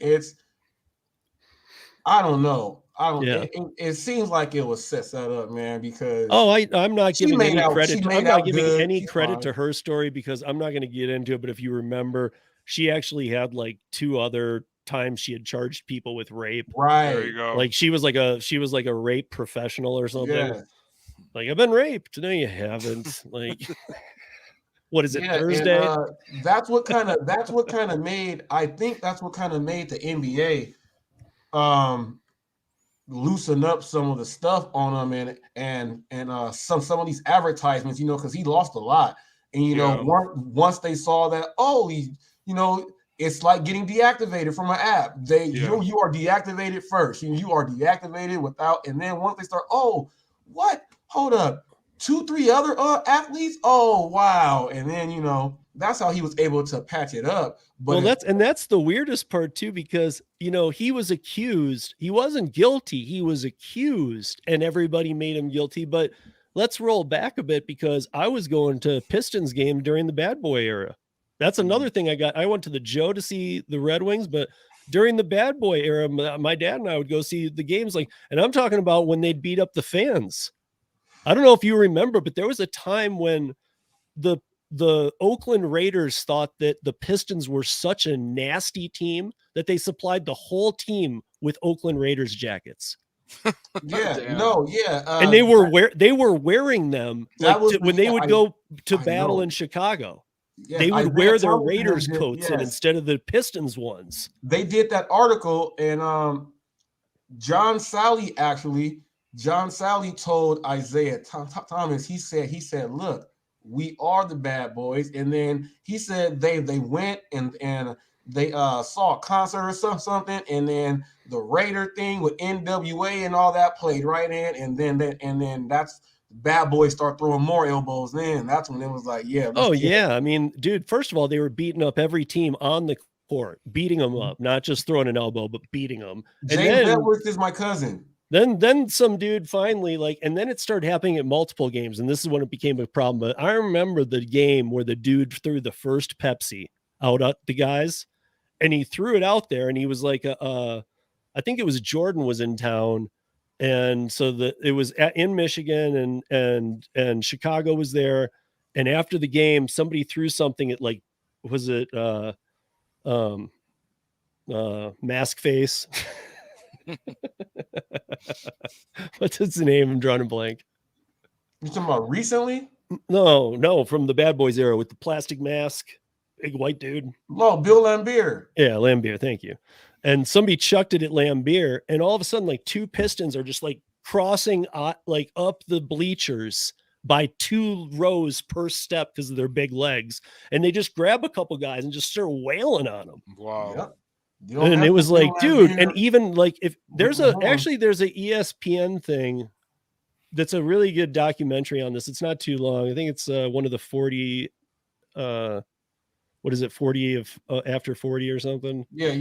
The 30 for 30s. 30 for yeah, 30. so yeah, it's one of those. And if you go look it up, it's probably the best one I've ever seen. Yeah, it's one of their ones that has the most. It's one of their ones that has the most views. Yeah, because you wouldn't think people. But see, that's why they have to put in all this stuff. Like back then, you can get away with all that stuff. That's like when Lawrence Taylor was still like the man. You know what I mean? Dude doing coke before a football game and beating people up. You know, you were still able to do that stuff. Plus, you had Bill Walton who was coaching the Pistons at the time? No, that was Chuck Daly. Chuck Daly, yep. Yeah. Chuck And Daly, so that was Chuck Daly was like, I mean, he was basically, a lot of people don't know this part, but he was basically affiliated with a major mafia outlet in Detroit. Yes. So he was like saying, beat him up. I don't care. Like he was like, I mean, he was a coach that you should be like, like, wow. The players called him dad. That lets you know. I mean, I am as strong to every Michigan team. I'm a huge Tigers fan. Watch all the games. We have the package. I'm a huge Red Wings fan, so I watch 2 sports that not everybody watches. I'm also a Detroit Lions believer, even though I've seen them wreck everything. But I actually fell off the wagon with the Pistons, and they're the only team here in Denver that I have some respect for. Is I've learned a new love for the Nuggets. Yeah, because don't mention the Lions, man. You got Megatron, Barry Sanders. Oh, and I remember the Barry the Sanders years, and I just remember like how hard Barry was having because he had nobody to help him. He was the Herman Moore and Scott Mitchell. Yeah, I mean there was a time when Wayne Fonts was the coach during the Barry years, and there was a radio station where the DJ at the time in Detroit, he actually got arrested. They came and arrested him during his live session because he offered he offered $5,000 for a picture of Wayne Fonts tied to the hood of your car. Dang. And the cops showed up and arrested him during his live cast. Wow. You know, you just put a bounty out on this guy. Put a bounty out there. You put it in here. And there's and you did it in Detroit where the fans are hardcore enough that they might do it. I just blocked him as a spammer. So that dude that keep doing that stuff, man. I'm like, man, what's up with that dude? Yeah, Pedro, hey, we didn't see Pedro throwing some Laker love out there. He said Showtime. Oh, he's a huge. He's throwing all that. Oh, he heard me say Afro. I think Pedro's a Kobe fan, not a Lakers fan. Yeah. Okay, here's the thing. Boom. Boom. Boom. Yeah. Boom. Yeah. No, I see all that. Yeah. Fro. I bet you guys know who Kurt Rambis is. Boom. Hey, man. Now, Steve, Kurt Rambis is. And then he ends it with, "I hate the Pistons." I hate the Pistons. Oh yeah, he hates the Pistons. I hate the Pistons too, man. But I gotta say, like, I used to go with my dad. We used to love to do stuff like that together. But I didn't hate the Pistons actually until all that started, and it wasn't even like that made me hate them necessarily. It's that I actually went through a long period of not liking the NBA after that. You guys remember the Mouse at the Palace? The Malice at the Palace, boy. Yeah, I was watching it while I was at work. Woo-wee. That was Man, crazy. that was vicious. That was vicious because look, man. that's that's in that 30 for 30. Yes, the Malice. That was like, man, but look, the fans who felt like they took it back to the bad boy days and they felt like Ron Artest is not gonna sock me in the face. What? What? Jermaine O'Neal, Oh, Steven Jermaine Jackson. O'Neal ran and slid. Steven Jackson. Didn't Steven Jackson deck the water boy? Yeah, Steven Jackson was up in the crowd. Dude, there was only one or two, but there was like one or two. The other refs had seen it enough where they were like, okay, this is going to be one of those same old Saturday nights. Here we go. But they didn't know it was going to go so far. But there was like one or two refs who were like, well, I'm going to do something about this. And it was like watching a rag doll. They stepped in and whap, and they went 30 feet across the room. Man. I was like, why'd you even try and get in that? Artest. I mean, I don't know if you guys watch the 30 for 30. It's actually weird because Pedro's now saying arrest. I love the arrest. To be honest, Artest. But it takes, when the police show up, it takes and I know it's Troy. It's not Detroit. It's Troy where the Palace is. So it was the Troy Police Department. Yeah. But it was it's kind of same as Detroit, kind of. And to be honest, they all get on the court and they're just kind of surveying because they didn't really know what to do either. It was so out of hand that they're like, dude, I don't. Yeah, it's reaction. You got to see where it's coming. You got to see where it is, and then go get it there. Right, but it's like they were watching 50 people over here, and then like there was one skirmish here, and they're like, okay, and then this is now 60, and now this is 40. So it was like it was getting out of hand so quick, and then they couldn't drop off tear bombs or anything because everybody was still in the arena. Mm-hmm. I mean, everything was going wrong for everybody. There was an NBA player named Fred Jones on the Pacers. He won the NBA dunk contest, and there's a clip. There's this big black dude, looked like this guy plays in all the sitcoms in the jail, like the funny big black dude.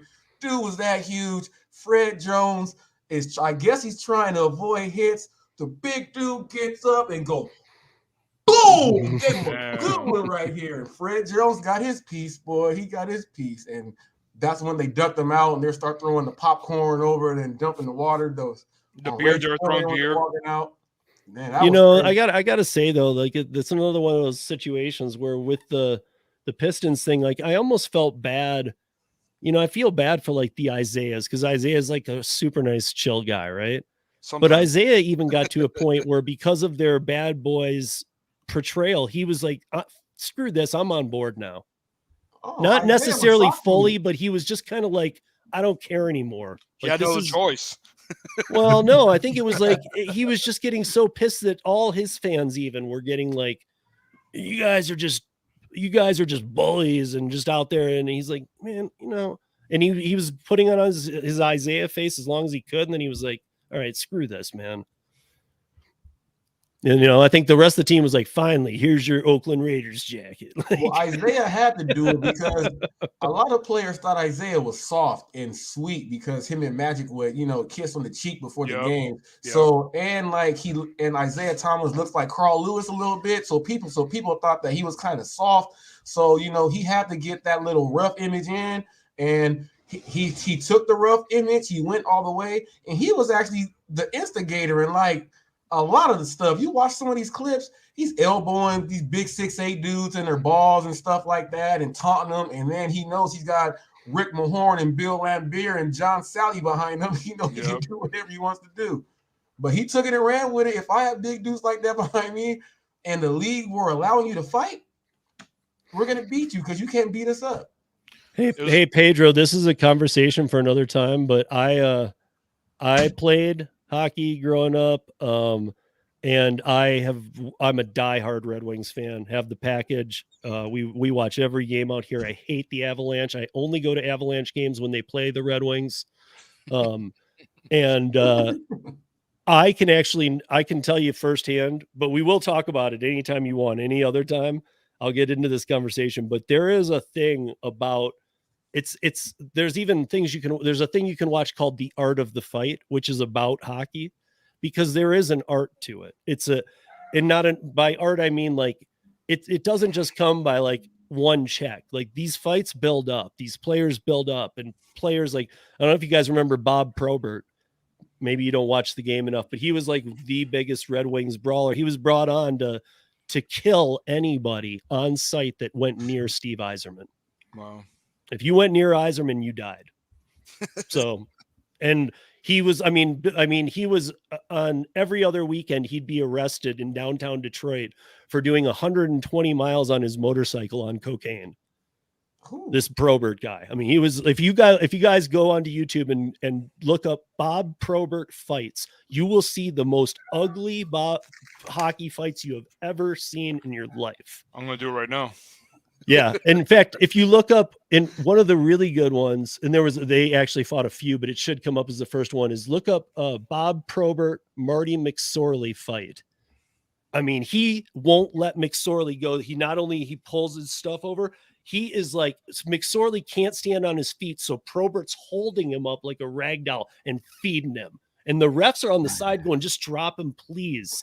Because as soon as he hits the ice, we can get in there. And he wouldn't. He was just like killing him.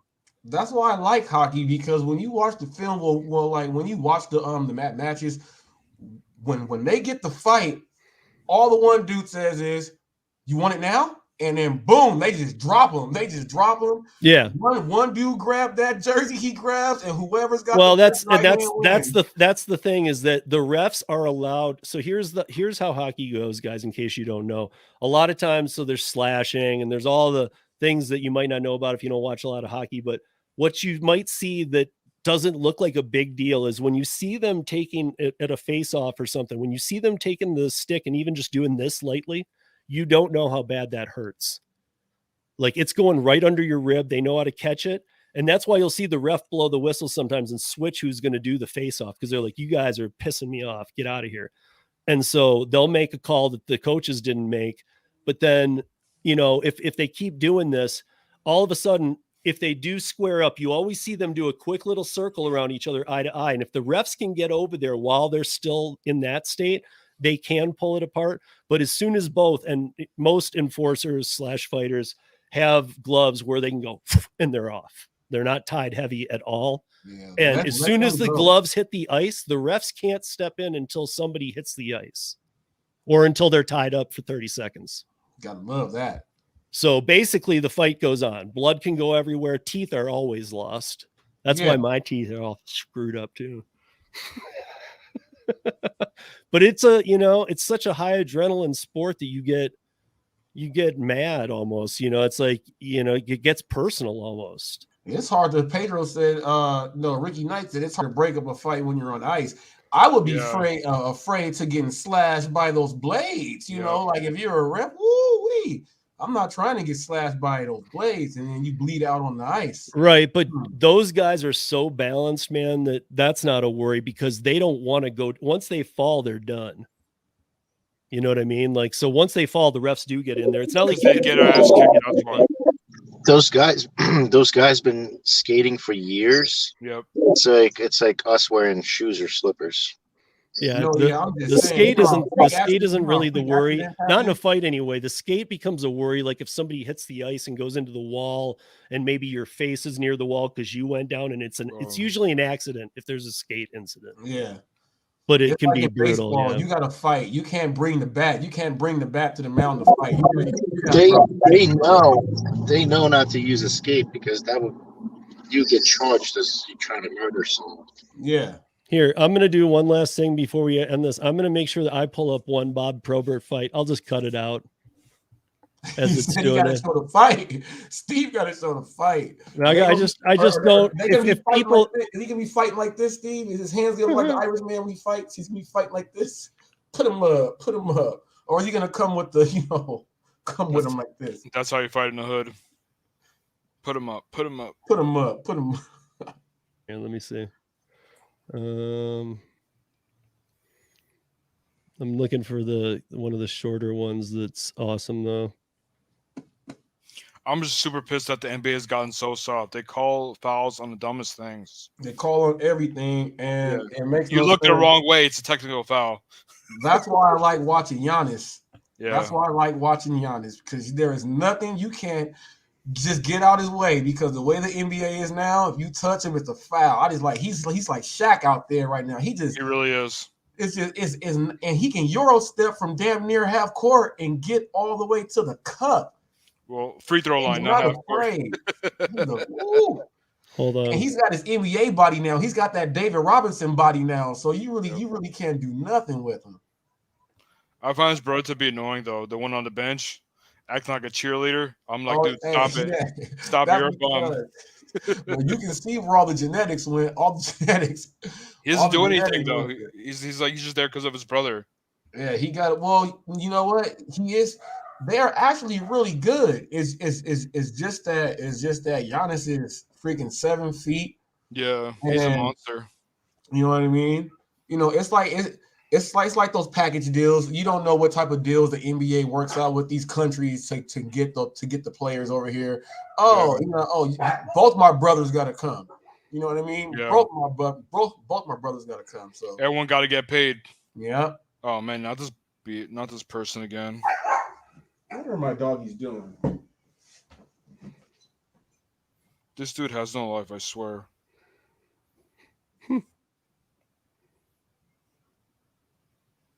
There you go. When your dogs are in trouble. They know when they're in trouble. I agree with Pedro. I think people forget like how good every NBA player is compared to the average person. Yeah, man. Look, I went to school for free. My travel ball team, it was myself, Tyson Chandler, Jason Capono, Josh Childress. There was a guy by the name of Ed Drogenhouse. He went up to Yale and played. JJ Stokes was at he went to go play at Missouri, but he went to Long Beach Poppy. I grew up playing with a lot of these guys. Like my dad is best friends with Tayshaun Prince's dad, Venus and Serena's dad. They all played together at Dominguez High School. But we grew up like with this circle of like the dads. So when you go and play against these teams in these tournaments, it's all the kids who are going on to the next phases. It's in California. I don't know if you know, Steve, but when it comes to football and basketball, dang near everyone. If you go to a certain school, you're going. You are going, guaranteed. And you'll see a lot of these players, man. He's in LA. You'll see him like Dennis Rodman goes, and a whole lot of these cigar shops, and just regular people, man. Just regular people in our area. But the work that they put in, man. The work that they put in is vicious. My son has no life right now. He's like, that's all I do. I have a weird feeling about Rodman only because he's friends with North Korea. That's weird to me. Only Rodman. Yeah. Only Rodman. But hey, as I end the stream, an alien. He's an alien. So here's what I'm going to do. I'm going to play this video, and then this will end, and it will let me clip it out because it'll say I violated or not violated, but it'll say that that he can't be monetized. We got 9 more minutes. We got 9 more minutes. No, I'll do this, but I'm going to say bye now, and thank you for joining us, everybody. If you want to stick around and see what a hockey fight is, it's 3 minutes long. It's definitely worth it. You're going to see 2 of the best at the time go at it. And so it's not even just a whooping on one. McSorley was thought to be one of the toughest guys, and Probert just had a different view sometimes. So I will share this, and then everybody go have a good Sunday, and we'll see you back here in a few days. But I recommend you watch this. It's pretty cool. I'm gonna watch it. Oh yeah, I'm about to go drive in Orange County. At least Sunday. No traffic. Yeah, I gotta take my son home. So yeah, boy, I might as well when I'm there get some in before I gotta drive back. You know what's the best part of Sunday? Chick-fil-A's closed. Oh, screw those lines. Yeah. Okay. All-time leader in penalty minutes per game. Wow. Career record punches thrown. No. The most penalty minutes ever served was Probert. So anyway, hey, what's up, Hannibal? I'm feeling better, man. Not great, but better. So I'm moving. You don't care. He still gets paid millions. Ah, dude, it wasn't even about that. He just liked to fight, bro. He really did. He was a crazy dude. He was a crazy dude. He actually ended his career with the Blackhawks, but he was at that point he had brain damage and all kinds of other stuff going on. Oh, that's crazy. So, yeah. But yeah, thanks guys. Yeah, I see Hannibal's like, this is like a 4-hour stream or 10-hour stream. I know, man. I actually in the beginning, Hannibal, it was just me for like the first 40 minutes. I was actually, and Pedro's in here too, so he'll appreciate this. Pedro was like in a heated rant yesterday from the get-go, and he even admitted it. He was like, "Oh, I'm on fire today," and so I'm laying in my bed like sick, like going, "I'm gonna watch this for sure. I'll see this." And so he was like, he was laying it down. That's kind of, for some reason, it must have like melded over to me, because that's how I felt when I started today. I'm like, that's it. I've been sick and I'm gonna lay some stuff down. So maybe go back and watch the start if you guys want. It was just me ranting, and I'm gonna go back and watch. I missed it. It's like literally the first 35 minutes, and I don't stop. Just continue going until it's 4:20. Ended on 4:20. No, if I go, I'm afraid that I'm gonna have to clip that part out anyway, man. Is the thing. Like, 4 more minutes is 4 hours, but I don't think they're gonna do anything to you, Steve. If anything, they'll just they'll give me the not a violation, but it can't be monetized. No. Besides that, if they block it, it's not a super long video. You could cut that part out. It's only 3 minutes, and I don't think they'll do it anyway, because Thea or whatever, our faces was on the side, and we were commenting about it. See, I'm so confused. That's allowed. I'm assuming the only way to find out, once you end the thing, it will upload it to YouTube, and just wait to see. But yeah, I've had that thing you said where I just can cut one thing out. I've had that happen, and I've done it before. And the worst thing, it's probably you're just not going to be able to monetize it. That's the only thing. But it's like, who cares? Yeah, that's not I'm not worried. I can't anyway at this point, but I'm not worried about it anyway. I just don't want to strike, man. That's all I care about. No. You're not going to get a strike. You won't get a strike. If anything, they'll give you a warning. Yeah. But there won't be no strikes. Usually I just get a, whatever it is, but it says like, it's not, it gives me the green check. This isn't hurting your channel, but it can't be monetized. And I'm like, okay.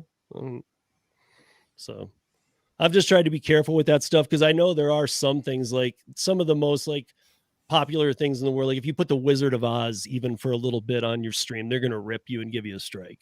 Yeah. If you put the Beatles on your stream, they're going to rip you and give you a strike. There are some Prop 22. Yeah, there's some things they look at and go, no, this doesn't. We don't follow even the rules on this. You get a strike. Sorry. They're like, oh, Prop 22 sucks for you guys. Well, it's all right. We won't do anything.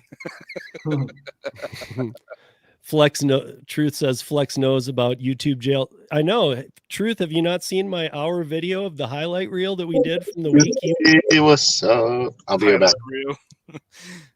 I made orders. We went live every night that Flex was kicked off, was on his probation and not able to use his channel. We snuck Flex into mine every night, so he was able to get on YouTube. And I made an hour like a highlight clip. It's go check it out. It's a side note. I hate how Flex didn't use a hot bag. What's that? I hate how Flex didn't use a hot bag.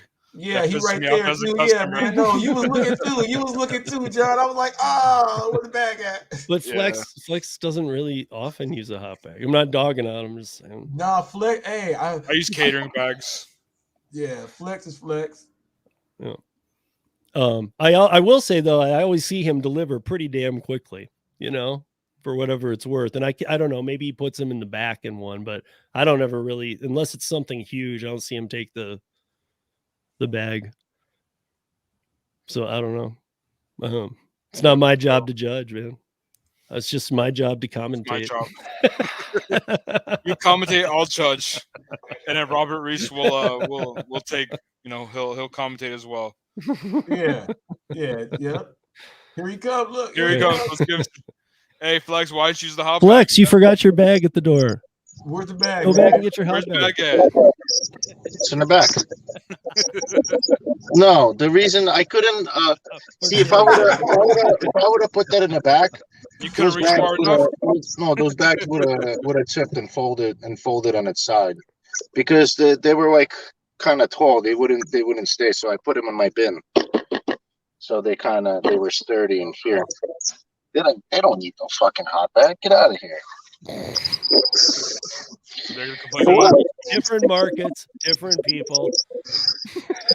Everybody's satisfied. They got their food on time. It's still hot. I didn't know they like cold food in New Jersey. I guess that's the part I'm mentioning here is not only different markets, different people, but different customers are the different people too. New Jersey people are New Jersey people. They don't care. They're just like, dude, just give me my food, man. Exactly. Hey, Flex, what you say? I turn the heater on to keep it warm. Huh? I said, what you say? I turn the heater on to keep it warm. I technically could, but I didn't have the heater. Yeah.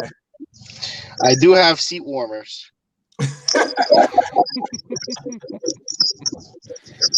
Oh shit! I'm getting a $26 banger from Cheese Fucking Factory. There you go. I took it for 17. Thank you, Para, for confirming that it's 26. Oh, Para. Is it a star? And by the way, guys, if you use my referral link from the utility app, those don't, whatever the extras will go to Roy. Oh, you mean like Gary referral texted money me in today. general? Gary texted me today. He said, "Yo, you got $12. Where do you want me to send it?" I said, "Send it to Roy." He texted me back. He's like, "I added a little more. There's 25 in there." Yeah, well, maybe If what we if you guys use my referral link, I will pass that over to Roy. You know what we should do, Flex? Because I know you and both we've been trying to think of something big to do, and hopefully Roy's not listening right now. Yeah, okay. He's too busy playing with a tarantula. But it will go towards this tarantula, dude. But maybe we could because I think me, you, Kim, and maybe a couple others feel the same. Like we don't need the referral money on the para stuff. Maybe we could ask him if he could pull all our para referrals to get it to Roy. It wasn't from para. It was from utility app. Yeah. But you're talking about from para. I get you. Yeah. We totally. Maybe I could talk to them and say, hey, listen, we just like when we all combinedly hit this, will you just send it to him? Yeah, I agree. I don't mind. Because it's a big number to hit anyway, but it's a big number payout, and I don't count on referral anything, whatever. So, I didn't create that many Paralink referrals anyway. They made one for Nugs, but I made one for you, Kim, Hannibal, and somebody else. I don't remember, somebody else. But then everybody started asking me, and I'm like, no, dude, I'm not trying to have a million of those out there for these guys. I'm just trying to put a few out. And they should be from the people who use the crap out of them and know them. So my market has gotten so oversaturated with drivers that I don't get high value or like orders with high subtotals anymore. They all go to new drivers and top dashers. That's so weird. It's bullshit. Yeah. So that's why I have to multi-app. Yeah. Well, I also do. It's a waiting game, bro. The beginning of the week, I think Monday or Tuesday, I only made like $50 or $60. They were sending nothing but like $5 offers. It was crazy. I couldn't not a single big offer. But it's like a waiting game. And yeah, you're right. I believe you're right. They like prioritize. They prioritize like newer accounts, I guess. They give them a little better offers, so just to try to suck them in. So they give it to people who take garbage orders. And like, yes, I was like, I guess call the senior account. I was getting nothing but garbage. Hey guys, it's 4:10. Now you're gonna make me wait. Come on, now we gotta go 15 more minutes. Or 20. 10 minutes. Wait. And then 5:20. 4:05. It says 4:05 or 4:04. Wait a minute. It's not in your time zones. It's only in mine. No, we're talking about the total running time. Right. Oh, but okay. Not it's the actual actually, clock time. mine are actually going to kind of sync up. Oh wow. I mean, Yeah, I'm only going to be a couple minutes 3:11 here in LA. Right. So when That's this funny. is over in 6 minutes, I'll only be 5 minutes from it. So I thought I was like, wait, all you guys are. That's where my brain's at with this sickness. I'm thinking, wait, we're not all in the same time zone. Hey, what part of LA you from? What's that? I'm in the San Fernando Valley. Oh, San So, like- Fernando. Okay. Like Yeah, Woodland yeah. Hills, Northridge, Chatsworth area. Yeah, Northridge. Yep. You're right Cal there. State Northridge. Man, that Good area. area. Great market. Yeah, that is a good area. That's a good area to go ahead and work in.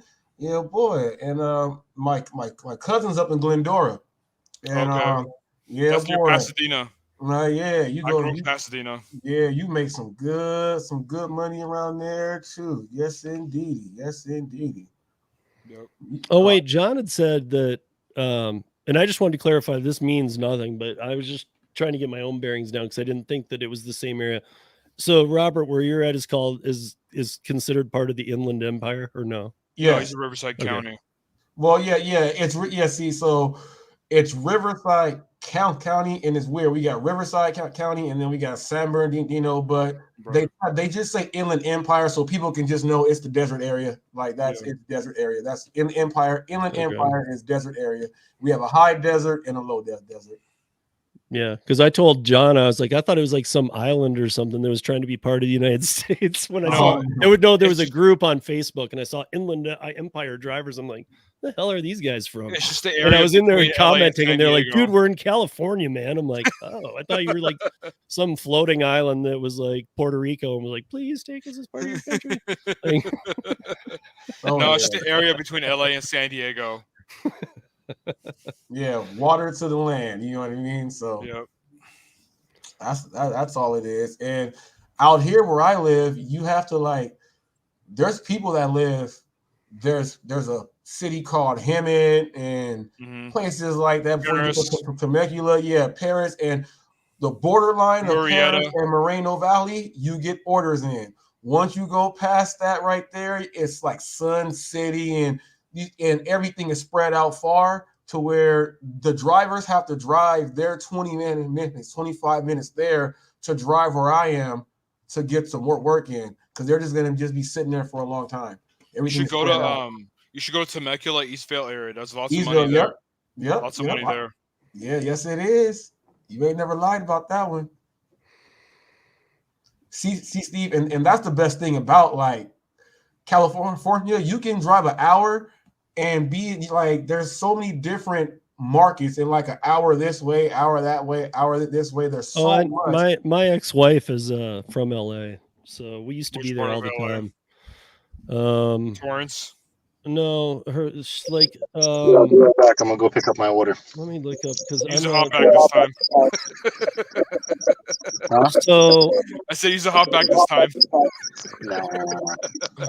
Well, yeah, no, I could put it in the back. It's gonna be a lot of stuff. It's a big order. Let me look up, or John, look up this address and you tell me what it is. Okay. I like having John on here. You see how he said, what part of LA? See, people understand. He's like, no, LA's a county. LA's massive, yeah. It's LA City and LA County. Right. I mean, I learned all that from being married to her and with her so many years. That's why I know. What's LA the address? so well. 909 South Longwood Avenue. Let me see if I have the zip still. This is Los Angeles, California. This is near Miracle Mile.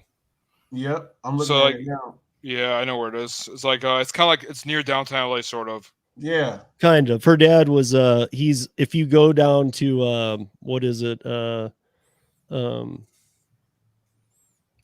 Olympic and what's the main road out of Figueroa?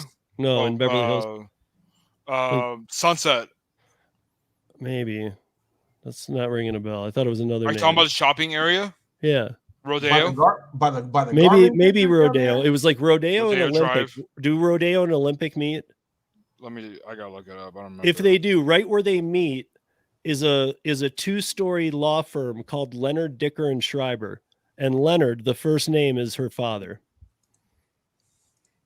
Sorry, what was the name of it? Leonard, Dicker, and Schreiber Law. Ooh, And you'll came see up. like their location is not a cheap area to be. No, that's very Dicker and expensive. Schreiber with a B, right? Okay.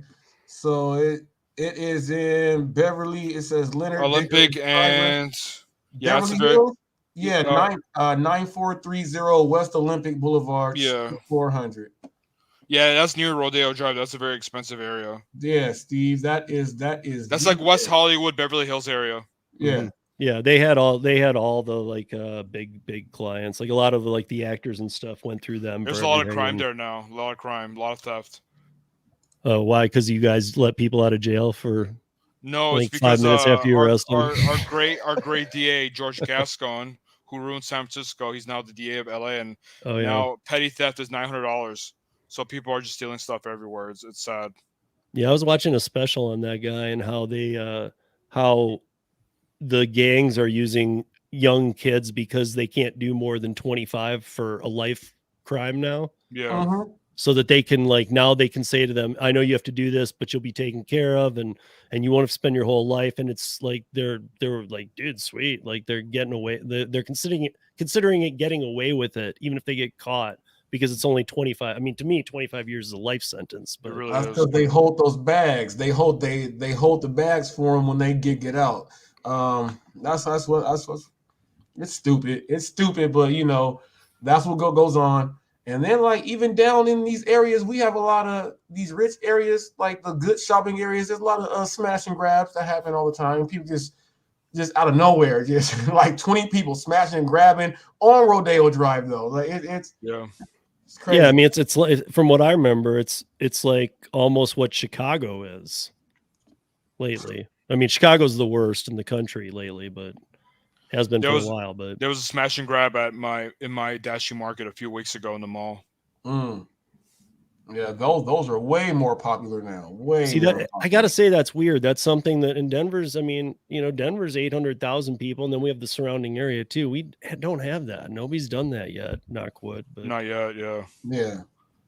But I mean, like there's we always a have the same copycat big city somewhere. problems that anybody does. I'm just surprised, because some of you big cities are getting out of control with it.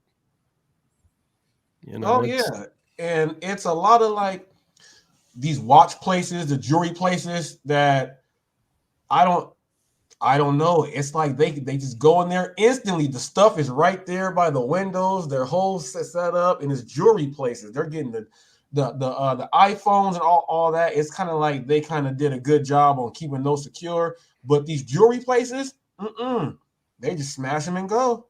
Let's get on out.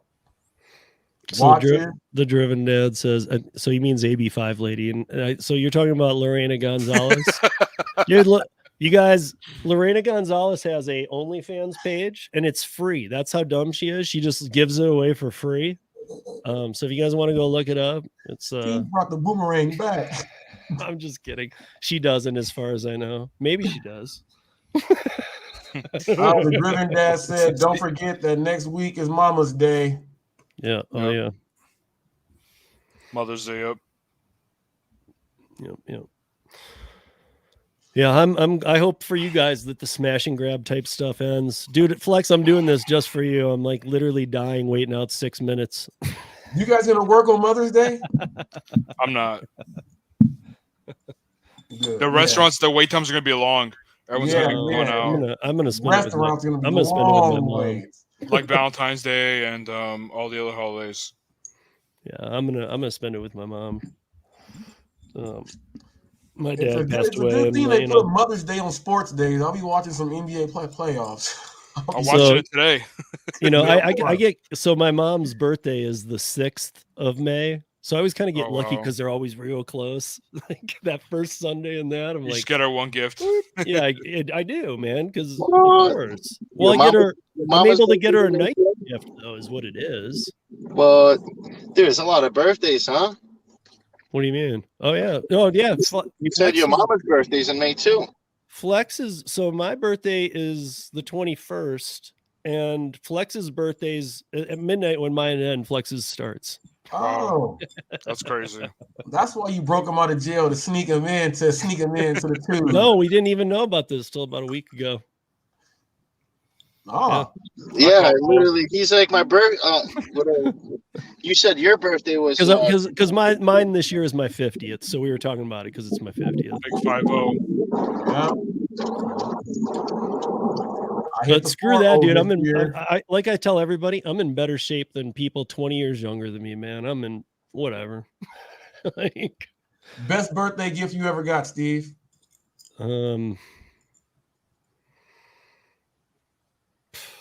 Not celebrating it. I'm not a big, I mean, I have got nice gifts. I'm trying to think, but I'm not a big birthday guy. I don't know. At least for me, I don't get it. Like, to me, I know that it's, maybe it sounds weird to people. It's just another day. I'm just as well working it. I don't care. Right. Like, if my son says happy birthday to me and I have breakfast with him, cool. After that, I'm ready to just go about a normal day. I don't need a. Right. I mean, we all get a party day because we were born. Oh yeah. Best gift I ever got. And it's like you get a gift every year for living a year longer. Oh yeah. You made it. Like, I don't know what my best birthday gift is. Yeah, see, I just do my birthday falls on the NBA draft every single year. Wow. So when we got Kobe in that draft, that's the best birthday gift I ever got because it lasted for 20 years, boy. That gift lasted for 20 years right there. I got to see 5 championships. The gift that just kept on giving. Yeah, it just kept on giving. I was like, no one beats that birthday gift. I got Kobe on my birthday. Cannot beat that. A Laker fan gets the man. Oh, Gary's probably in here going, oh, why don't you have the banner rolling? Why don't I have the banner rolling? I mean, you already got the Maximo image up there, the banner. No, I mean, to like, he always gives me, he says, you never say to like or subscribe. I'm like, I don't. He's like, but you should. And he's like, or put it on a ticker or something. And I have started, and he's right. I mean, it has changed, and it's not like it's making people do it. It's just reminding them. I just forget all the time. I don't know. Apparently, there was another mass shooting in Mississippi a few hours ago. It's crazy. It's getting out of hand. Oh, yeah. At a festival.